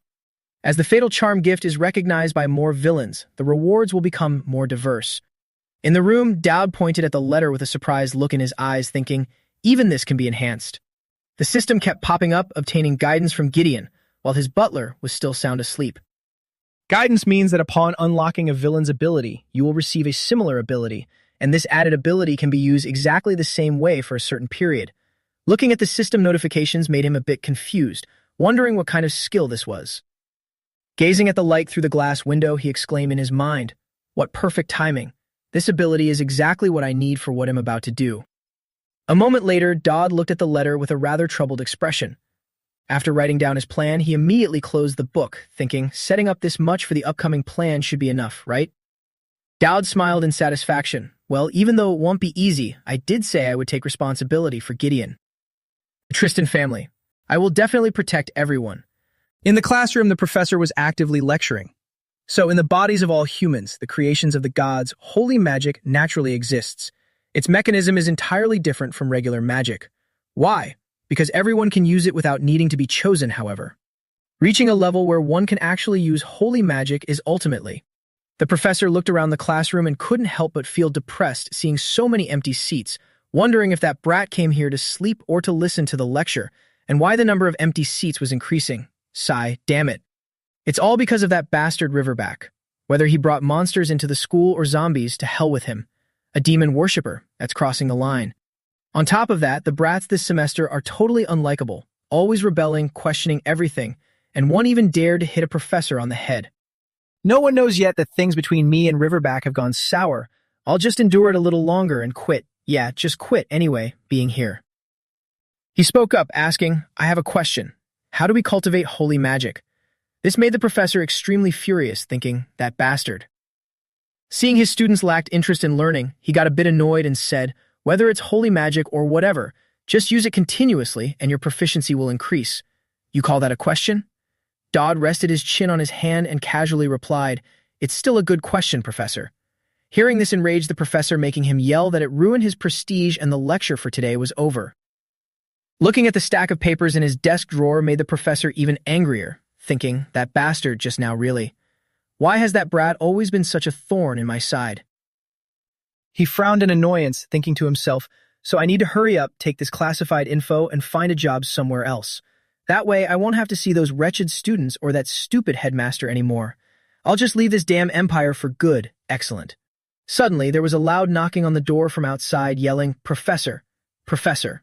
Hearing the calls, he immediately walked toward the door, grumbling, these pest-like brats are so annoying, but since I am leaving soon, I'll act as your professor one last time.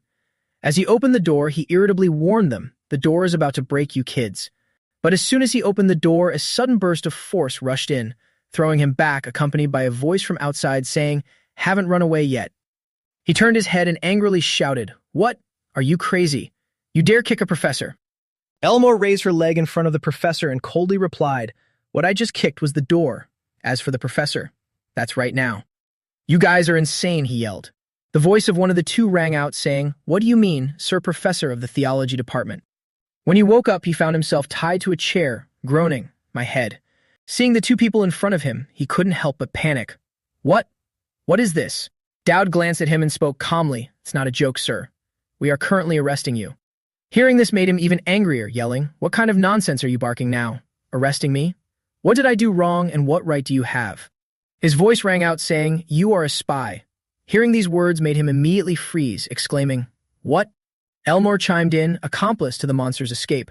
I've already reported it to the headmaster. A professor letting the Empire's students die. There's only one conclusion. Your purpose here wasn't education to begin with. And one more thing. Letters corresponding with you were found in Marquis Riverback's house. Seeing himself exposed, he still refused to admit it and argue back. Nonsense. What does that pathetic demon worshipper have to do with a priest like me? I was simply building connections. I'm a victim too. Dowd held up his watch to check the time and ordered, too noisy. We don't have time, so confess quickly. Start with the names of the spies like you in this school. Hearing this, he retorted in annoyance, go ask your mother about that. But just as he finished speaking, Elmore immediately lunged forward and attacked, asking, will you talk now? Then, let's begin. With his battered face, he trembled as he replied, Guard Barrymore. Chef Anne. Dowd suddenly placed his hand on his head to heal him, saying, your pronunciation is getting bad. Remedium. Seeing himself gradually recovering, he immediately looked up at him, yelling, what are you doing, you bastard? Dowd looked at him with an extremely cold expression and said, I'm healing you, using holy magic. You were the one who said that proficiency only increases through frequent use, so I have to try it immediately when the opportunity arises. Seeing him about to leave made the professor panic, yelling, you lunatic. Hey, where are you going? Hey. Dowd didn't even bother turning his head and coldly replied, this isn't something that will end just because you spit out a few names. Elnor, standing nearby, chimed in, search his desk. Something will definitely turn up. He begged, please don't, while his body emitted a pink energy to try and break free from his restraints. Dowd held the stack of papers with a slightly surprised expression, saying, what is this, Professor? You teach in the theology department, but you even know the military organization of the Empire. If that's the case, you might as well just join the army. Seeing this, he immediately lunged forward, trying to snatch the papers back, yelling, you psycho, give that here. Elnor quickly swung her arm to attack without a moment's delay. He turned his head just in time to see it, but couldn't react in time. With just one simple strike, he was instantly sent flying, his back slamming hard into the wall. Yuria down below heard the loud commotion and couldn't help but be curious, asking, "What was that noise? An earthquake?" Looking at the pieces of paper slowly drifting down, he chuckled softly, saying, "Professor, is this all of it?" "Seems like this is everything. Now we just hand him over to the Academy's night order, right?" Meanwhile, the professor lay motionless on the floor. Suddenly, he stopped her, saying, "Wait, senior. I'm still a freshman, so I want to learn a bit more about holy magic." He lay on the ground, breathing very heavily, thinking, "That's right. Now I know why I can't stand that brat. Last time, he felt just like the one I met with Riverback." In his mind, he recalled a scene from his past where he knelt on the ground, respectfully saying, "O Pioneer, it is my first time seeking an audience with you." From high above, a strange voice echoed down, "If you ask about me, you will die. If you reveal that you see me, you will also die. If you forget me, then at that moment, death would be a sweeter release." He looked down with a slightly thoughtful expression, thinking, it's definitely the same, that bizarre, strange, and entirely capricious feeling. The voice of one of the two rang out, saying, "Well then, let's begin the treatment, Professor." He looked at him with a panicked expression, thinking, It's like something is giving an order. Inside the house, a voice sounded, "Thanks to you, Senior. My holy magic has increased to the point where it even affects the soul linker. We caught a rat masquerading as a professor. Senior, did you manage to relieve some stress?" Elnor stood behind him and said, "Well, I don't make it a habit of torturing old people for fun." The system popped up a notification. Elnor's madness has shown positive signs of improvement. In his mind, he thought, "You clearly managed to relieve some stress. I can't help it, Senior. This isn't something that can be solved with your reasoning alone." Suddenly, she asked, "By the way, don't you have anything you want to say to me?" He was looking at the keychain in his hand and replied, "Nope." Suddenly, she stepped closer and asked, "You met my father, didn't you? Why did you meet him?" Elmore curiously approached him and asked, "I heard you met my father. Why did you meet him?" Dowd immediately started sweating, stammering, "What, I?" She repeated, "I'm asking why you met him." He hurriedly nodded, "Yes, it's true I met him, but I absolutely never leaked it out." She leaned in closer, asking, "Well?" Dowd felt incredibly awkward, thinking, "Damn it, an unexpected variable. Quickly think of a way to deal with this, you idiot." Elmore's voice sounded, "You weren't hurt or anything bad didn't happen, right?" He shouted, "Your Highness, no way, not at all.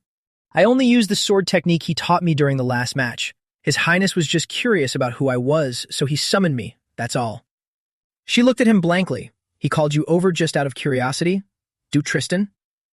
Dodd's hands began to tremble as he said, "The technique I learned from you that day, I accidentally pulled it off pretty well.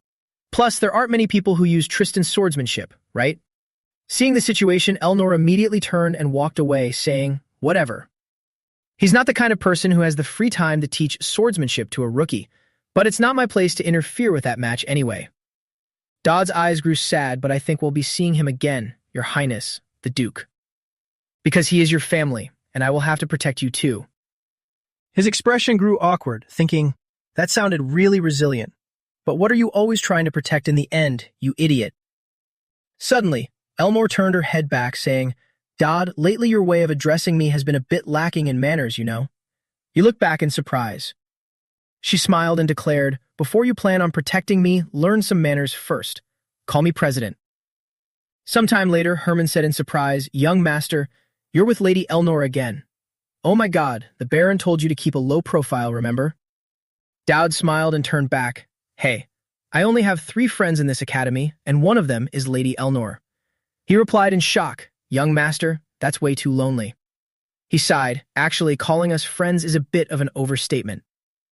"Which require conspicuous for a butler. Where did you get that?" Herman smiled. "They were handing them out for free outside the gates to help with midterms. I think there were up to 31 spirits." Dowd suddenly realized something. Right, it's midterm survival now.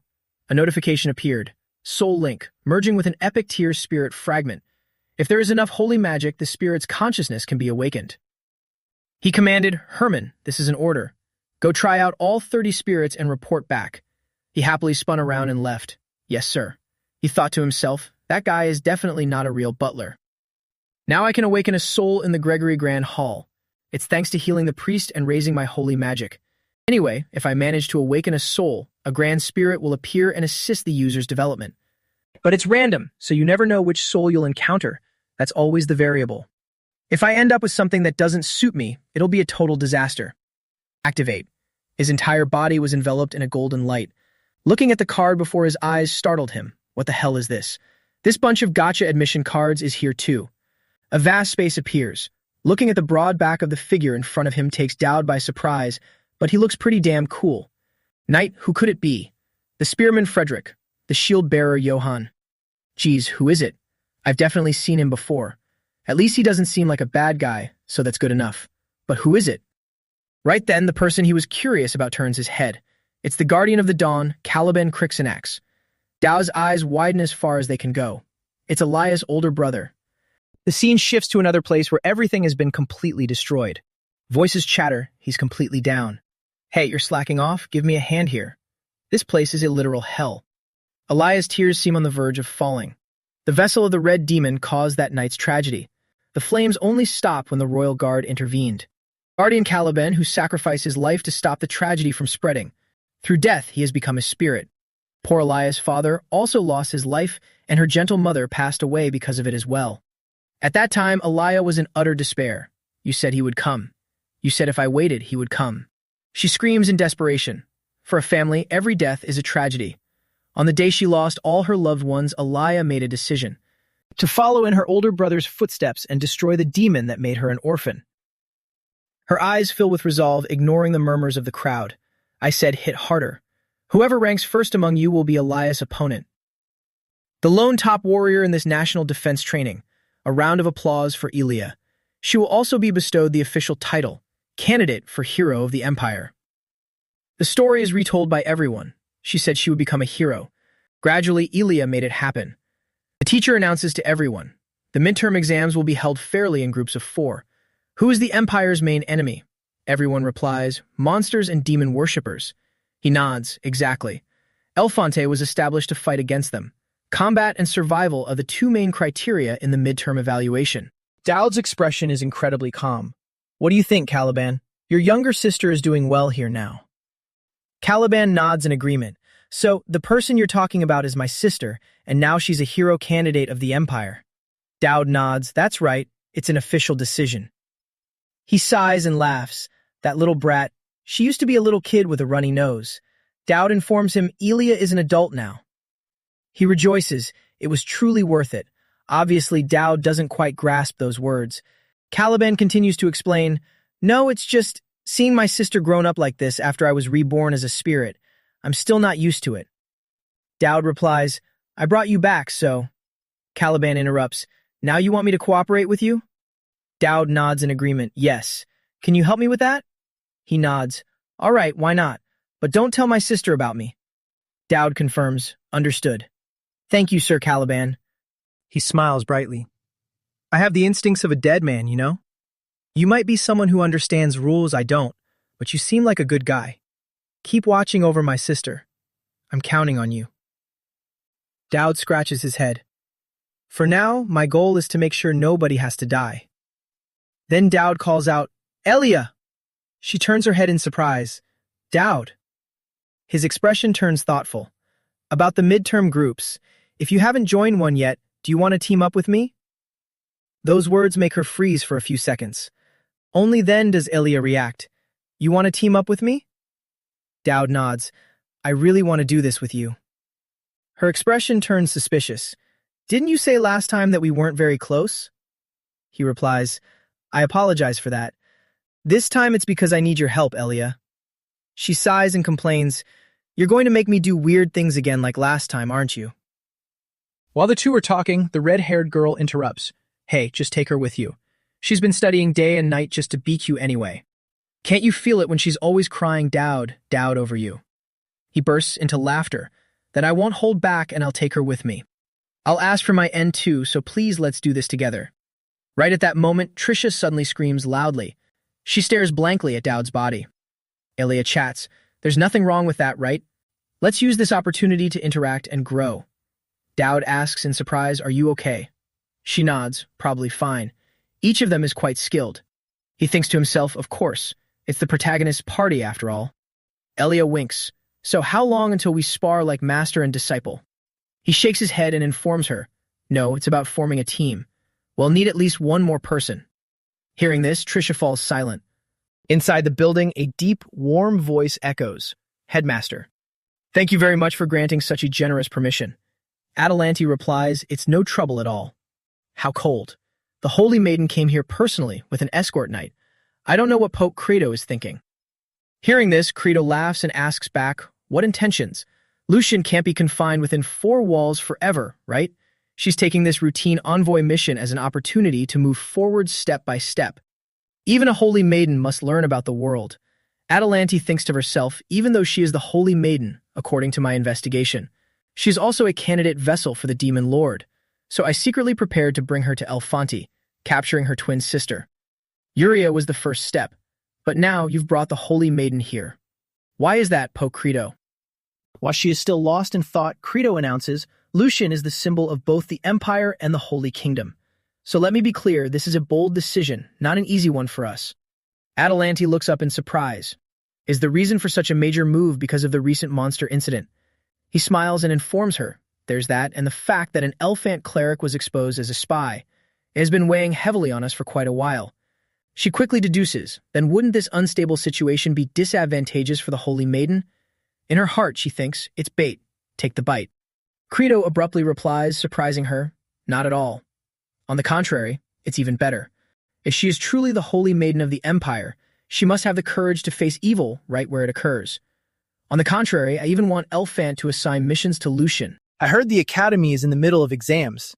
I hope she can help train the students. Adelante quickly asks back, what do you mean by that? He replies very calmly, I will explain in detail later. Just know that it is all to eradicate the evil running rampant in Elfante. Though very surprised, Adelante replies, Your Holiness, right now, you are mocking us, aren't you? Hearing this, Credo bursts into incredibly surprised laughter. She continues, Lucian, no, the Holy Maiden, whatever you plan to make her do, can't we simply refuse? Credo replies, Who knows? If the Holy Maiden volunteers, it's a different story, right? I'm certain that girl will be of great help. After ending this conversation, Adelante sighs. Damn it. So inhumane. Pope Credo, that venomous snake. I didn't expect to meet the Holy Maiden this easily. And the condition is becoming a puppet of the Empire. That's why I sincerely ask you, please seduce the Demon Lord's vessels. That's hypocritical, Adelante. Forcing others for my own goals am no different. The scene shifts to another vast location. Yuria is sitting by the riverbank washing clothes. Her expression turns sad and thoughtful. Why hasn't he come yet? It's been days. He always comes at this time. That person. Yuria is incredibly heartbroken, not knowing what to do. She recalls Dodd's face. My defense was great today. Awesome. I'll come back tomorrow, so wait here, okay? What should I bring tomorrow? Steak? Donuts? She sighs and complains. You don't need to bring food, just you being here with me is enough. It seems Yuria has noticed that something isn't right. Suddenly, a strange voice rings out as it secretly observes her. You've been marked, Yuria. I've gotten bored of you. It's that simple. Yuria Greyhounder, the outcast of Elfante, the traitor of the Holy Kingdom. Didn't you accept that when you ran away with the sword? A maddening fate slashing anyone who comes near. Haven't you been able to endure it? This is the cursed life you chose, Yuria. You were once swayed by a fleeting illusion, but reality never changes. You are alone. Only then does Yuria startle in realization. I will be alone forever. That voice incessantly criticizes. When you're left all alone in an empty forest like this, who will you look for? Who will come for you? You can't even cry for help. Suddenly, a warm voice rings out, surprising Yuria. You can. Why are you crying? Dowd smiles and sighs in relief. Did something happen while I was gone? They didn't have the cookie flavor you talked about. Seeing that he has returned, she immediately lights up. A notification pops up. Yuria interest 1 to Yuria interest 4. She continuously asks questions. You don't hate me, right? You're not bored of me, right? Dowd immediately looks surprised. What are you talking about? Actually, I'm here because I need your help. It's about getting out of here. Is that okay?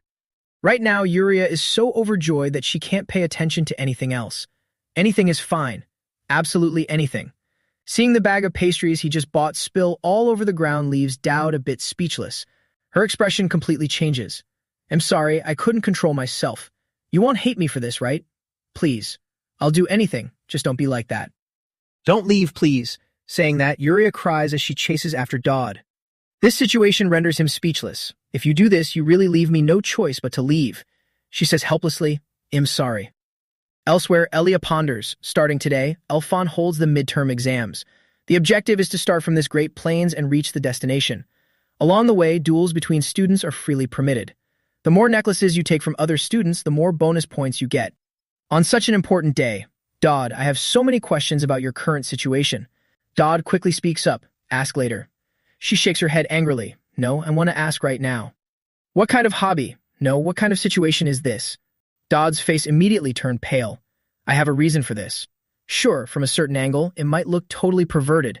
Elia shouted. She knew. Yuria's face looked awkward. I was the one who suggested walking around like this. It feels comfortable and safe.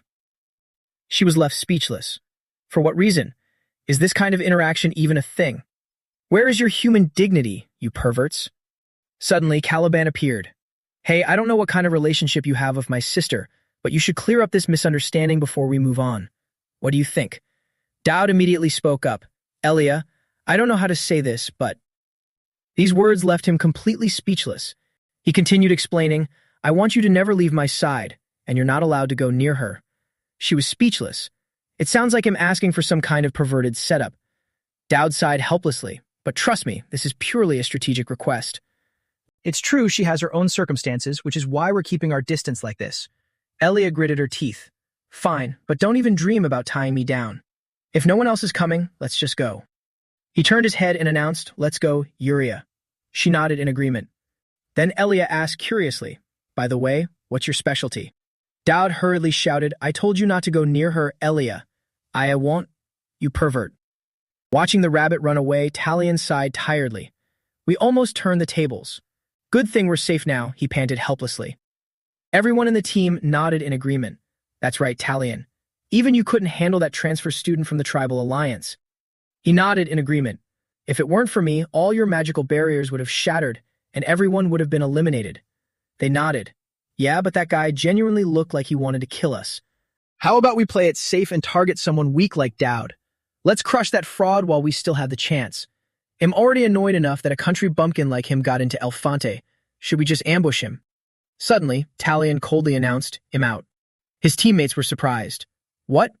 Come on, you used to hate him too. He sighed. I used to, but not anymore. They were confused. Why? Did you get won over by Dowd too? He shook his head and sighed. It's just.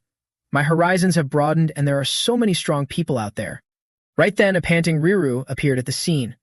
There are far too many weaklings in this world. Why isn't there a single useful one? She slowly raised her foot. The battlefield, combat, life and death struggles.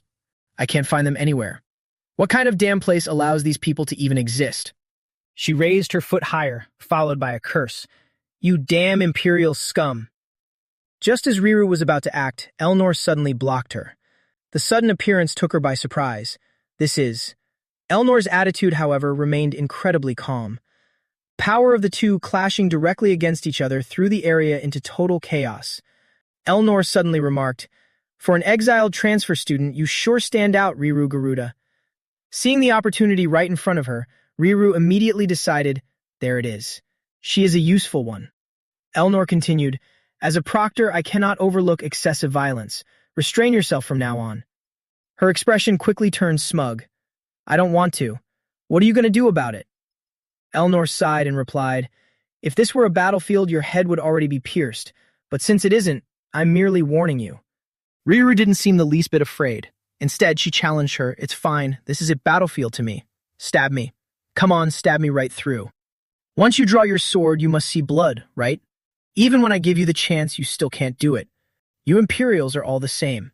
There are people like you in my tribe, too. They have skills but no resolve. Even if their lovers are stolen away, they just cry and do nothing, like a bunch of idiots. When I see people like that, I seriously can't stand it. Riru moved closer to the tip of the blade as if challenging Elnor. While she was still hesitating about what to do, the gray demon immediately appeared. Everything happened so fast that she froze instantly for a few seconds.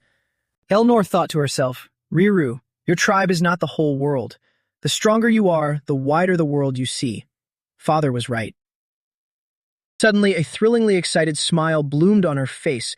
It's terrifyingly vast. Without a second thought, Riru immediately leaped into the air, ready to act. Elmore waited to see what she would do. Caring about nothing else, Riru charged straight ahead, ready to fight. Elmore gripped her sword tightly, silently watching this action. Then she slowly announced, teleportation. Riru's entire body seemed to undergo a change. Just as she was about to strike, her body gradually vanished. Even she hadn't grasped what was happening yet. And so only an empty space remained before Elnore's eyes. Riru was ultimately transported to a massive plaza. She was still in a lot of pain from the recent fall. Looking at the crowd around her made her sigh. What? I got eliminated just for talking back. So you're playing it like this, student council president, she thought to herself. Anyway, that didn't feel like a mere gap in strength. From the very beginning, she gave me a strange vibe. But why did she suddenly lose her cool and reveal such murderous intent? Student council president, what exactly pissed you off? Was it because I said the empire lacks resolve? Seeing Riru acting so weirdly confused the other students. Hey, what's wrong with her? She didn't seem to care about the crowd at all. Or was it because I said they do nothing, even when their lovers are stolen away by someone else? Who knows? Suddenly, a system notification popped up. Riru Garuda has started taking an interest in you. Dowd, who was in the middle of a fight, was startled. What the hell? Why? Why out of nowhere? I haven't even seen her since that day. The notification continued. Elnor has been influenced by you and has unlocked the divine skill, male honey trap. Elia, walking right beside him, was utterly bewildered. What the heck is it now? What are you muttering about, Dowd? Meanwhile, Yuria was on the side constantly dealing with those blocking their way. They could only hurl insults. Dowd, you bastard fraud. Elia, we will save you. Just hold on a little longer. Realizing something wasn't right, Elia turned her head. Dowd, shouldn't we stop and clear up this misunderstanding? He hurriedly turned his head and declared, no, absolutely not. Right now, I'm busy keeping Yuria under control. The crowd kept yelling, hey, we just want to save her from that pervert. Dowd didn't know what to do. Damn it, I really need to clear this fraud title. Elia's crazy fans are all swarming towards me. He yelled helplessly, no, Yuria. Elia had completely lost hope. Are we even going to be able to finish this exam? While everything was still in chaos, the blue-haired guy appeared on the scene. Elia Crixinax. Since the first day of enrollment, I have admired your strength and dazzling beauty. This situation left Dowd a bit speechless. Elia, do you really have this many fans? He smiled happily and greeted her. I don't understand why you're being held captive by that perverted fraud, but as the 10th ranker from the entrance exam, I will save you. After that, I'll treat you to a meal at the Sunset Eye. Elia was deeply confused. Hey, that place was already destroyed by the student council president. Dowd corrected her. No, more accurately, it was Marquise Riverback. Finally, she spoke up. Hey, you mob character. First of all, I'm not being held captive at all. And more importantly, he's not a fraud. He drew a conclusion. Then he must be a pervert. Ilya hesitated a bit. Well, about that. Dowd panicked. Hey, why can't you just firmly say no? The blue-haired guy helplessly announced, I have no intention of fighting you either. He silently looked around at the crowd. The night department, the magic department, the holy department. With all of you gathering together like this, it's the perfect condition for me to develop my abilities. Dowd quickly called out, hurry up and come out. Caliban felt confused. What is it? He continued, I need you to lend me a hand. Please step forward. Seeing this, he sighed and complained, not sure what's going on, but things don't look good. Followed by the shouts of the crowd. My lady. Hero. Please hold on a little longer. We'll save you right away. A system notification appeared. Emergency situation detected. Activating desperate survival skill, rank A. Dowd was completely speechless. Why are you only replying without actually showing up? Caliban was at a loss for words. It's just a bunch of kids fighting. Who do you think I am? I'm a guardian knight. Seeing no other way, Dowd looked over at the blue-haired guy and Ilya, who were fighting. Seriously. Your sister is fighting a stalker over there. At that mention, Caliban instantly materialized. A stalker after Ilya. Which bastard dares? The blazing sun shone down, illuminating the entire area. Notification appeared. Mental sphere skill activated. Enhancement effect shared with nearby allies. Dowd stood perfectly still, waiting to see what would happen next. Elia was still leaping into the air. Desperate survival skill rank A shared. She furiously shouted at the top of her lungs, I don't need fans like you. The blue-haired guy was about to say something else.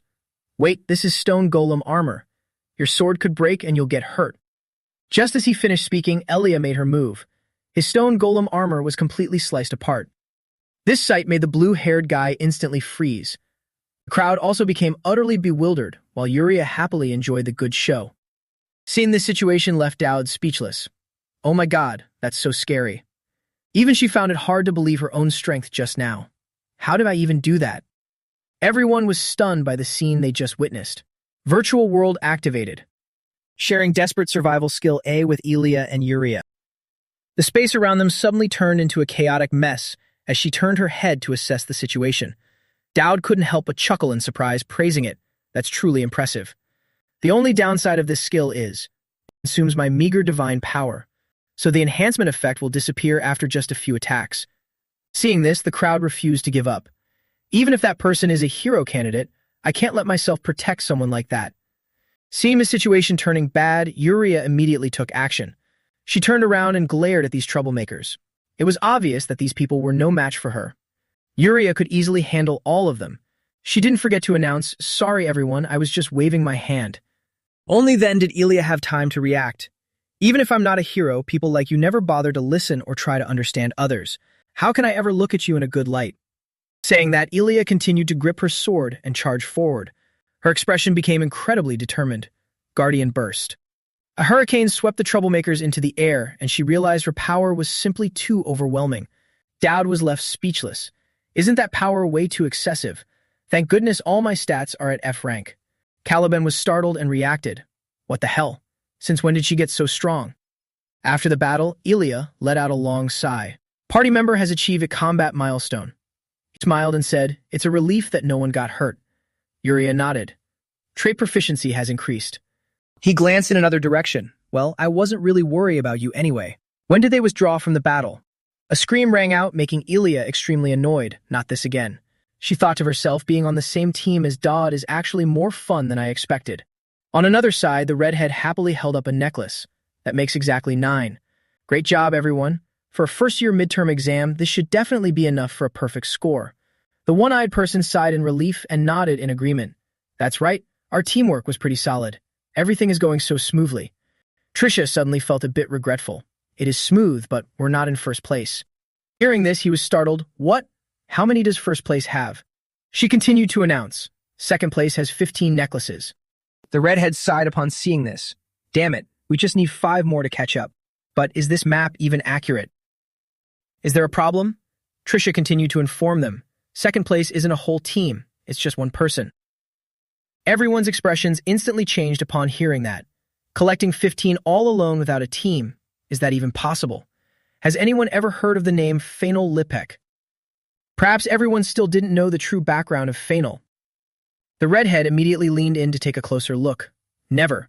Why are there so many monsters among our classmates? So how many does first place have? Trisha continued to stare at the map. 111. Everyone instantly reacted. What? What kind of team is that? On the other side, notifications continuously popped up. The trait headwind has been acquired. If you time the attack correctly, you can reflect damage. Looking at the scene ahead, Dowd announced, "We're here." Elia curiously asked, "If we capture this place, will the exam end?" Dowd replied in confusion, "Why ask me? You're the top student." She sighed, "Talking to you is such a hassle." He thought to himself, in the original story, this part was a random event. What's going to appear now? Something worse than the monster from before, or maybe. It seemed Elia had noticed something unusual. What is this? Even if it's an exam, I think this has crossed the line. Yuria blankly stared at the scene unfolding before her eyes. She had discovered something amiss and called out, "Sister." The familiar face of Lucian appeared before the 3 of them. A notification arrived, Chapter 2, The Boy King. Stop the rampage of the one bearing the weak curse. Target to protect, Lucian Greyhounder. Elia quickly approached. This person. Is she providing divine power for the entire plains all by herself? The blessings from the necklaces, even the teleportation. No, this isn't Elfante's way. Lucian remained sitting there motionless like a soulless doll. Elia announced with fierce determination, "Hey, we're going to save you right now." Suddenly, another sword appeared on the scene. "My, that won't do at all, student. The Holy Maiden's voluntary service, do you intend to interfere?" He was the combat high priest of the Holy Empire Klein Garrison. Ilya was still highly suspicious and asked back, voluntary. Klein stated decisively, this is volunteer work that the Holy Maiden chose to do willingly. Out of respect for her noble wishes, I don't think I should intervene. Right? Did anyone force her to do this? Looking at Yuria's frightened face, Lucian continued to speak. No. I did it because I wanted to. Elia was still deeply suspicious, volunteering to do such gruesome things out of your own free will. He continued to speak. Do you dare to oppose the Holy Maiden's wishes? That act is no different from going against the will of the entire kingdom. Someone considered a hero candidate should understand that well. Yuria's eyes suddenly widened as if she realized something was wrong. While the situation was still tense, Klein continued to call out Elia Crixenax. She stated with absolute seriousness, I'm not opposing it. I just want to save those who are suffering. He judged her coldly. If you maintain that stance, must I beg you to stop? Dowd thought silently to himself, I didn't expect to meet you here, St. Lucian. One of the three hegemonic powers, the Holy Empire. Their elite squad is an insane force that defies common sense and can do highly unpredictable things. Especially the Pope, he is just as obsessed with demons as that headmaster. And St. Lucian, she is the Holy Empire's most prized asset, a puppet of the Pope. Yuria and Lucian are merely tools to accomplish his grand design. The system seems to be pushing Yuria to rebel in this situation. Fighting a rampaging vessel, are you crazy? After a moment of silence, Dodd suddenly spoke up. I'm currently in first place. I think the Holy Maiden should take a rest now. Klein immediately retorted, she will stay here until Team 2 and Team 3 arrive. Please wait until then. Dowd's expression suddenly grew calm. If you're wondering why they got here so fast. A familiar silhouette appeared in his mind. Perhaps it's because of Elnor. The monster incident and attacks drew their attention, and the cheerful purification only cemented their suspicions. They believe Elnor is involved because she was at the center of both events. If Yuria goes berserk on top of that, the Pope will start interfering with Elfont. No, hasn't Yuria already been exposed? If so, there's no other choice. Seeing the item thrown in front of him made Klein feel confused. What is this? His voice rang out, catching everyone's attention. Do you not understand what this means in the Holy Empire? Dowd suddenly declared, it's a challenge to a duel, you bastard. Come out here, just for a moment. Seeing this, Elia turned her head. Dowd, a challenge? Klein was still annoyed. A duel? Why should I accept? He continued walking closer. Step aside and face me. Elia, assist the Holy Maiden and take her to the infirmary. Seeing this, he was surprised. Good heavens, is it this kind of nonsense again? If you take another step, this could become an international diplomatic incident. Dodd replied, then I will report what you've done to the Holy Maiden. Klein asked, may I ask what is your title, student? His expression was completely unfazed. Title. In just an obscure viscount from the provinces. Is there a problem? He sighed, looking a bit helpless. I am a high priest, so I cannot carelessly accept a duel from just anyone. Dowd's expression slowly shifted to contempt. Then why did you draw your sword? The hero candidate Elia is right over there, so why are you so on guard against me? He silently decided in his mind. To break this stalemate, I need a bold strike. Klein continued speaking. Look, I've already drawn my sword. For an insolent student like this, perhaps external intervention is required. His speed was incredibly swift, instantly appearing before Dowd to prepare an attack. Seeing the opportunity had come, he instantly drew his sword. Now. Then he seized the chance to strike at Klein's weak point. Everything happened so fast that he couldn't react. Perfect. Counterattack activated. Immediately, he was blasted backward, looking incredibly pathetic. While everyone was still stunned, Atalante's voice echoed. I want to know what you're thinking, Dowd Campbell. He calmly replied, you told me to do as I please, so that's what I did. She sighed and declared, I don't recall telling you to provoke the Holy Empire.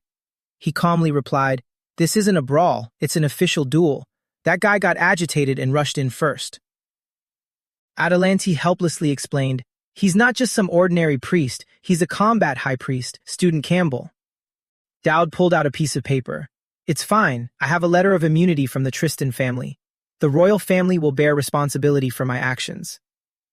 Atalante's expression showed a hint of helplessness as she announced, to be honest, student Dowd, the Holy Maiden belongs to the Holy Empire, so my hands are tied. But a sudden duel, are you sure? Dowd immediately turned to walk away. You told me to win over the demon vessels. From your list of candidates, Yuria Greyhounder. I've already persuaded her up to 50%. The problem is that Yuria is already present at the scene. Adelanti grew suspicious upon hearing this. What? No, why is she there?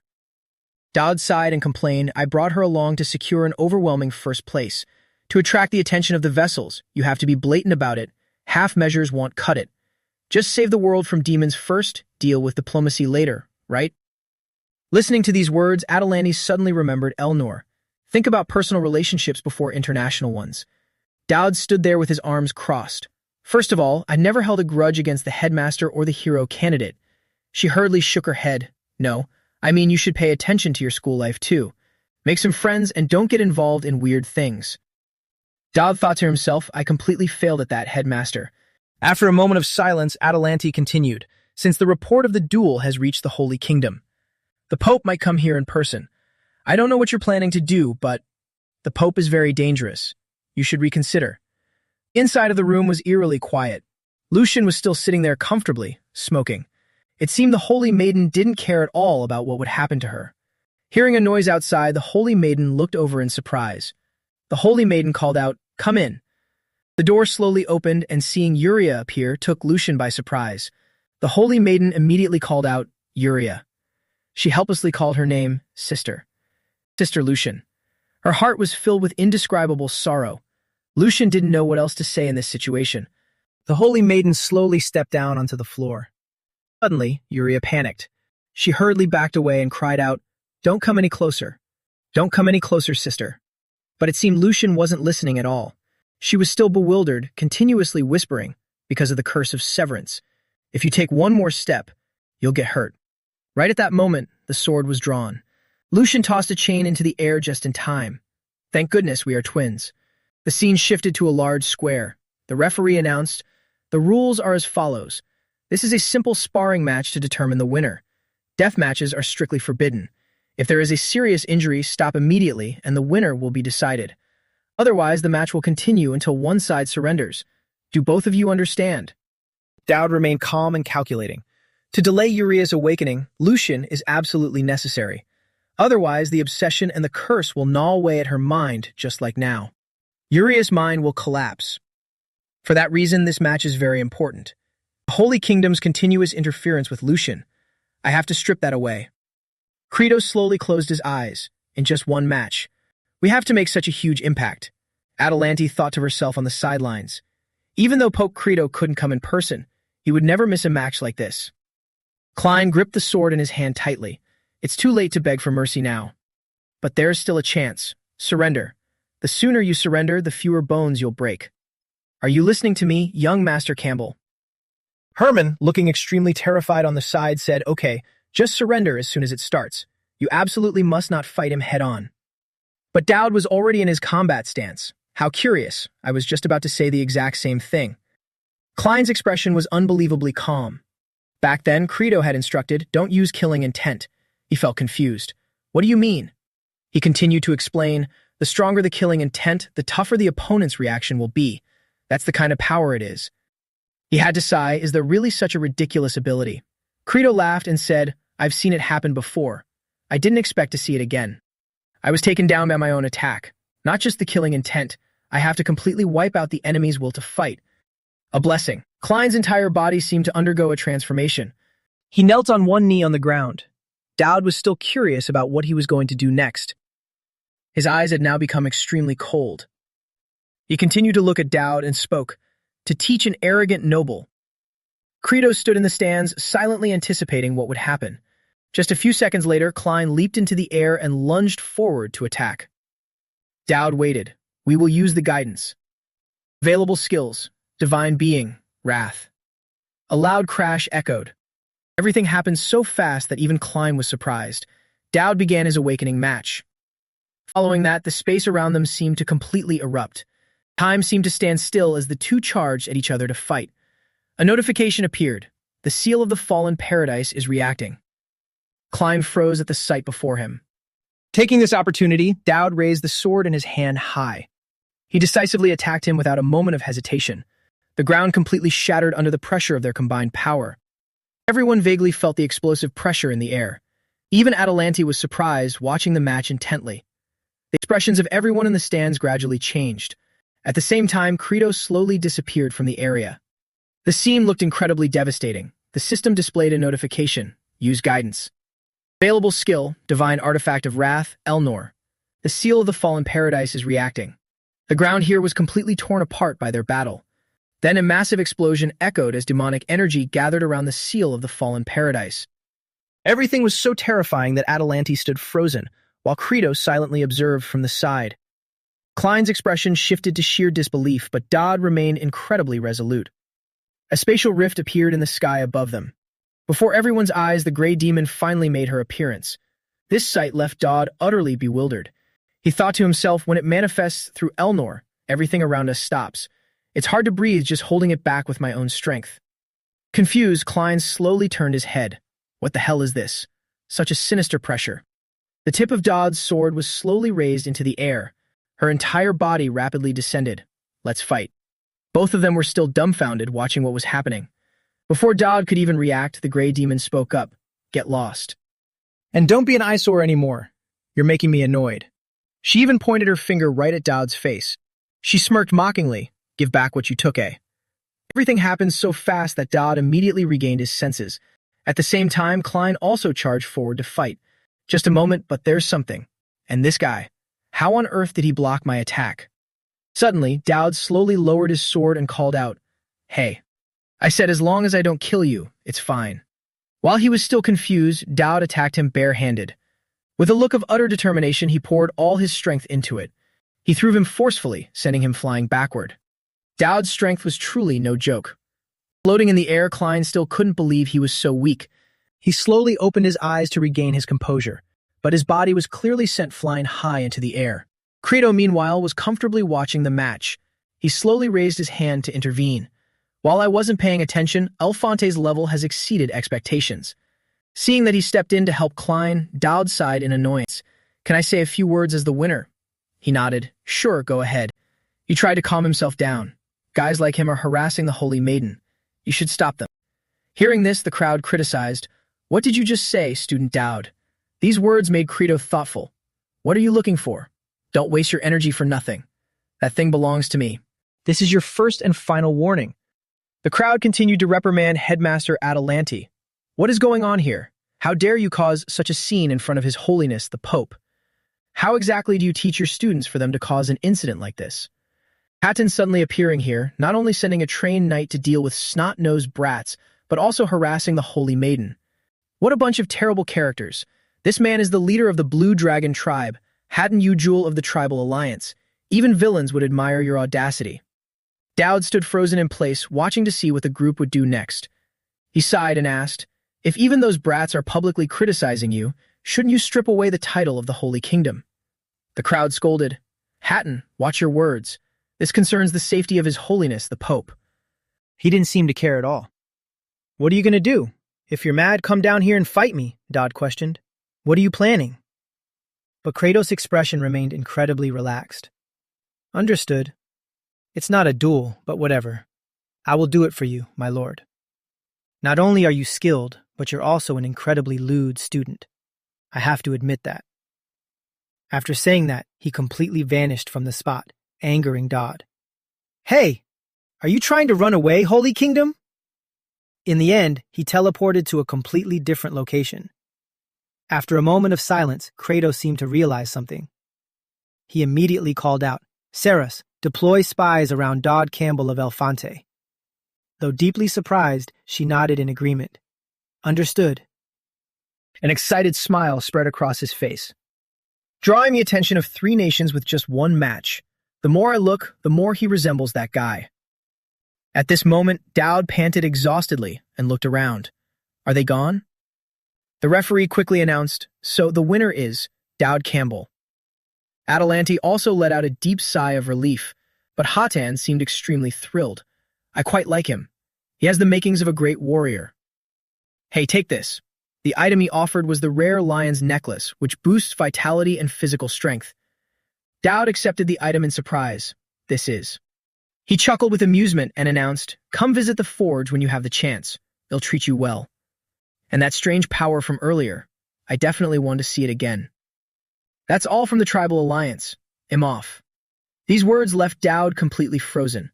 He stared at Hatton's retreating back. In the original story, this was an item meant for Chapter 3. I just got acknowledged by the strongest madmen of the tribal alliance. A short while later, Adelanti quickly approached him. Campbell, I have a question. Did you use the power of the vessel to win the match?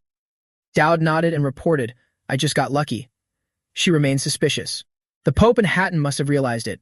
The news will spread soon. Before long, many factions will start looking for ways to approach you about this. These words instantly reminded him of that wicked credo. She didn't forget to warn him, you should brace yourself. From now on, things are going to get a lot noisier.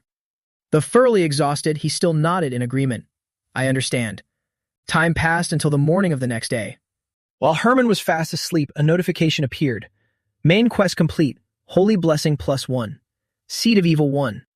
So I've collected 4 seeds of evil so far. There are special skills that can only be bought with rare currency like this. For example, an item levitated in mid-air. Then it transformed into a pair of glasses, like this. It's the mind's eye. Once a day, it allows me to view an opponent's stats. Dowd immediately spent his currency and successfully purchased it. He grew thoughtful. The information obtained from this skill cannot be interfered with or forged. There are no drawbacks at all. Let's test it out. He looked off into the distance again. No need to check Trisha. The professor too. He immediately skipped over this person. Suddenly, Elnor's familiar face caught his attention. Dowd felt a surge of joy. The perfect subject just appeared. Seeing this, the others quickly discussed, President, if you don't want to get hurt, step aside. He thought to himself, honestly, the priority right now is to get Elnor or Elias information first. Those two are the most crucial characters in this scenario. Dowd quickly put on the glasses. All right, let's give it a try. Notifications continuously poured in. Elnor Tristan. Trait, Vessel of the Grey Demon. Strength, S. Agility, S. Stamina, S. Luck, S. Authority, A+. Fuse with a demon fragment. Synchronization rate, 1 to 80%. Contamination level, 2%. Dowd couldn't help but flinch in surprise. The synchronization rate has already reached 80%. The incident at Riverback definitely had a massive impact on this. Still, it's lucky the contamination level is low. If both were high, she would have turned into a demon. Elmore suddenly appeared. What are you doing here? Dowd hastily backed away. President, how did you know I was here? She explained. I just felt a suspicious gaze, that's all. Anyway, since you're here, I have something to give you. The person you asked me to track isn't a normal human. Dowd was slightly surprised. You found him? Elnor replied calmly. I figured out his behavioral patterns, but from now on, you should do this kind of work yourself. Being the student council president isn't exactly a leisurely job. He stammered, I'm sorry. First of all, great job. That opponent couldn't have been easy. She sighed. It's only because my position as president helped to some extent. Oh, right. I heard the Holy Kingdom expanded its diplomatic delegation. That's never happened before. Do you know anything about this? Dowd flashed a wry smile. Actually, I have no idea either. Elnor then pulled out a folder of documents. You'll find out eventually. For now, here. This is the dossier logging the target's actions during the midterm exams. He happily accepted the folder. This is amazing, President, he thought to himself. In the original story, I had to track his every move all by myself. He joyfully embraced her. You really did an incredible job, President. I'll definitely repay you later, I promise. Perfect. That means he's at the clock tower right now. I'm off. He failed to notice Elnor's face flushing bright red. Dowd hastily sprinted forward, as if not wanting to waste a single second. He quickly deduced, so he stays at the clock tower until 7 p.m. Inuvian rolled along with a holy maiden. With a personality like that, he would avoid going outside as much as possible. But eventually, he'll still want to step out for some fresh air. At the same time, the boy King Valkarthus lethargically spoke up. I really should train my stamina a bit more. You are Dowd Campbell. These words caught him slightly off guard. He tried to regain his composure and asked, You know me. Valkarthus sighed and urged, Sit down. Catch your breath first. The prophet told me to keep an eye on you. How could I not know? This piqued Dowd's interest. The prophet? He sent someone despite knowing all about me. He continued, Your spy did a pretty good job. Honestly, I've been waiting here every day. I'm not in a position to request a meeting first. You understand, right? We are enemies, after all. He was still lost in his own thoughts. In the original story, the prophet was just an ordinary demon worshipper. He was never a character who intervened directly like this. Valkarth's gaze suddenly grew terrifying. His assessment of you is this: you will be the greatest obstacle I must face here. When he turned his head, an invisible pressure bore straight down on Dodd. Answer me, Dodd. Are you going to stand in my way? This situation left him unsure of how to respond. He already knows who I am and what I'm doing, and he gave orders regarding me despite us never having met. This is the exact same method as mine. In the vast space, Valkarthus sighed, and curious to see how much you know and to what extent you've figured things out. I heard you've gathered quite a bit of information about us. You came to see me, so you clearly know who I am, right? Only then did Dodd finally respond. At the very least, I'm certain you bear no ill will. After turning everyone in the academy into the undead, even if you intend to rule over them afterwards.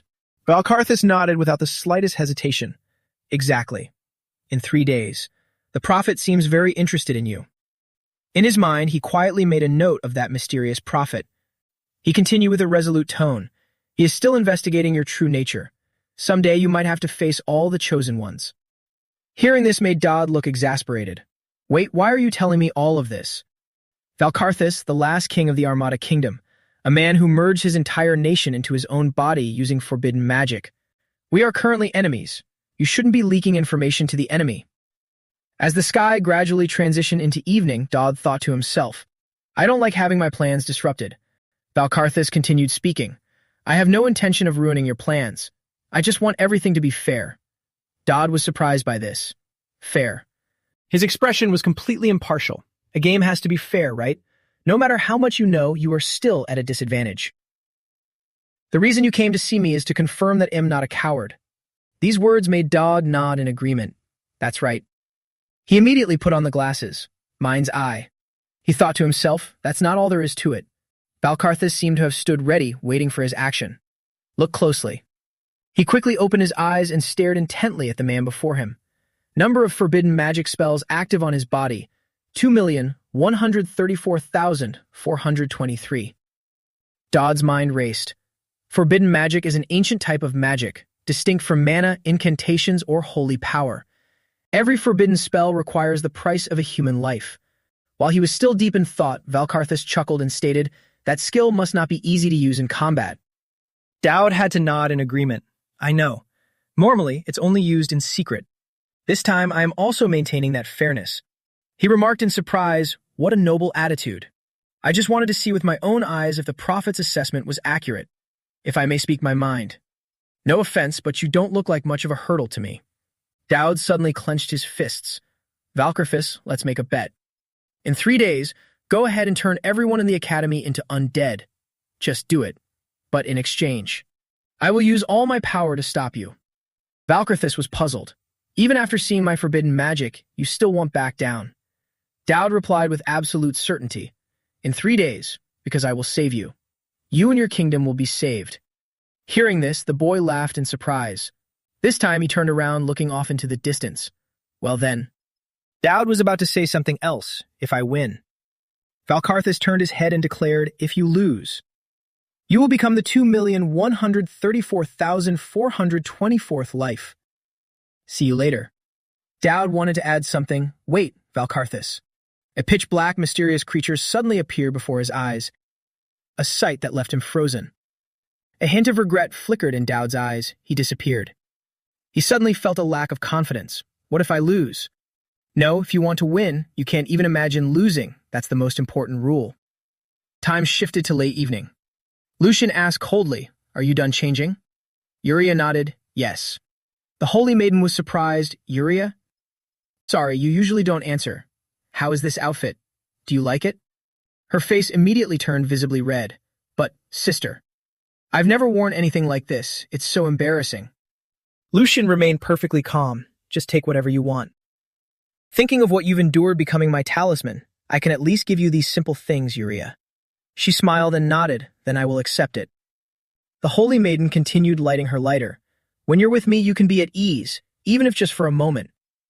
She thought to herself, I used to think your heart might have shattered from the severing curse, and glad you still keep that pure look. The one truly rotting inside is probably me. Right then, Yuria laughed like a child. The holy maiden was puzzled. Uriya, what are you doing? She just laughed. This is a gift from Sir Dodd. He said I should always wear it to keep our relationship smooth. He said he wouldn't see me if I didn't wear it, so I was trying it on to see if it suits me. Sister, it's not that I think this is more precious than your gift, but I have to wear this if I want Sir Dowd to meet me. Please don't misunderstand. Lucian flicked her lighter so fast she was trembling. But clearly the holy maiden couldn't take it anymore. Uriya, where is that Satan right now? Dowd quickly flashed a smile and explained, this is just a misunderstanding. I fully admit it might look weird, but it's to keep a distance from Uriya's severing curse. As for why I used a dog leash, that was really the only thing I could find at the time. Lucian suddenly spoke up, and I don't have time either. Uriya is my younger sister. After so many years apart, I finally reunited with her. She is my only remaining family. Dowd nodded at this. Of course, I know that very well, Saintess Lucian. The holy maiden stated coldly. The problem is, how do you know that? The holy maiden's expression was full of anticipation. Lucian voiced her thoughts.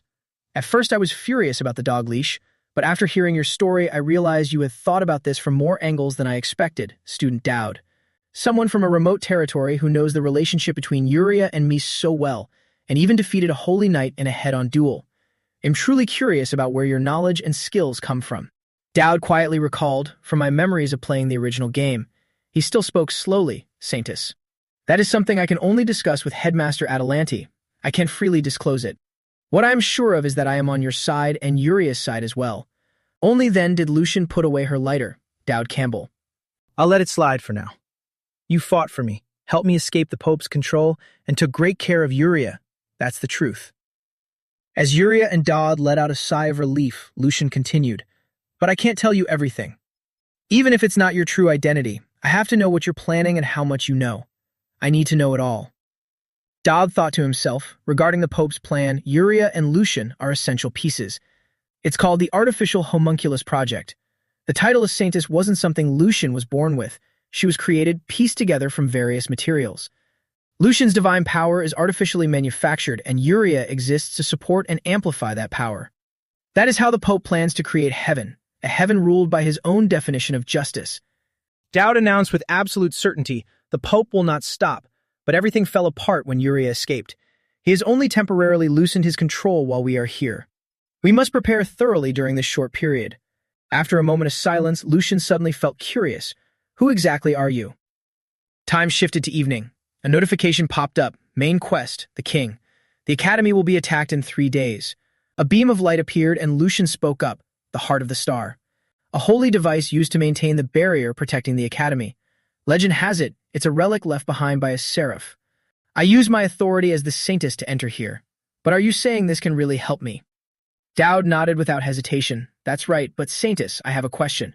You blame me for walking someone on a leash. But you're doing something even worse. The holy maiden sighed and explained, it's not like that. I can't ignore the severing curse. So I have to pretend I'm escorting her for an exorcism. That way we won't arouse suspicion. Dodd thought to himself, makes sense. After all, students don't usually get into the holy sanctum. He turned his head back and reminded her, you can take off your hood now, Uriya. Saintess, please wait outside, and you head out as well. Elia's face broke into a highly triumphant smile. No, I'll take responsibility for protecting the saintess and keeping an eye on you. The holy maiden nodded upon hearing this. I agree. Dodd, I still can't fully trust you. The heart of the star is made from the same material as Uriya's sword. It's an artifact you aren't even allowed to approach, let alone touch. If a hero candidate stays to keep watch, I'll feel more at ease. Elia happily nodded in agreement, yes. Lucian raised her head to look forward. Even so, the reason I brought you here is due to my faith in the Creator who led me to you, Dowd. Uriya also clenched her fists tightly. I understand your stance, Saintess. I am already so grateful you brought me this far. A holy maiden suddenly let go of the dog leash. Elia, please take good care of her. Although very surprised, she still nodded, yes, I will protect her well. Thank you for trusting me. She glanced back. Demons can intervene in the human world without limitations, but angels are different. They must abide by the laws maintaining the world's order, so they can't act as freely as the low-ranking angels we've encountered before. Heroes are different. Lucian continued walking. Uriya, I'll wait outside. If anything happens, you can protect yourself, right? She immediately nodded. The holy maiden smiled joyfully. A hero is the one with the purest and strongest heart among humanity. Angels intervene in the world through them. Less than greater than. Thus, it was understandable for the Holy Maiden to place her trust in Elia, even though she was still just a hero candidate. Elia thought to herself, receiving such immense trust, even as a candidate, is a step closer to becoming a true hero. I won't let anything happen here. She gently announced, "Don't worry, Yuria, I will protect you." Just then, she noticed something unusual. Dowd directly drew his sword and took action. He forcefully stabbed his sword into the stone in front of him. A massive scratch instantly appeared on the stone. The smile on Elia's face gradually faded. Dowd's expression was incredibly calm as he observed what would happen next. Yuria was speechless at this situation. On the other side, Lucian was calmly lighting her cigarette. The Holy Maiden exhaled a puff of white smoke. The Holy Maiden's expression was exceptionally serene. If he knows about the Homunculus project, his information network must be terrifying. Dowd Campbell, I can't completely trust him, but there must be a reason why Yuria and the hero candidate follow him so closely. He doesn't seem like the type to act recklessly for no reason. At the same time, an angel appeared before Dowd's eyes. Elia hurriedly called out, an angel."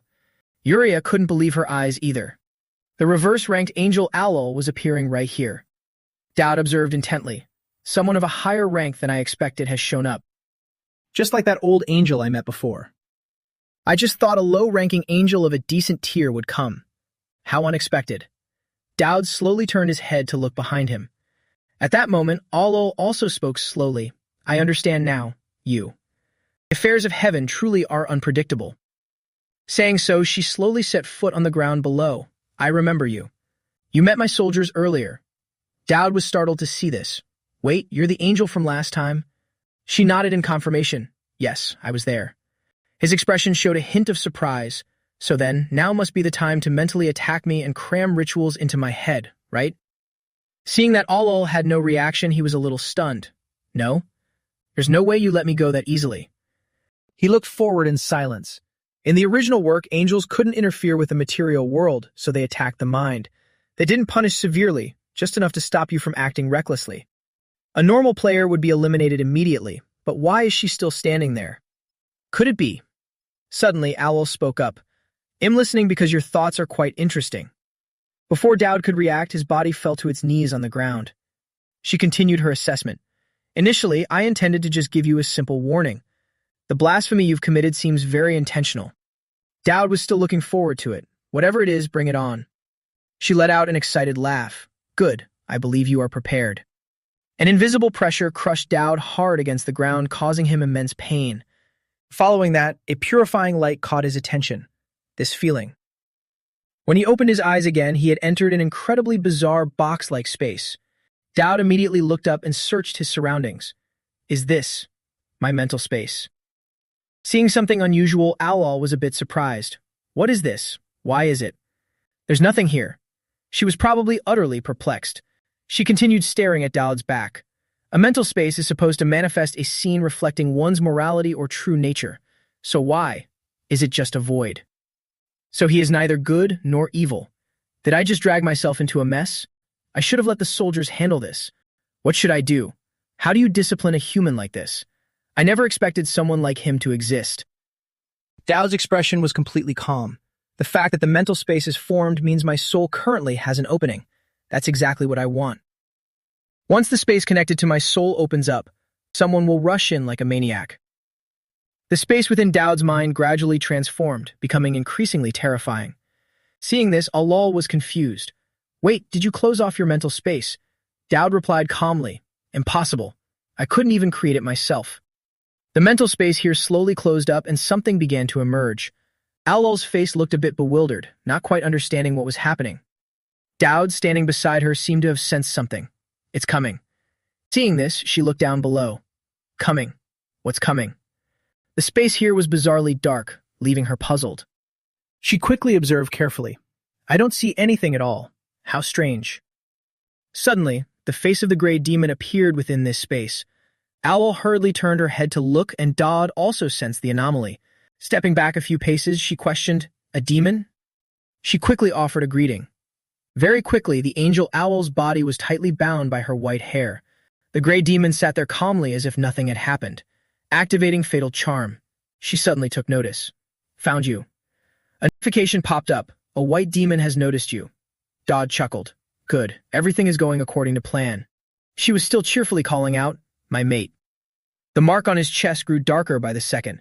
Her hands slowly reached forward as she muttered incessantly, I haven't stopped. Wanting to see you, wanting to touch you. Dodd gritted his teeth. As long as I stick to the plan. Terrifying laughter echoed, making even owls shudder. A notification popped up. The power of temptation and the fatal charm skill are colliding. The gray demon moved even closer to him. I want you. As the gray demon approached Dodd, a notification popped up. Divine charm and fatal charm are in intense conflict. She didn't care at all and moved closer to whisper, I want you. What about you? Her disgusting tongue licked Dodd's face, making him feel helpless. If I give in here, my soul will instantly become a slave. Suddenly, her body was yanked backward. Owl warned her with extreme annoyance. That's enough, demon. The gray demon was pulled back by her, visibly in pain. She didn't forget to remind him, you human, stop meddling and stand still. Dowd was surprised. She's not just some lesser demon. How can a normal angel fight a demon like her? This successfully infuriated her completely. Don't interfere. Don't you dare interfere. She lunged straight at Owl, attacking without hesitation. The powerful punch left her no time to react. Her body slowly staggered, stepping backward. But perhaps that action just now drove the gray demon completely mad. Screams echoed as she was knocked flying backward in despair, while the demon observed silently.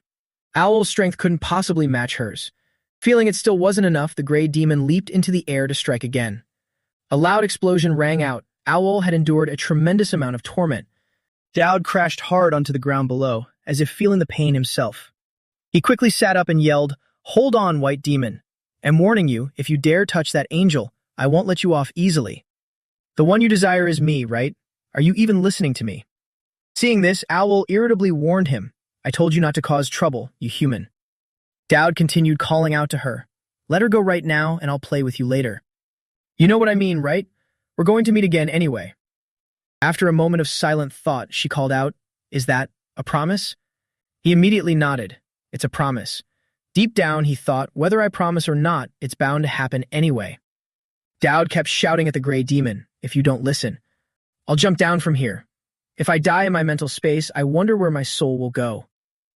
Hearing him say that, she finally turned her head slowly and shouted, Hey. Streams of dark, sinister energy slowly surged forward. She directed her attention toward Dowd. Are you threatening me? He nodded in confirmation. Yes, I am threatening you. The gray demon only felt incredibly amused. Do it more, he coldly reminded her. Leave now. She muttered, A promise. You must definitely keep your word. Later on, I will definitely come and claim it, your soul.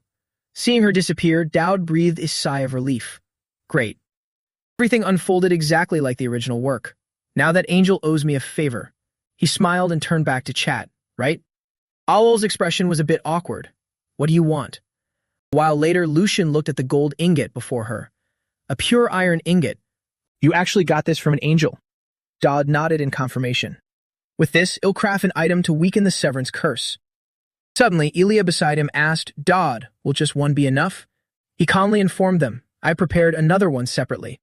Pure iron enhances holy power and has near indestructible durability. It can only be destroyed by pure iron itself or metals from pandemonium. Elia suddenly felt confused. So it's because of the strange curse on the Holy Maiden's sister. To lift it, we actually had to meet an angel. Dodd nodded helplessly. The real battle hasn't even started yet. She felt puzzled. Battle? Dodd, you're still hiding something from us, aren't you? Dodd's expression grew serious as he recalled the system notification. Chapter 2, The Young Monarch. Academy Assault Event D1. Seeing Dowd so deep in thought made Yuria confused, while Lucian calmly looked at the materials in her hands. Suddenly, Elia made a suggestion. If there is something, could you tell us? We need to prepare too. He immediately nodded seriously. All right, listen carefully. We have to save this academy. On the other side, Elnor was still focusing on her work. Everyone was eagerly doing their own tasks. As for Valkarthus, he stood here calmly. The redhead chatted happily. Tomorrow is the last day of field training, isn't it? His teammate nodded joyfully. First place definitely belongs to us. The guy added with amusement, of course. Who could possibly defeat us? Everyone continued walking. Let's go inside quickly. I'm hungry. Dowd was still calmly walking behind them. He sank into his own thoughts. If they knew nothing of the looming threat or the truth, I wonder what it would feel like to enjoy such a carefree academy life. From the very beginning, I didn't have any memories of a school in the outside world anyway. Suddenly, a strange voice rang out. Are you always this used to being alone? Dowd looked up at the strange woman. Who are you? She replied calmly, I am, well, a butterfly effect of sorts. While Dowd was still trying to make sense of it, the woman spoke up. Everything you've worked so hard to accomplish is exactly the reason I'm here right now, Dowd, my dear student. His face immediately turned suspicious. Who are you? Just a few seconds later, she appeared behind him. To be honest, seeing you always calculating one step ahead, I thought I'd be meeting some incredibly sharp and scheming tactician. Who would have thought you'd look like this? Don't you look all too ordinary? Or is it that very mediocrity that makes you special? I never expected someone like you to have the demons in this game wrapped around your finger. Dowd was startled by this. Who is she? Was there ever a character like this in the original story? How does she know my situation so well? He hurriedly shouted, Tell me right now, who exactly are you? The woman replied, I'm your biggest fan. Compared to those demon-possessed bitches hovering around you, I desire you so much more. Dowd felt a bit awkward. I'm asking what exactly are you? She continued to declare, someone who is sick and tired of those cursed wretches lingering around you. This situation left him speechless. Who on earth is she? Among the demonic factions, was there ever a plotline like this? Think fast, Dowd. She suddenly pulled out a piece of paper. Found the key. You still leave too many openings, don't you? He hastily reacted, Give that back to me right now. Hurry up, he thought to himself. Anyway, the current situation is extremely urgent, but why hasn't the system issued a danger warning yet? Suddenly, the woman asked curiously, By the way, speaking of those women, seeing them flirt around you as if they're so important, I just want to get rid of all of them once and for all. They don't understand anything about you, not a single one of them. I am the only one who truly understands you, and the only one in this entire world, just me alone. Saying that, the woman tossed the piece of paper into the air. Dowd watched in sheer astonishment as she calmly remarked, To be able to stand as your equal. Only this villain has the right to do so. Not even those demons are capable of it. You must have already prepared yourself to face the boy king, haven't you? Perhaps Valkarth's invasion plan for tomorrow would have been ruined, but if it happens today instead, will you be able to react in time? Even if I turn all your calculations upside down, you'll still be able to handle it, right? I really want to put even more expectations on you, because I firmly believe you won't let me down, right? Make me fall even more deeply in love with you. Elsewhere, Elia was still comfortably enjoying life. Another day has passed. This dish is really good. The sauce has a nice sweet taste. Trisha smiled and chatted, Have you been overworking yourself lately? I heard you're even doing one-on-one private training. Elia sighed and replied, Even the Holy Academy is gossiping about it. She nodded in confirmation. Because you're a candidate for the hero title. You're the star of the school, yet you always act so clueless. Elia complained wearily. It's just because I don't have time to pay attention to that anymore. Suddenly, Trisha seemed to remember something. I only heard about that training session thanks to your fan club. Everyone was in awe, saying the caliber of a hero candidate truly is on another level. You have no idea how much that motivated the other students, do you? Elia laughed in surprise. My fan club still hasn't disbanded yet. I clearly told Dowd to shut it down once already. Trisha suddenly remembered something. Speaking of which, and glad to see your relationship with him improving lately. You don't feel awkward being around him anymore, do you?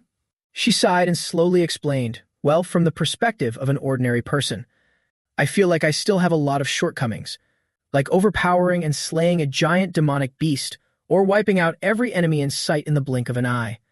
Compared to those extraordinary people, a hero candidate is just someone slightly stronger than average, simple as that. The ground trembled, making Trisha jump in surprise. What's going on? Other students hurriedly shouted. The protective barrier is cracking. What? What is this? A drill? This is definitely not a drill. Of course it isn't. Everyone evacuate inside immediately. Inside her room, Riru was still fast asleep, completely oblivious to what was happening. Screams rang out. Just in case, get your weapons ready for battle. The spatial fabric of this place had completely shattered. Elia stood below, silently observing. If the Seraphim's barrier has started to crack, then all the evil entities around here will catch the scent soon enough. This wasn't part of your plan, was it, Dowd? Seeing the situation spiraling out of control, Atalante suddenly leaped up to the breach to assess the situation. She seemed to realize there was something abnormal going on here. She quickly used her energy to mend the spatial rift. Her expression gradually grew serious. Student Dodd, things are happening much earlier than expected. If even this is part of your plan, you're going to have a lot of explaining to do. The cracks slowly sealed shut under Atalante's power.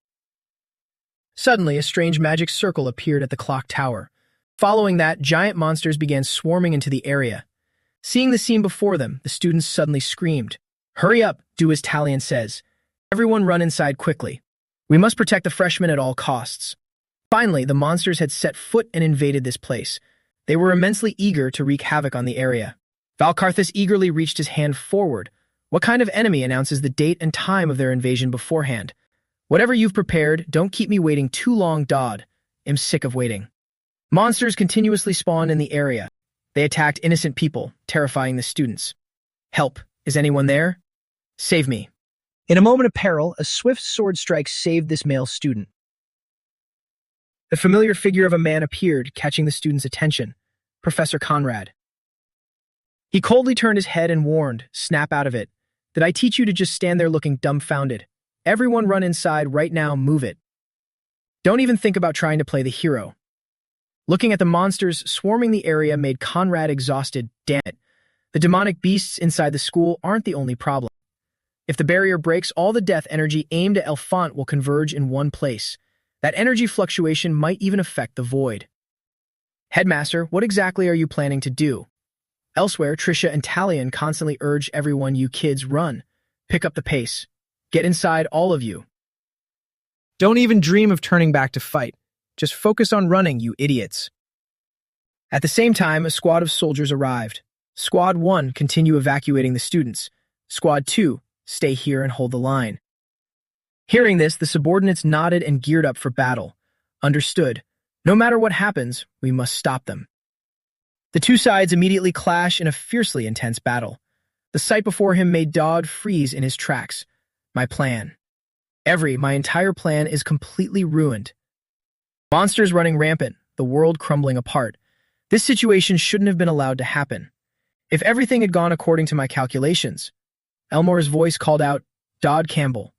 Did you not hear the evacuation order?" Seeing the familiar figure of Elnor caught his attention. "Elnor, try to remember. I have to find a way. I must turn the tables at all costs. If not, I at least have to rise up and fight back." Elnor, seeing him like that, approached him. "Are you not listening to me?" Dodd was still lost in his train of thought. There has to be a way. At the same time, her teammate turned around and reminded her, "Elnor, what are you doing over there? The entire student council needs to assemble immediately." She turned her head and called out, "You guys go on ahead first." Dodd hastily pleaded, "President, can you trust me just this once?" She felt confused. "What?" He continued speaking. "If you come with me, then we can save this school." The people behind shouted, "Elnor, we told you to hurry up." Dodd kept pleading desperately. "I know it sounds crazy, but please remember everything I've done up until now. The Marquis incident, the demonic beast incident, and even the assassination attempt. Even the train terrorist attack. True, I might be a bit eccentric, but you know full well I'm not the type to act without thinking." Seeing the situation wasn't looking good, her teammate yelled, "Elnor, just drag him by the collar, hurry up." "What the hell are you doing, President?" After a moment of silence, Elnor suddenly walked past. "I'm sorry, Dodd. This is the last time I'm trusting you." He hurriedly ran ahead. "Thank you. This way, hurry." Seeing the two of them leave before her eyes made the aide with glasses feel utterly helpless. "Hey, Elnor, you idiot." The stubbornness of those two left her not knowing what to do. Shortly after, Dodd's voice rang out. "The source of the monsters is at the clock tower. There is no doubt that much stronger monsters are gathered around it. Just the two of us absolutely can't face them all. Therefore, you guys, help us, lend us a hand, right now." The group was confused. "What are you talking about? We're just a diplomatic delegation from the Holy Empire." He immediately nodded. "Right, that's just a cover. But this isn't the time to argue about it. You guys came here to monitor me. You're clearly demon hunters working directly under the Pope." They looked bewildered. "I have no idea what you're talking about." Dowd felt completely helpless. "Please, stop acting. I know damn well you were sent here because I provoked the Pope a while ago. The real delegation is probably with the professors right now. Your only purpose is to watch me.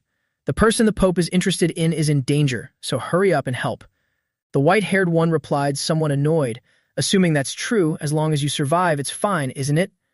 Dowd felt incredibly frustrated. Damn it, they don't even care if Elefante collapses. As long as I'm still breathing, it's fine. Right, thanks to them, it survived this ordeal, and even if I lose the bet with Valkarthus, it'd still keep my life. But he continued calling out, Saris, you're listening, right? I know where the item you're looking for is. He calculated in his head, but this wasn't a game. My life as Dowd Campbell is reality, and in this reality, countless people will die. He shouted firmly, for your own sake, help me, right now. Having made up his mind to win, I won't hesitate to use any means necessary, even if every villain in this world descends to torment me. Dowd yelled desperately, Sarah's Dreamore, answer me. The white-haired one remained silent, not knowing what to do. Finally, she spoke up. That better be the truth, Dowd Campbell. Notifications popped up continuously. Fatal Charm skill has been activated. Master Assassin Sarah's is showing interest in you. She immediately ordered, Vizsla, intervene. She quickly tossed her cloak aside. Understood, Master. The scene at the clock tower had become utterly chaotic. Monsters constantly swarmed the area. All of them were moving in the same direction. Vizsla led her comrades and swiftly blocked the monsters. Sarah's sighed and spoke. I don't know what you know about me, nor how you know it, but we'll talk about that later. Vizsla followed her orders, ready to join the battle. Sarah's also showed great interest. But when the time comes, you'll have to take responsibility for your words, Dowd Campbell.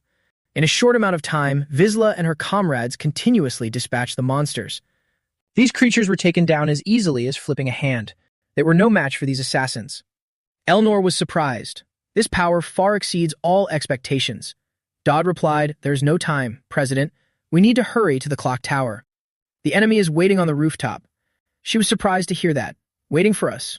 You mean you? He sighed. About that. Elnor warned him, if you're going to try and gloss over it again, then forget it.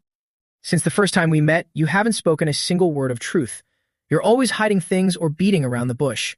But I understand that your silence always comes with a clear calculation. That's also why I'm fighting alongside you right now. There's no need to struggle to make up sweet excuses, just focus on what you need to do. Dowd was surprised by this. Thank you for understanding, President. Elnor continued, You do have a lot of strange quirks, but I think you're pretty decent. While they were still talking, a monster suddenly appeared right in front of them. This monster was clearly terrifying. The random monster that appears in the original game, Flesh Terror, an entity with near-infinite regenerative abilities that cannot be destroyed. The only way is to keep it away from the clock tower. Dowd hurriedly wiped his sweat. President, can you draw its attention? Elnor calmly pointed her sword forward. No, and going to stab it head-on. While he was still in disbelief, she directly attacked the monster. The situation in front of him left him somewhat speechless. Is this person seriously going to slice it? In a short amount of time, Elnor had already slashed it into multiple pieces. Sensing that things were wrong, Dowd hastily yelled, President, on your left. A giant, massive hand quickly swung toward them. Seeing this, Dowd yelled helplessly, Block it. She leaped forward. It seemed she was prepared for that attack. The monster put all its strength into this punch. But in contrast to its effort, Elnor looked completely dismissive as her sharp blades swiftly approached. In just a short moment, she knocked it back. Even so, Elnor realized this monster was too powerful. Dowd looked in surprise at her broken sword. Not even the Tristan family's swordsmanship can do anything against this monster. It's an obvious outcome. It was originally designed to be unkillable anyway. There's no more time, I have to climb the tower. But I can't just leave Elnor alone in this state. She suddenly spoke, Dowd Campbell. If anything happens to me, please save Elefante. The unexpected words made Dowd freeze. What? Did she lose heart just because her sword broke a little? He remained silent for just a few short seconds. Elnor Elena Rise La Tristan. Regardless of the system or the original plot, you of all people absolutely cannot show such weakness. You are destined to become the final boss of this world. Dowd called out, President. While Elnor was still listening, she continued, I don't know if this will be the last time, but let me say one more thing before I go. While she was still confused, he stepped closer and whispered. The words passed as swiftly as the wind, causing Elnor to freeze for a few seconds. At the same time, a monster could no longer sit still. It immediately lunged forward with a fierce attack. Elnor's eyes changed as if she had become a completely different person. Her strength seemed to explode, and she aimed straight at its body as she fought. With just a broken sword, Elnor managed to cleave its body in half. Her eyes now held only sheer determination. High above, Valkarthus was comfortably observing the scene. He laughed cheerfully. Even though saying this in the current situation is somewhat ironic, youth really is wonderful. In the midst of all this, you still rushed here to stop me. Come to think of it, we did make a bet, didn't we? Sweat dripped down Dodd's face. That bet, I'm here to win it. In the vast space, Dodd silently listened to Valkarthus' words. Let me say one thing first. I despise demons, and those who worship them are equally disgusting. Dowd nodded upon hearing that. I know, because they imprisoned you in agony for thousands of years. For someone like you to cooperate with the vanguard who craves demonic power, isn't it because of that absolute belief, the certainty that you would receive a free death? He thought to himself, in the original story, the vanguard used the young king's lifelong wish to forge a pact, promising to grant him the death he always desired. If you wiped out Elefante Academy, then this tragicomic life, where he can't even die whether voluntarily or forcefully, he would help end it entirely. The cruel life where his kingdom's citizens turn into a forbidden spell to imprison him could finally be put to an end. After much deliberation, the young king was forced to make a choice, whether or not to entrust this demon-bound life to a villain. And then he made his decision. Suddenly, Valkarthus asked that he would save me and my kingdom. Did you know that phrase, which is why you promise so firmly? Dowd nodded without hesitation. Of course, Valkarthus. If I didn't know how, I wouldn't be this confident. Valkarthus seemed to have transformed into a monster. Then you must understand my position.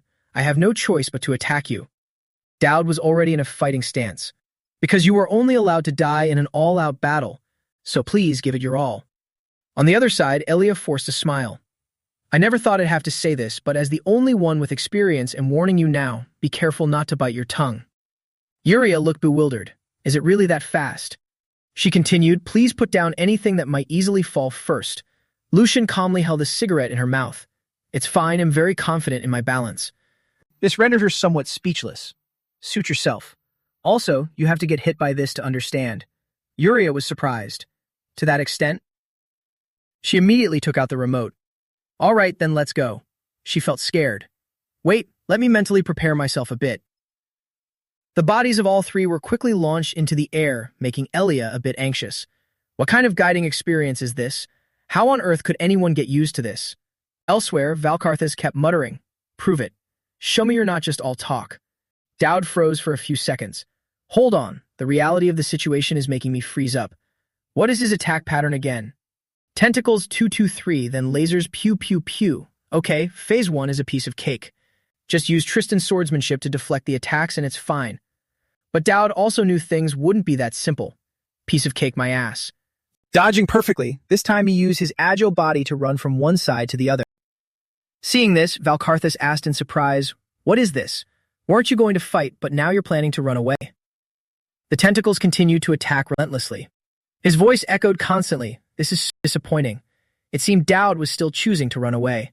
The wholly safe spot of hardcore gamers still works perfectly here. Just triggering his combat state is enough. With all F stats, acting tough will just get me killed early. Seeing the monster's familiar head caught Dodd's attention. Flash here. He froze for just a few seconds. Elnor did it.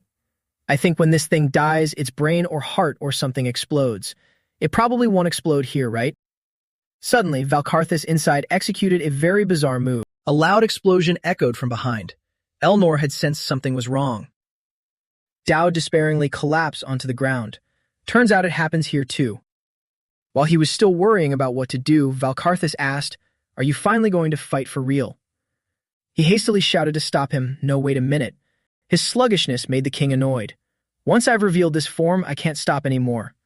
Although it's exactly as expected, nothing special, I will forever remember your courage. Fortunately, at the critical moment, something blocked the attack, allowing Dowd to escape just in time. It was the chain sword wielded by Yuria. While Valkarthus was still confused, she spoke up, don't worry, you demon worshipper. We will stop you. Finally, the three of them had arrived here right on time. Dowd called out in surprise, Lucian. The holy maiden coldly declared, I came to save you. Yuria happily called out, Lord Dowd, thank goodness you're safe. Only Elia calmly landed perfectly on the ground. She looked up at him. You held out really well, Dowd. Did you miss me? He smiled gently. You're right on time.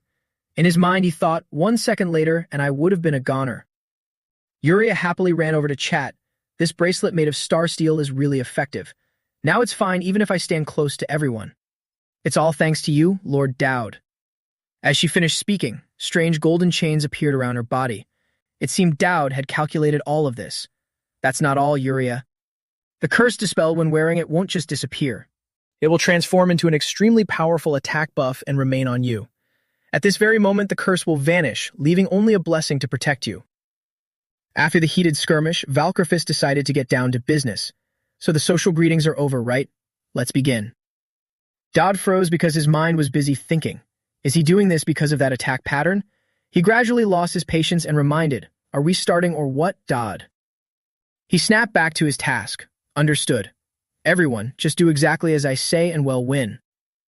Hold your positions. Don't run around blindly. One wrong move and it's over. Listen closely to my words. Suddenly, Uriah spoke softly, Sister, you know what? Lucian momentarily showed a look of confusion. She turned her head with a confident smile. This is the first time we're fighting side by side so comfortably. The battle had begun for a while. Dodd commanded, Lasers incoming! Lucian, prepare prayer number 37 and await my order. Ilya, get ready to charge. And Uriah, just slash everything down for me. Valkarthus opened his maw wide to gather energy and blast it out. Noticing it, he quickly warned, It's coming, it's really coming. Even a grazing hit will kill you. The Holy Maiden took a smoke before entering the fray. You're the one giving orders, yet you lack so much faith, Dodd. Seeing Lucian, his eyes widened in astonishment. Lucian. The Holy Maiden created a shield to deflect Valkarthus' gloomy orbs. Dowd and Uriah immediately seized the opportunity. Good, we blocked it. Now it's the tentacle attack. Uriah, duck to dodge the first strike. Good, block it. Right now. Counter everything. She swung her sword without a moment of rest. As soon as he saw several threads of magical energy attacking from all sides, he shouted a warning. Fall back, now. It won't kill you, just charge in. Elia frowned, clearly dissatisfied. You just said a light scratch would kill us. Dowd ignored her complaint for now and kept urging. Lucian, give Elia an attack buff. Hurry up, buff her. It's charging its laser anyway. Don't chicken out. Just run fast. And do what you do best. Smash it. She didn't miss this rare opportunity to execute it. Chain slash. All this time, Valkarthus had been completely useless against their overwhelming advantage. He glanced at each of them in disbelief. What is this? The Holy Maiden is one thing, but those people have clearly just met me for the first time. How can they coordinate flawlessly and fight so formidably like this? His encouraging voice rang out. Great job. Uriah, keep pressing him. Sweet. Let's go for a big one, Ilya. Ilya swung her sword high, engulfed in red flames. Guardian, burst stream. She bravely aimed right at the center of Valkarthus' head and struck. He was instantly scorched by the flames, his screams echoing through the sky. At this point, Valkarthus finally realized something. I understand clearly now, Dodd. You're not just all talk. The corners of Dowd's mouth curled up in a triumphant thought. All right, we can win this. However, the boy king had prepared beforehand. If it comes to this, try and kill me. At the top of the tower, a magic circle carrying magic beams seemed to tear the sky apart. Inside, Atalante used her magic to patch things up and hold the line. She gloomily calculated the time. 10 minutes have already passed. Even I have my limits, Mr. Campbell. 3 minutes. No, 2 more minutes. Within that time, the battle must be finished. Back to the battle. On one side, Lucian created a barrier. On the other, Uriah was finding an angle of attack. In a split second, Dodd noticed the shift. Changing its moves won't matter. Don't worry, go all out, Ilya. Prepare another huge strike. Valkarthus glared with eyes as deep as black holes. Brave, but too monotonous. The moment he swung his flying tentacles over, he immediately ordered, Ilya, roll and dodge. Lucian, max attack buff. Uriah's silent footsteps appeared. Dodge shouted to signal her, counterattack. The tip of the chain sword went straight ahead, plunging directly into Valkarthus' vital point. Now it was Lucian's turn to take the chain, shedding her protective mage form. The Holy Maiden frowned. Flames spread far along the chain. I told you, I will save you. It's time to repent, Valkarthus. Testament of faith! At that moment, Valkarthus' original body screamed in agony. He lost his grotesque appearance, reverting to a normal human form. However, the force Valkarthus unleashed made Lucian almost unable to hold on. How could he withstand that hit? Valkarthus! He roared as if it were his last time. I cannot die alone like this. If I just die here, I won't be able to save my kingdom. The holy maiden gripped the chain tightly to restrain Valkarthus from going berserk. A moment later, the magical energy around him dispersed in all directions. Elias' facial muscles tensed, but a sigh of relief could be heard somewhere. She stood before Valkarthus with a tangled stream of thoughts. The only chance is now. In a few seconds, Elia had come up with a few plans of action. If he can endure a fatal wound through the heart, then the only way left is to decapitate him. Unexpectedly, Dowd ran over to stop her. Wait, Elia. You've done great up to now. Hurry and take those two down the clock tower. They'll handle the finishing blow. These words made her incredibly confused. Are you crazy? Can't you see how tenacious that guy is? Gazing toward Valkarthus, he gently explained, I'm not crazy. I can see he's stubborn as hell, but if you guys don't go down right now, we'll all be dragged into this. Hearing this, Lucian and Yuria couldn't hide their worry. Not wanting them to worry too much, Dowd spoke in a firm voice. Thank you for following the plan. Now it's my turn. Trust me, Elia. Elia was no longer afraid of anything. Holy Maiden, please take Yuria and go on ahead. As a hero candidate, I cannot let our student die. Suddenly, she paused for a moment. Caliban's familiar silhouette and smile appeared right before her eyes.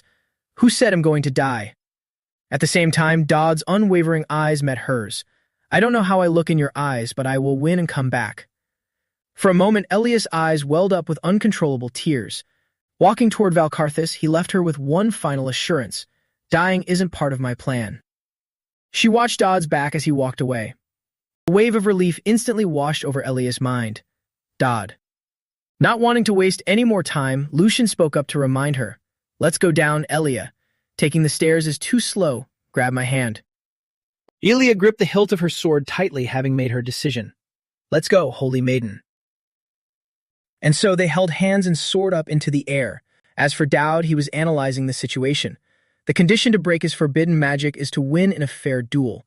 In this situation, the only person who can fight him in a fair duel is me, Dowd, a weakling with abysmal F-rank stats across the board. Out of nowhere, the system issued a notification. The system has combined the Soul Binder and the Dark Essence. You can now add an evil soul into the slot. As the orb flared with light, Dowd asked softly, Hey Caliban, let me ask you something since you probably know. Does it hurt when you die? Caliban scoffed with a hint of mockery. Stupid question. It'd be weird if it didn't hurt. Hearing this, the corners of Dowd's lips curled up slightly. I promise I'll never listen to your advice again. The necklace in Dowd's hand began to glow. System notification. Activating Holy Mark skill. He fell to his knees in front of Valkarthus and held it up. Suddenly, Dowd's surroundings plunged into complete darkness.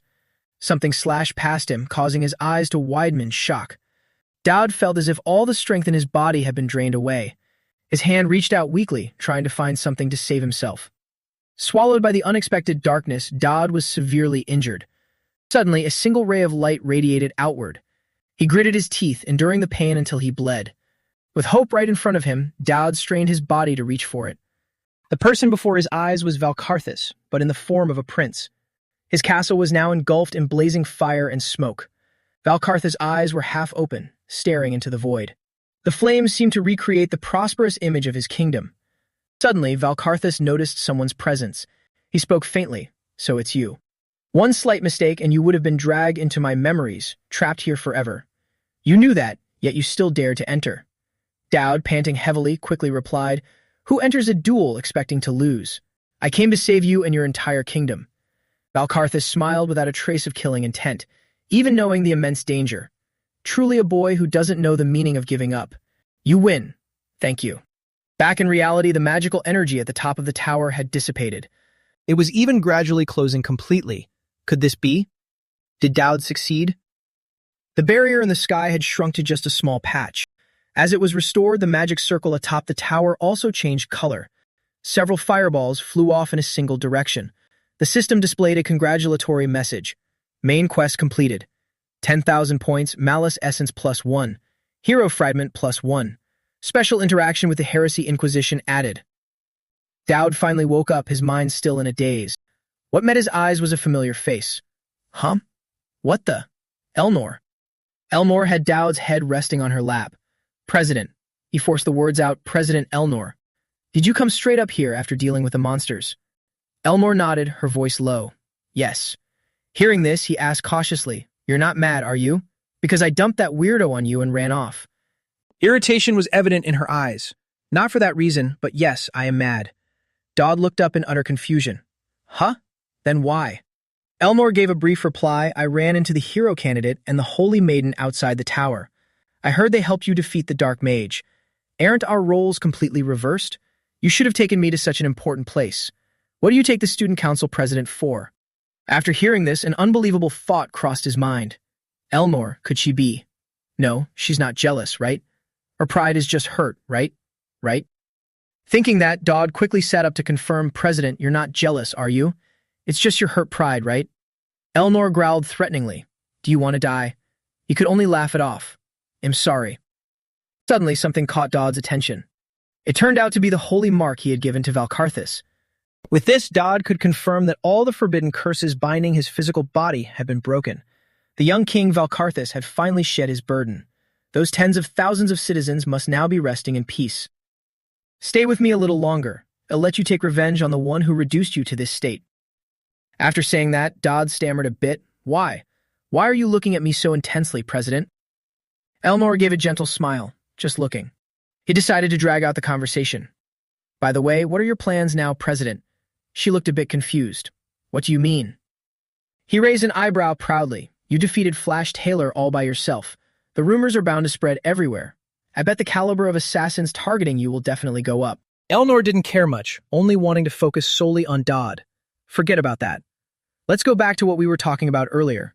We never got to eat dinner last time, and you said would go eat again. A few days later in a certain room, a loud scream rang out, I've got breaking news. Attention everyone. Because of the clock tower incident, the headmaster is letting us out for summer break early. Hurry and tell the other years. Finally, summer vacation. In contrast to Talian's excitement, there were hushed whispers. Huh? We haven't even learned anything. Why is it summer break already? I heard someone slash the building in half, so they have to repair it. Meanwhile, far above, a silhouette stood watching. Lucian lit a fresh cigarette and exhaled a puff of smoke. Staying at the academy for now is fine. It's an official dispatch from the Holy Empire. What the hell is the Pope thinking doing this? Or does Dodd really have him by the throat?